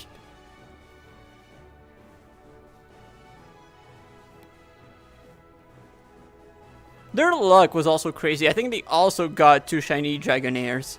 Or 1 shiny Dratini and 1 shiny Dragonair. I think it was 1 shiny Dratini and 1 shiny Dragonair.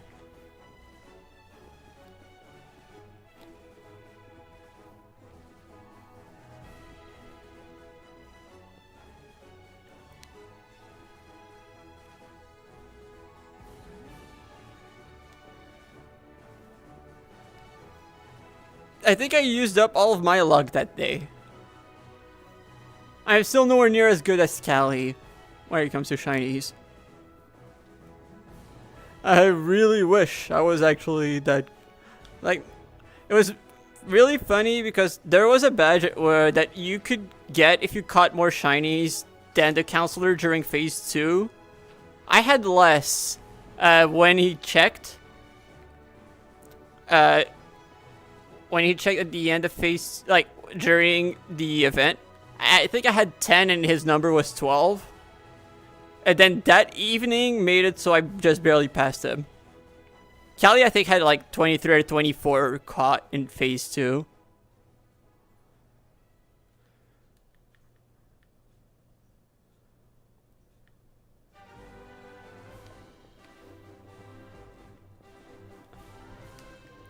I don't know how many Dondozos, like, oh yeah, I do know. Like, the thing I really caught a lot of is the Dondozos. I got too many of those.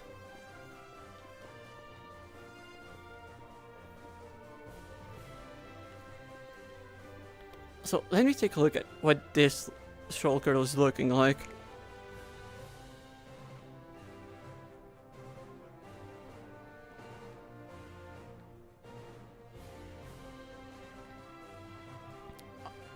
Might make a trip back to drop stuff when I start coming around.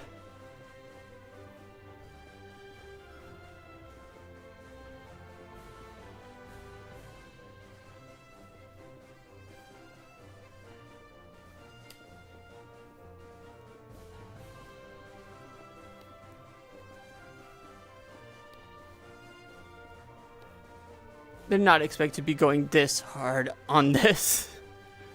Like, I knew I was gonna try to do it this phase, but I did not expect to be locked in as soon as the phase started that hard on this.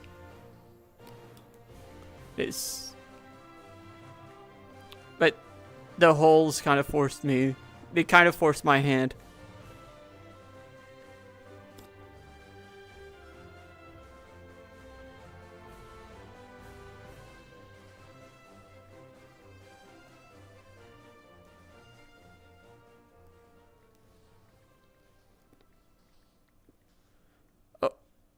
Oh, thank you, Sand. I did not need to place anything to stop the water.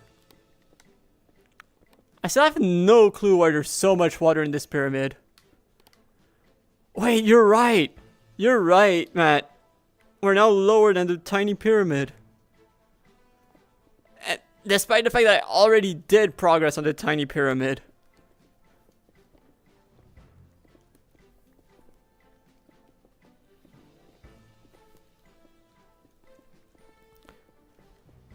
Hard, maybe? Like, it's weird because like it feels like there's just random holes of water. And like, there's been many.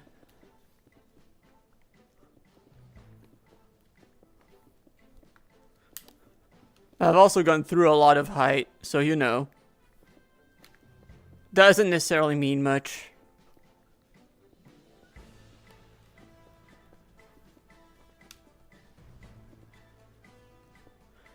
I mean, do you remember how big the hole was in the pyramid? Like, we reached the bottom of the hole. That is crazy to me.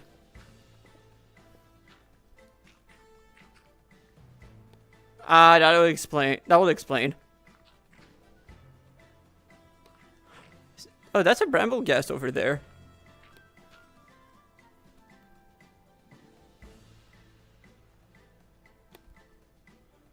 Let me check. Is there anything worth looking at? No.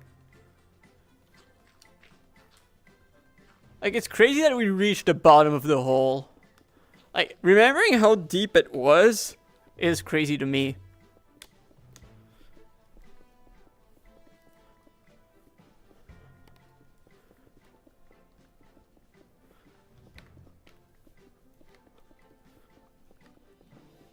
Wait. Oh my god, you're right. Sandile. I need to not mess it up. I need to not mess it up. Sandile, thank you. Thank you so much, Matt.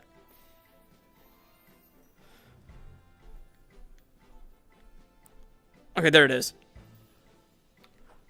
The curse is broken. Maybe. Let's spore. Let's spore. Let's not do anything stupid. Which Pokeball? The Pokeballs are in this backpack.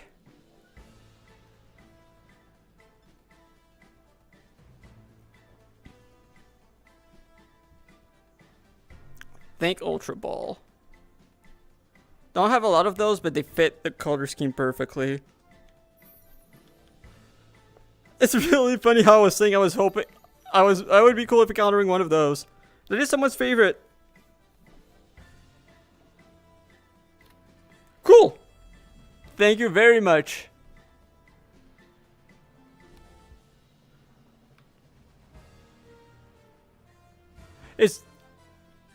Was that another full odds? I don't know. I don't know. I'll think about it. I might keep it. I might trade it away. I don't know.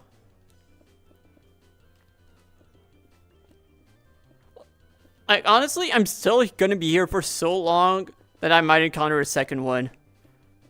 I think it's Benito's favorite, if I'm right. If that's the case, at least it's going to a counselor. So, like, I really don't mind it all that much. Like, ideally, I'd rather a third wig, but still, I'd be cool with that.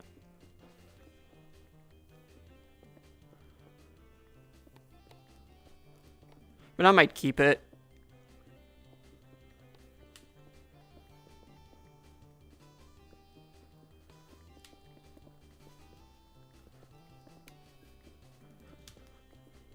Because there's still the end of camp quest where the camp that catches the most that have the most shinies at the end of camp win.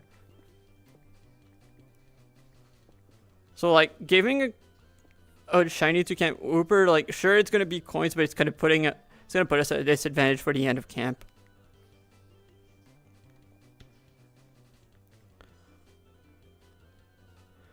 I wouldn't be surprised. I wouldn't even be surprised if there's like an overall camp point at the end of the auction. That might be what would be like the very last item. It's like whichever camp bids the most on it would win.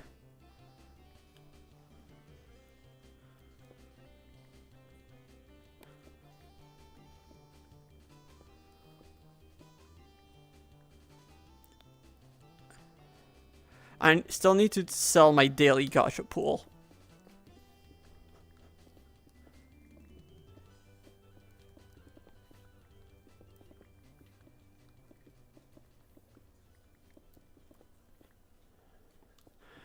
Oh, right, you weren't there. For phase 3, Iman created a gacha for, plushies?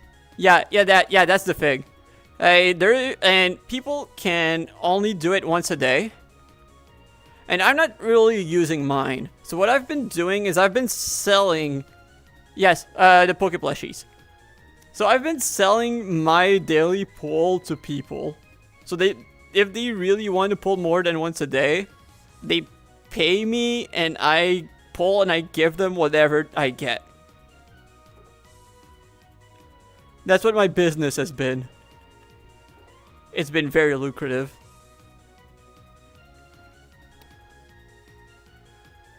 Yesterday I sold my pull for 65 coins.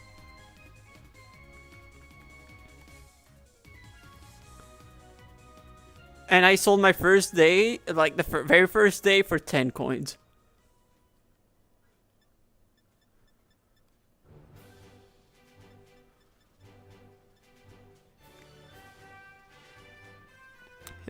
Thank you, Matt. Wait, another one? Wait, where? Oh, it's right here. Oh my god. I would have missed it if not for the sound. Yes, I know, Matt.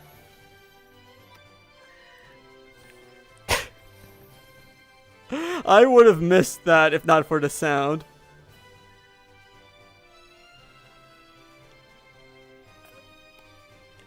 I know, and here I was saying earlier that we did not see a single one ever on stream.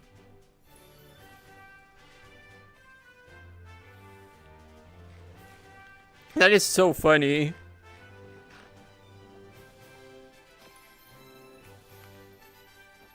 Wait. What happened? Wait, oh, shed skin.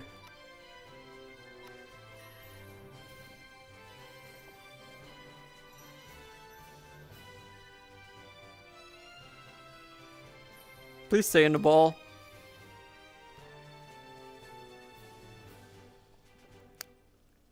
Remember, Matt, it is not even the first day where I get 3 shinies in a row in camp. And to be fair, the odds are twice as likely as Origins.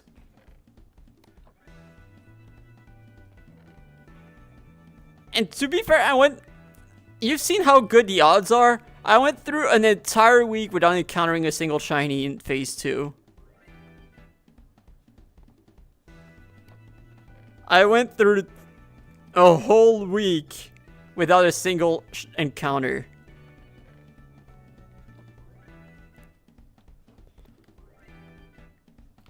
Like, if anything, it's making up for the bad luck I've had.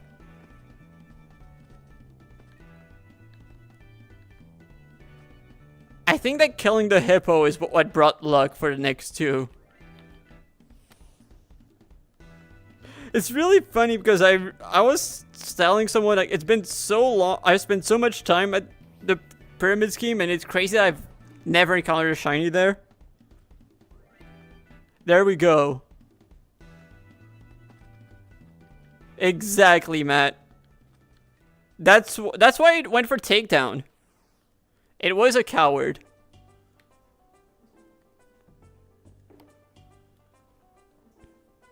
We're on the same page. I'll probably want a copper, honestly.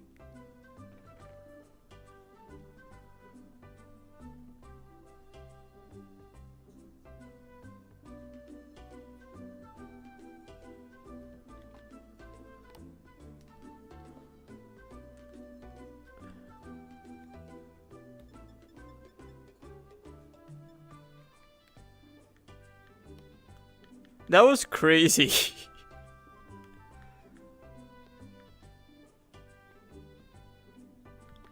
That one was crazy.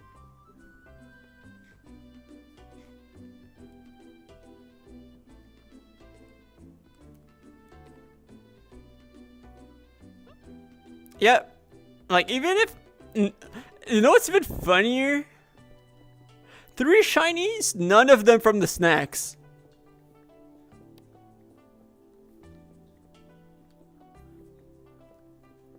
That's probably the craziest part there.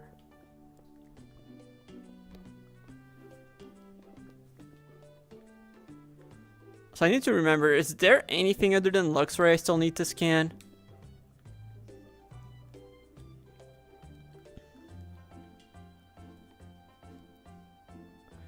Oh, Alolan Golem. I guess it only spawns at night.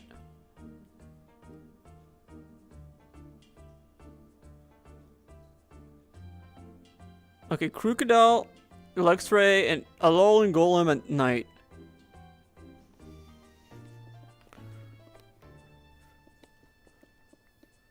Oh, around ores? Okay, okay, that explains. Thanks for the explanation, Matt.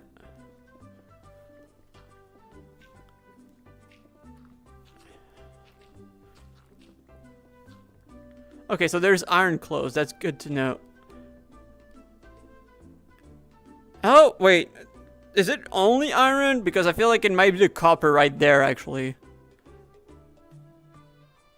Why what?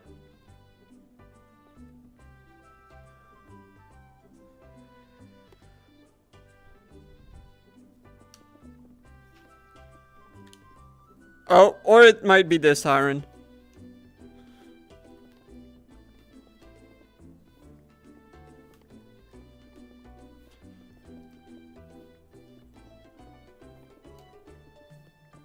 Like, I said I want probably the copper, but like, I just remembered I have almost a stack of raw iron blocks that I took from the tree, like, in the at the end biome.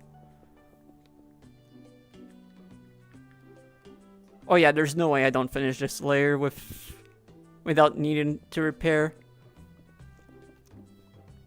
We're good. Like, the main thing is whether I'm gonna be done with this layer before I go eat dinner or not. Like, if I go eat dinner, I'm probably gonna come back after. I'm probably gonna go live again after eating and then continue on this. Anyway, it's gonna be a good excuse to take a break and charge my controller. Oh, only iron? Okay. Thanks. That reminds me, I probably need to. There's a quest where we need to catch all of the regional variants. So if I see an Alolan Geodude, I probably catch it.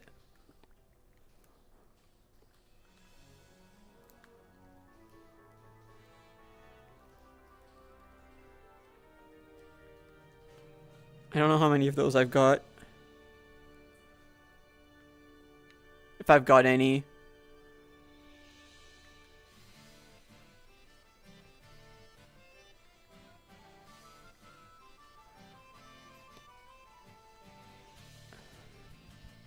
Still can't believe 3 shinies so far today.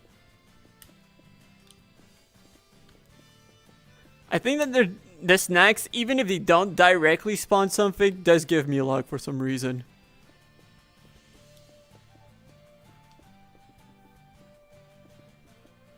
Like, there still hasn't been a single shiny from the snacks. Also, looking at this, I think it's time to place the next stack.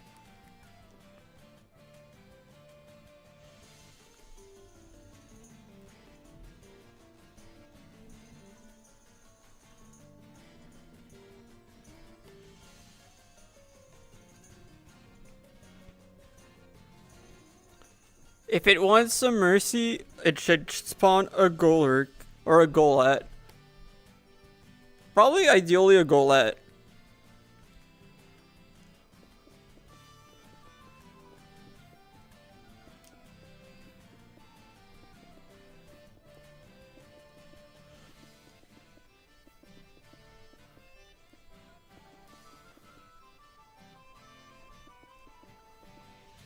Just so I can have both in the decks, Matt. Like, I would not complain, but having both in the decks would be nice. Especially with the quest I was talking about earlier. About whoever has the most Pokemon scanned. Like, you need the person with the most Pokemon scanned between the 2 camps to win that quest. It's like, if it's a Pokemon that like no one else would find, that's a big advantage. Like, you know what would be absolutely insane, actually? I think that Vert never carries around his Charcadet. But he has the only Charcadet on the server because Iman didn't realize that their little camper Charcadet that he had, like a unique form, is straight up the only Charcadet on the server.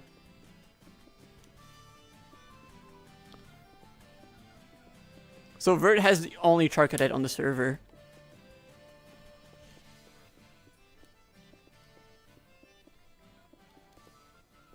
So technically, as long as we don't mess it up, we're guaranteed to win that quest. Yeah, Vert does. It's rigged.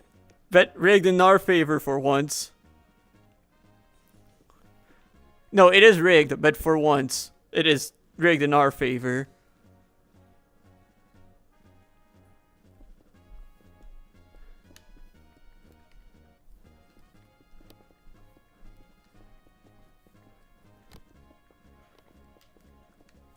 Then again, I don't know how much Vert has carried his Charcadet around.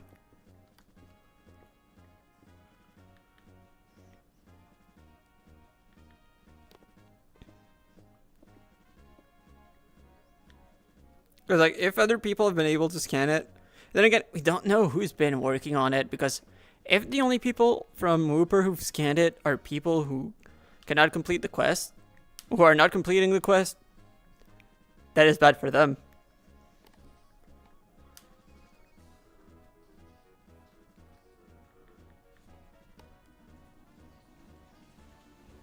I know, right? I think that the most funny thing...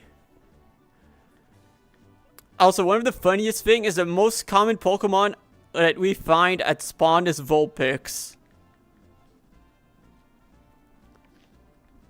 Like, it's as if I was a prophet. There's a Vulpix epidemic at spawn.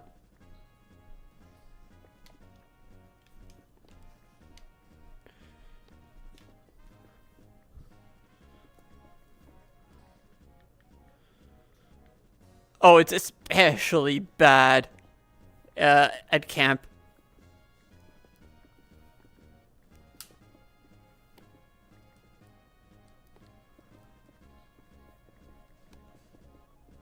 Oh yeah, at this rate I really will need. You know what? That would explain it, Matt.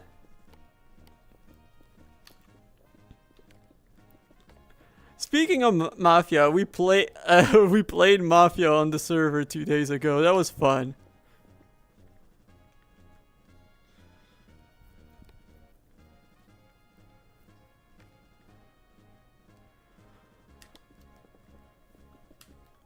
Not gonna lie, like, as much as I said I think I'll be good with chests, I won't be surprised if I end up needing more. Because it is an absurd amount of materials. If you've ever played it, Town of Salem, that's basically the same thing.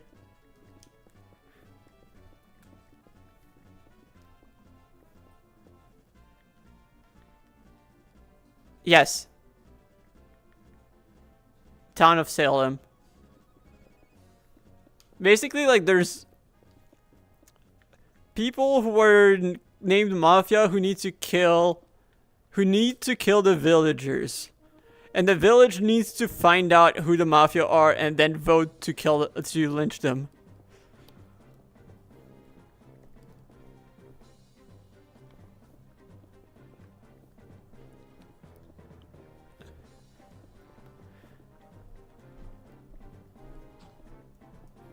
Yeah, we played that. That was fun.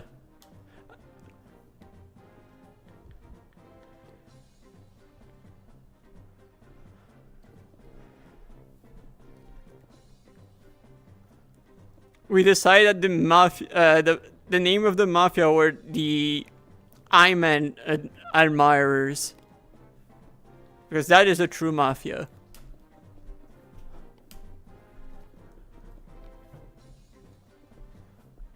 Yeah, we also had a doctor. I was a doctor in our second game.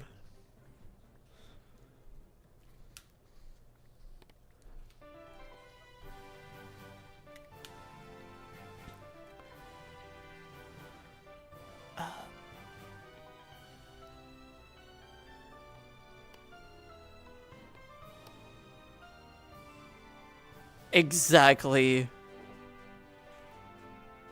You get it. I say that as I'm sub to him.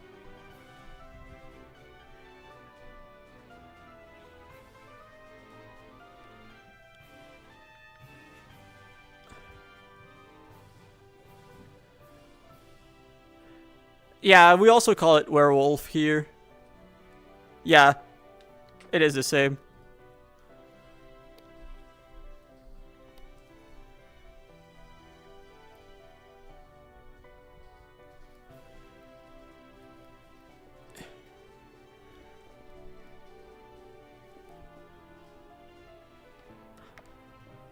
Still feeling it in my right shoulder. Which is really funny because my right shoulder is... There's Luxray. There we go. That's one more taken care of. Let me eat my Pokedex. There we go. We're almost there. Now, if a crocodile could show up just about now, that would be very nice.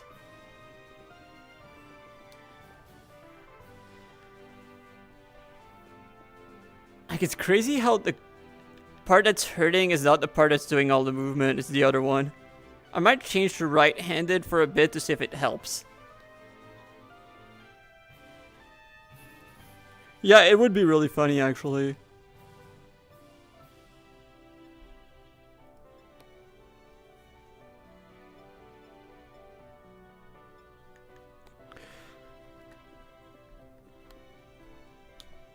Oh my god, it feels so awkward doing the movements with my right hand.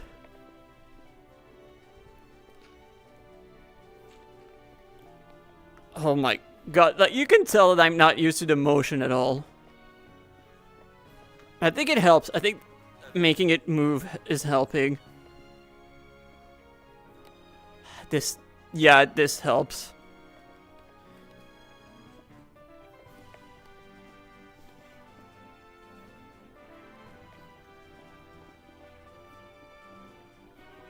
It's really weird and I'm making it move to make that one not hurt.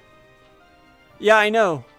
That's that's true. But I think at least based on when I play Rumble, it's not that bad. It's just really getting used to the motion. And I've just been doing that left-handed motion for so long. Yes, please, Kaiju.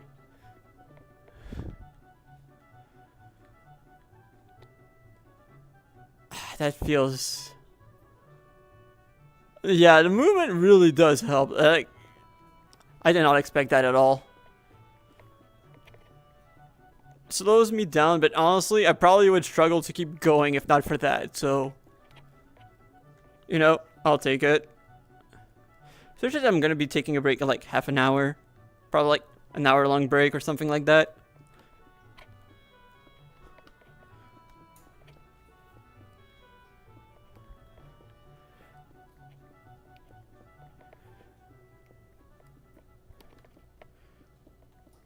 Bad Jarvis. I think I regret asking.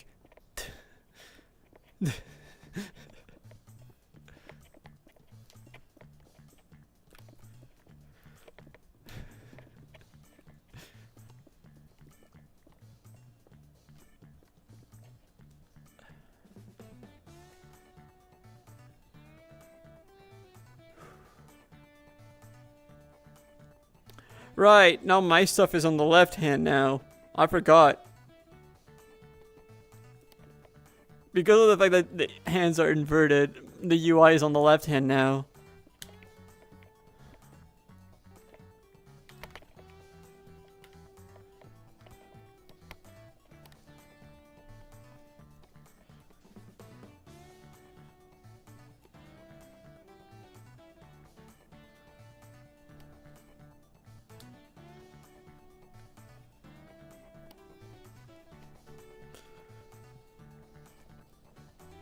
Yeah, that does help the right shoulder quite a bit. Like, I did not expect that at all. This is like the inverse rumble, where now moving it makes it feel better compared to finally not moving. It makes it feel better.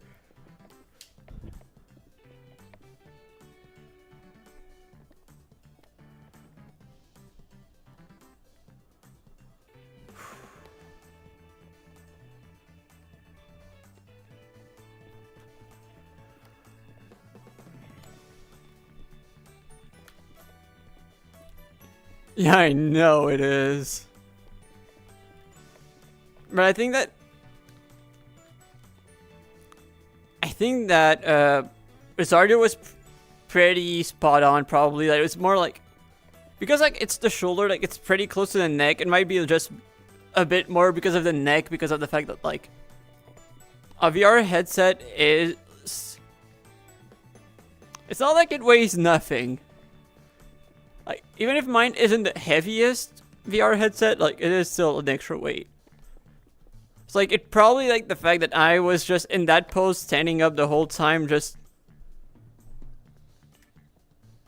doesn't necessarily feel great. Oops, that's not what I was going for.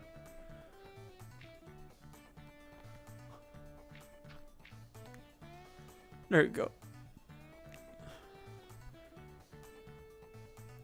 And the human body is weird. Shakes, please move.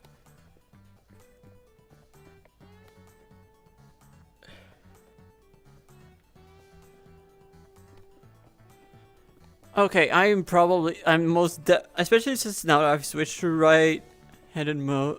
Yeah, that does look like a water cave. It looks so happy at the idea of being hit by a Paxel. I don't know why. Shanks, I don't want to hit you.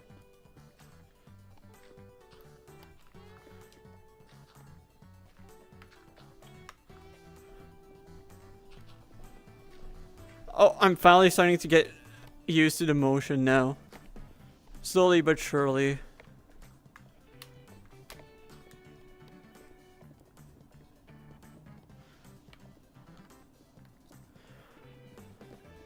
Yeah, my right shoulder is starting to progressively feel better and better.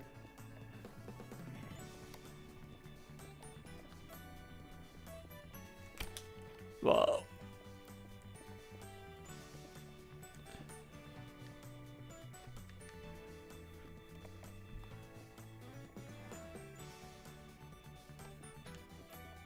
Like, probably dinner is gonna be like all I need anyway, and then I'll be good to go for a good while, but still.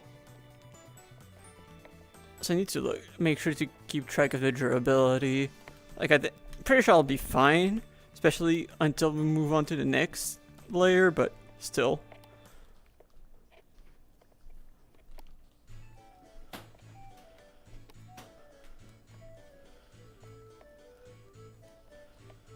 There we go.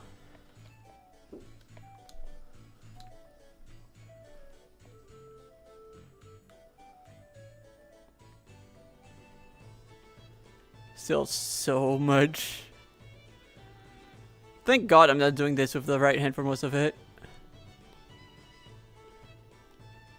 That Grimer is not shiny. It is actually a very funny story behind that the golden Grimer. Because like Grimer shiny is green, and actually I have a shiny Grimer on this. But basically I did a red playthrough that I never finished because chat was a bit too dead a lot of the time when I was doing it. But basically Twitch chat controlled the NPCs. That's how it worked.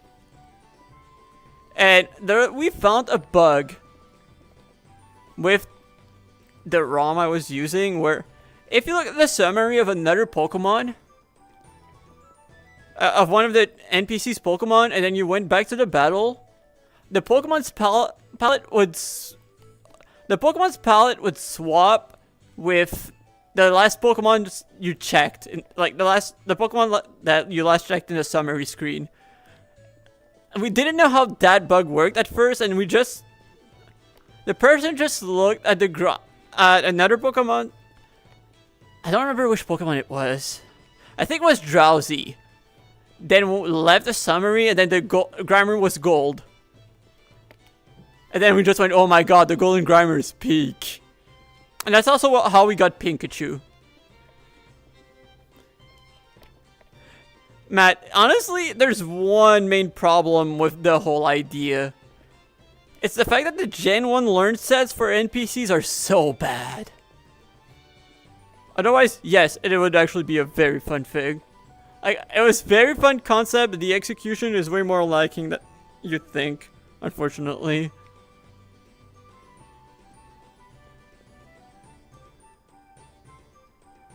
Yeah, it is.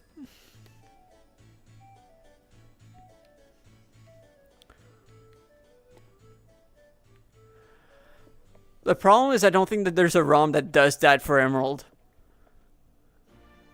And I don't have the technical know-how to code that myself. At least with ROM hacking. And I can't really make my own thing because I feel like it kind of I feel like it's kind of weird if I'm the one who does the balancing myself. Like, it feels like it's kind of rigged. Which is also not that great.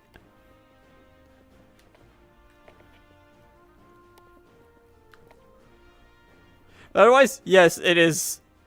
Like, it was a very fun concept.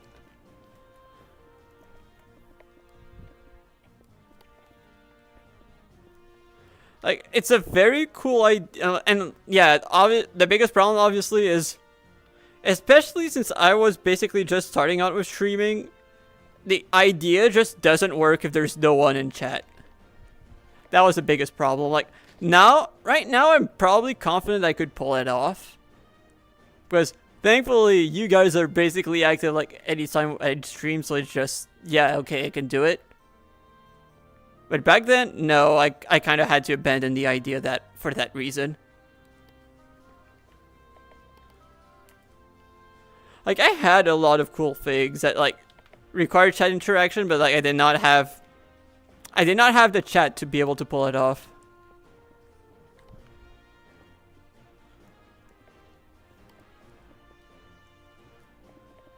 Oh, they did their absolute best to be as much of a pain as they could.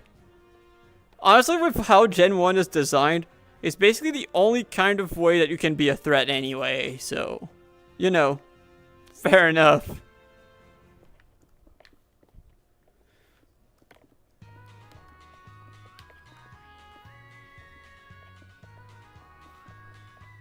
Thank you, Kaiju.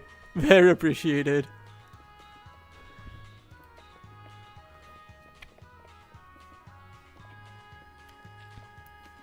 Hopefully the first of many. Well, like you said, at least you said the first of many.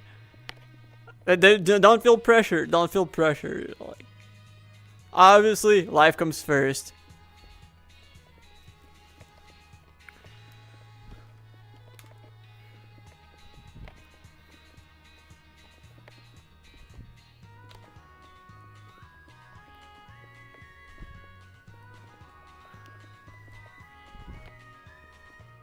Yeah, like, I do need to take some time. Like, to be fair, I do have some fancier stuff planned for, like, my funny idea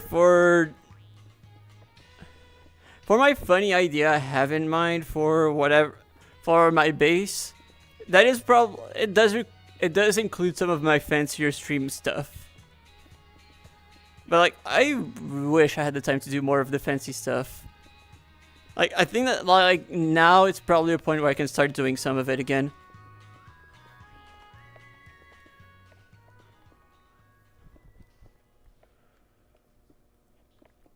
Like, it's not really worth it to do stuff that requires chat interaction when there's no chat, but, like, I think, like, right now it's the point where it kind of it might be worth it to visit again. But I need to take the time for that. That's probably the biggest issue.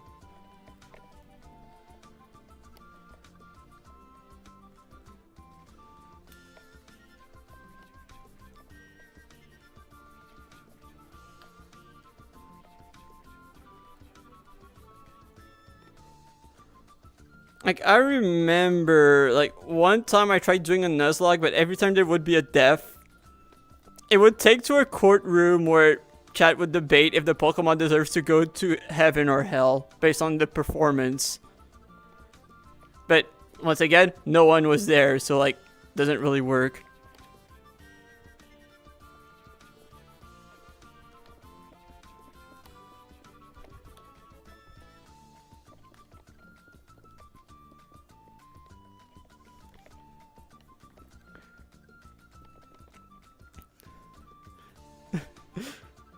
Limbo was actually an option too, funnily enough.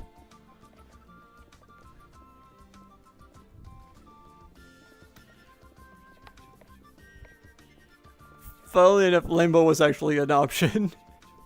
I think. I was just before they were waiting for trial or something like that. And I remember having a Limbo prepared.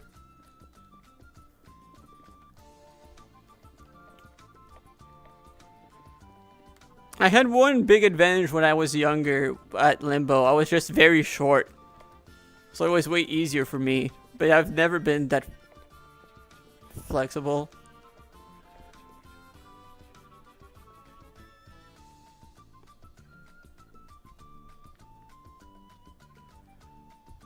Yeah, that's like one of the biggest problems. That's one of the biggest problems with a lot of difficulty ROM mechanics, where it's just you hope you get the right Pokemon or it's just over.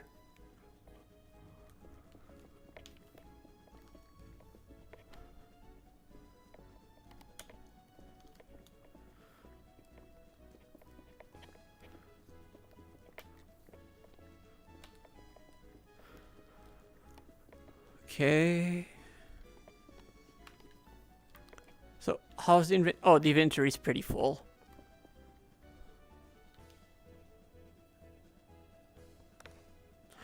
I'm so used to playing left-handed.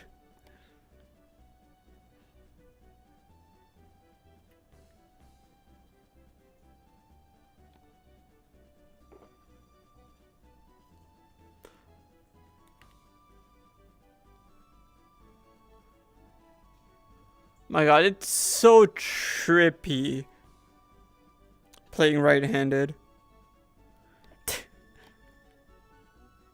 Feels so weird.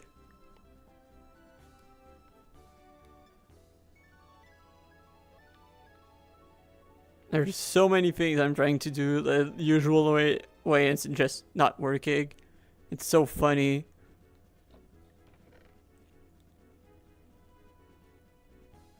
Even pointing in chests.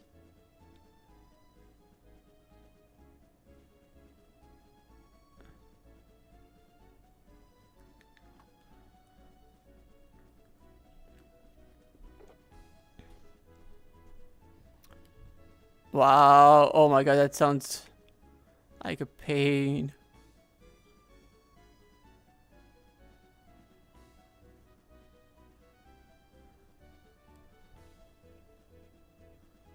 Oh my god, I can tell it's my right hand that's controlling because it's so shaky. It's so funny.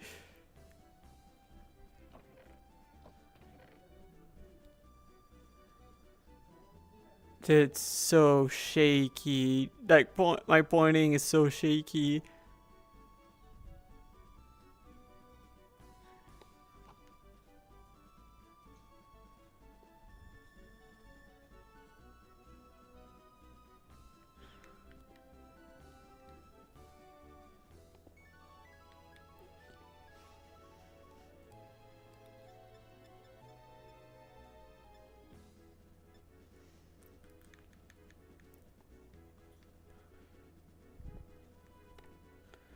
Now back to the usual.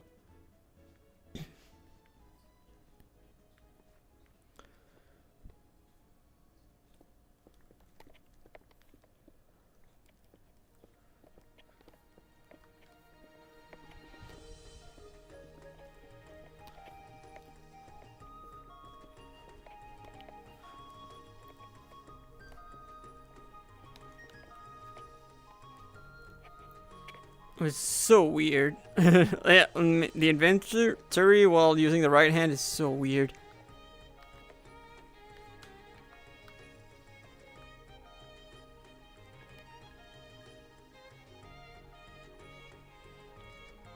I still have no clue why this mod pack runs so much better than Origins. Might be the optimization mods. Like, I don't know if it's all the same or similar enough, because I might try looking into it. Like, I'm genuinely surprised because like it feels like even in the more smooth areas, it feels like this is still more smooth. And I feel like it probably shouldn't be the case.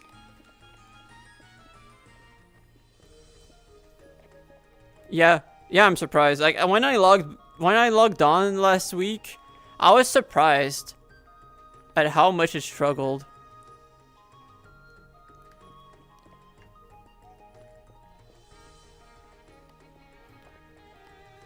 At least when I was on Origin, at least when I was in Prelude for sure, it felt like it was really bad. It's weird.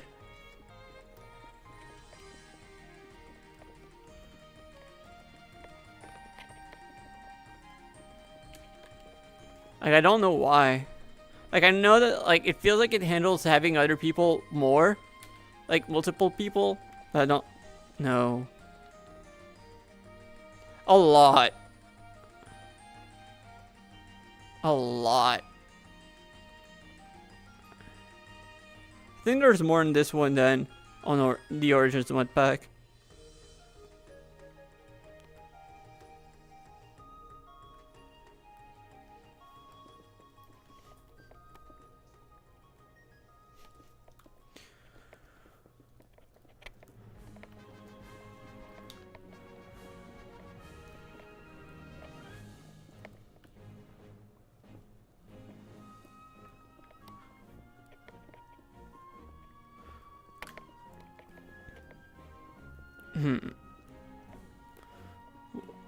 This is...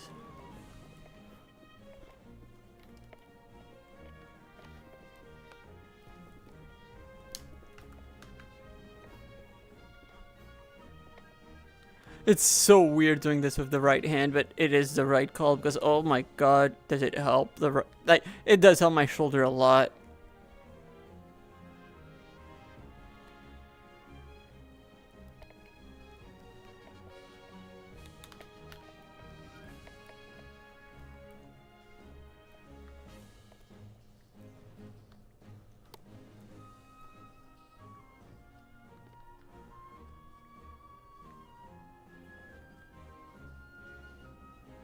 This portion of the pyramid has not been touched. That's good. Feels like we're slowly getting to the end of this side. Slowly.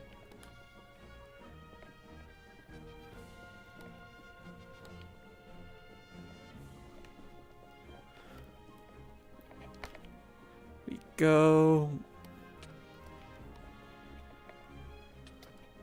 Sorry, Sandile.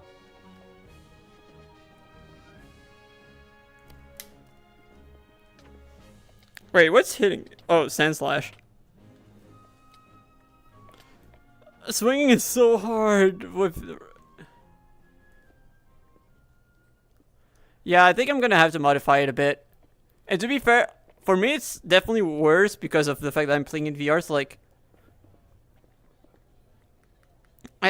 in that sense, no. Yeah, I haven't changed it all that much. Like, I know that it does take more juice while playing in VR, obviously. So I think that it's a big part because of that I'm struggling, but it was kind of bad.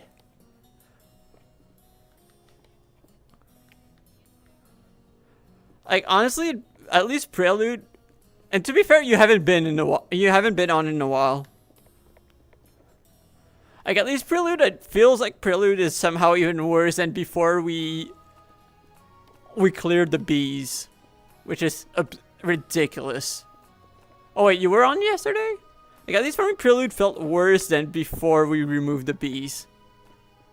I don't know if it was just my PC having more than usual because of the fact that I now use Live, or if it was just it actually got worse. Like, it was smooth. It's smooth on here. Well, except for whenever there's like an event going on or something.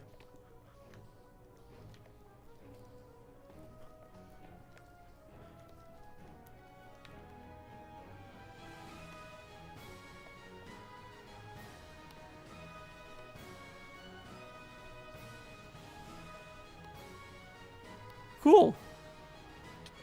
Good to hear that you're back.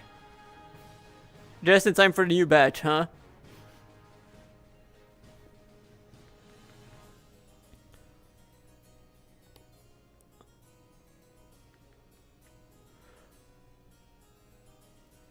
Also, I remember hearing something about a meeting. I don't remember when it is going to be, but I'm going to guess that I'm probably going to miss it. Ah, that's why. That was why you were on break.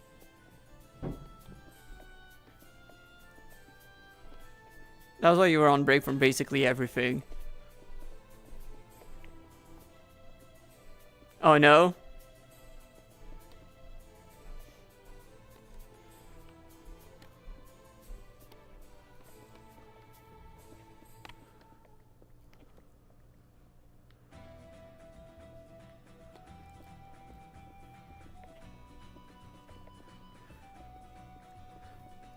Pikachu is peak.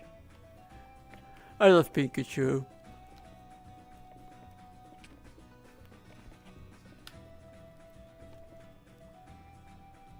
I'll take sticks. Those are emeralds. And also, not gonna lie, I kinda need those for furniture.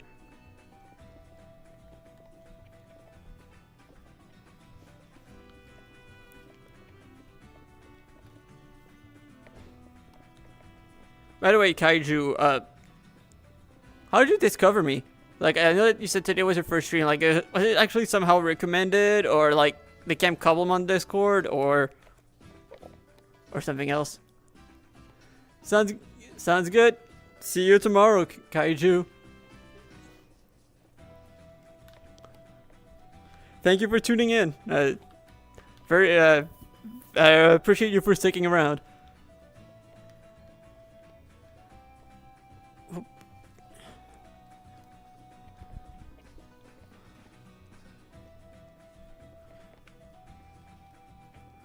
Anyway, I'm probably gonna be in, like, I say ending. Oh, okay, that's how. I don't know if it, like, I'm probably gonna be ending the first stream today. Like, the first stream in a few minutes, too. Like, I'm not gonna say, like, be gone for the day, because, like I said, probably just gonna be a dinner break. Wait until my controllers are recharged, and then we're going back to this. Also gonna give some time for my shoulder to recover a bit. Because, like, I know it's not really gonna be that bad, like, just an hour to break usually is enough.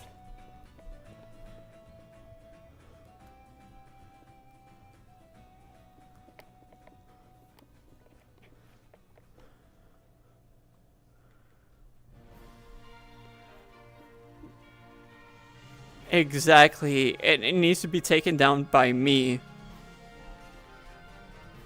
So I can't really take it easy.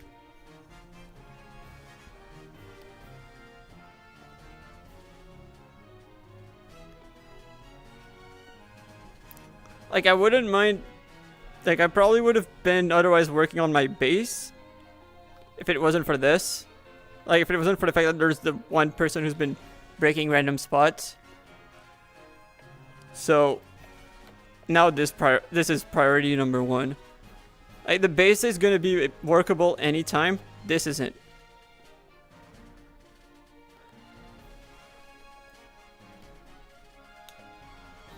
At least not anymore.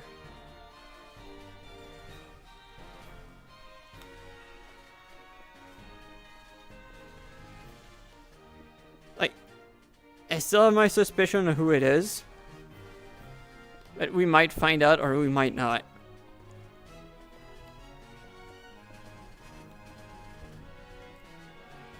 Exactly.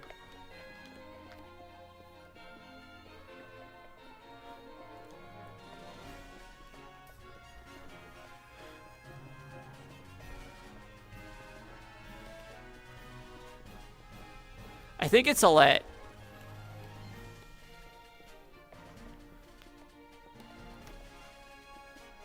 Because I know that he'd been around this area for a bit.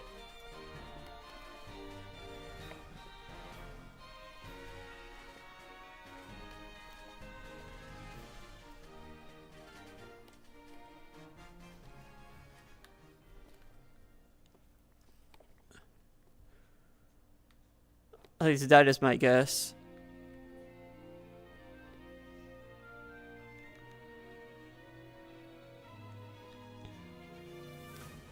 Okay, so this stack is almost done.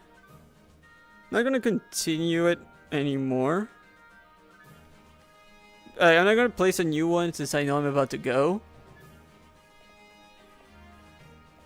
So you know, I'll place it once I'm back.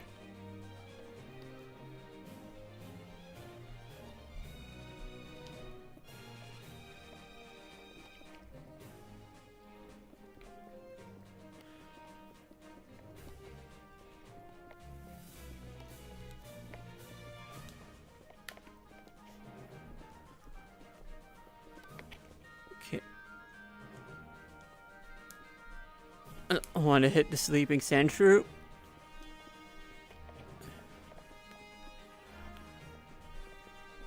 Cool.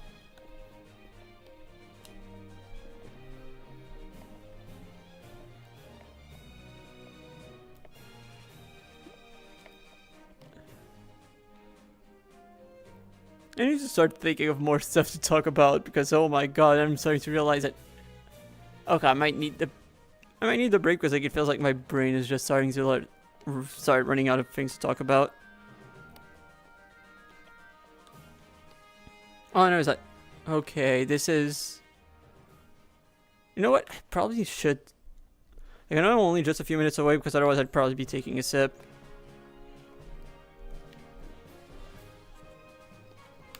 Okay, so yep, looks like it's time for the end of stream number 1. I'm gonna see if there's someone I can raid into. Or, actually, considering the fact that it's probably, I'd be raiding into someone, and then starting a stream later, I'm probably just not gonna raid for now. So, well, yeah. I don't know if anyone here is gonna be back for the part 2 of today, but if you are, see you later.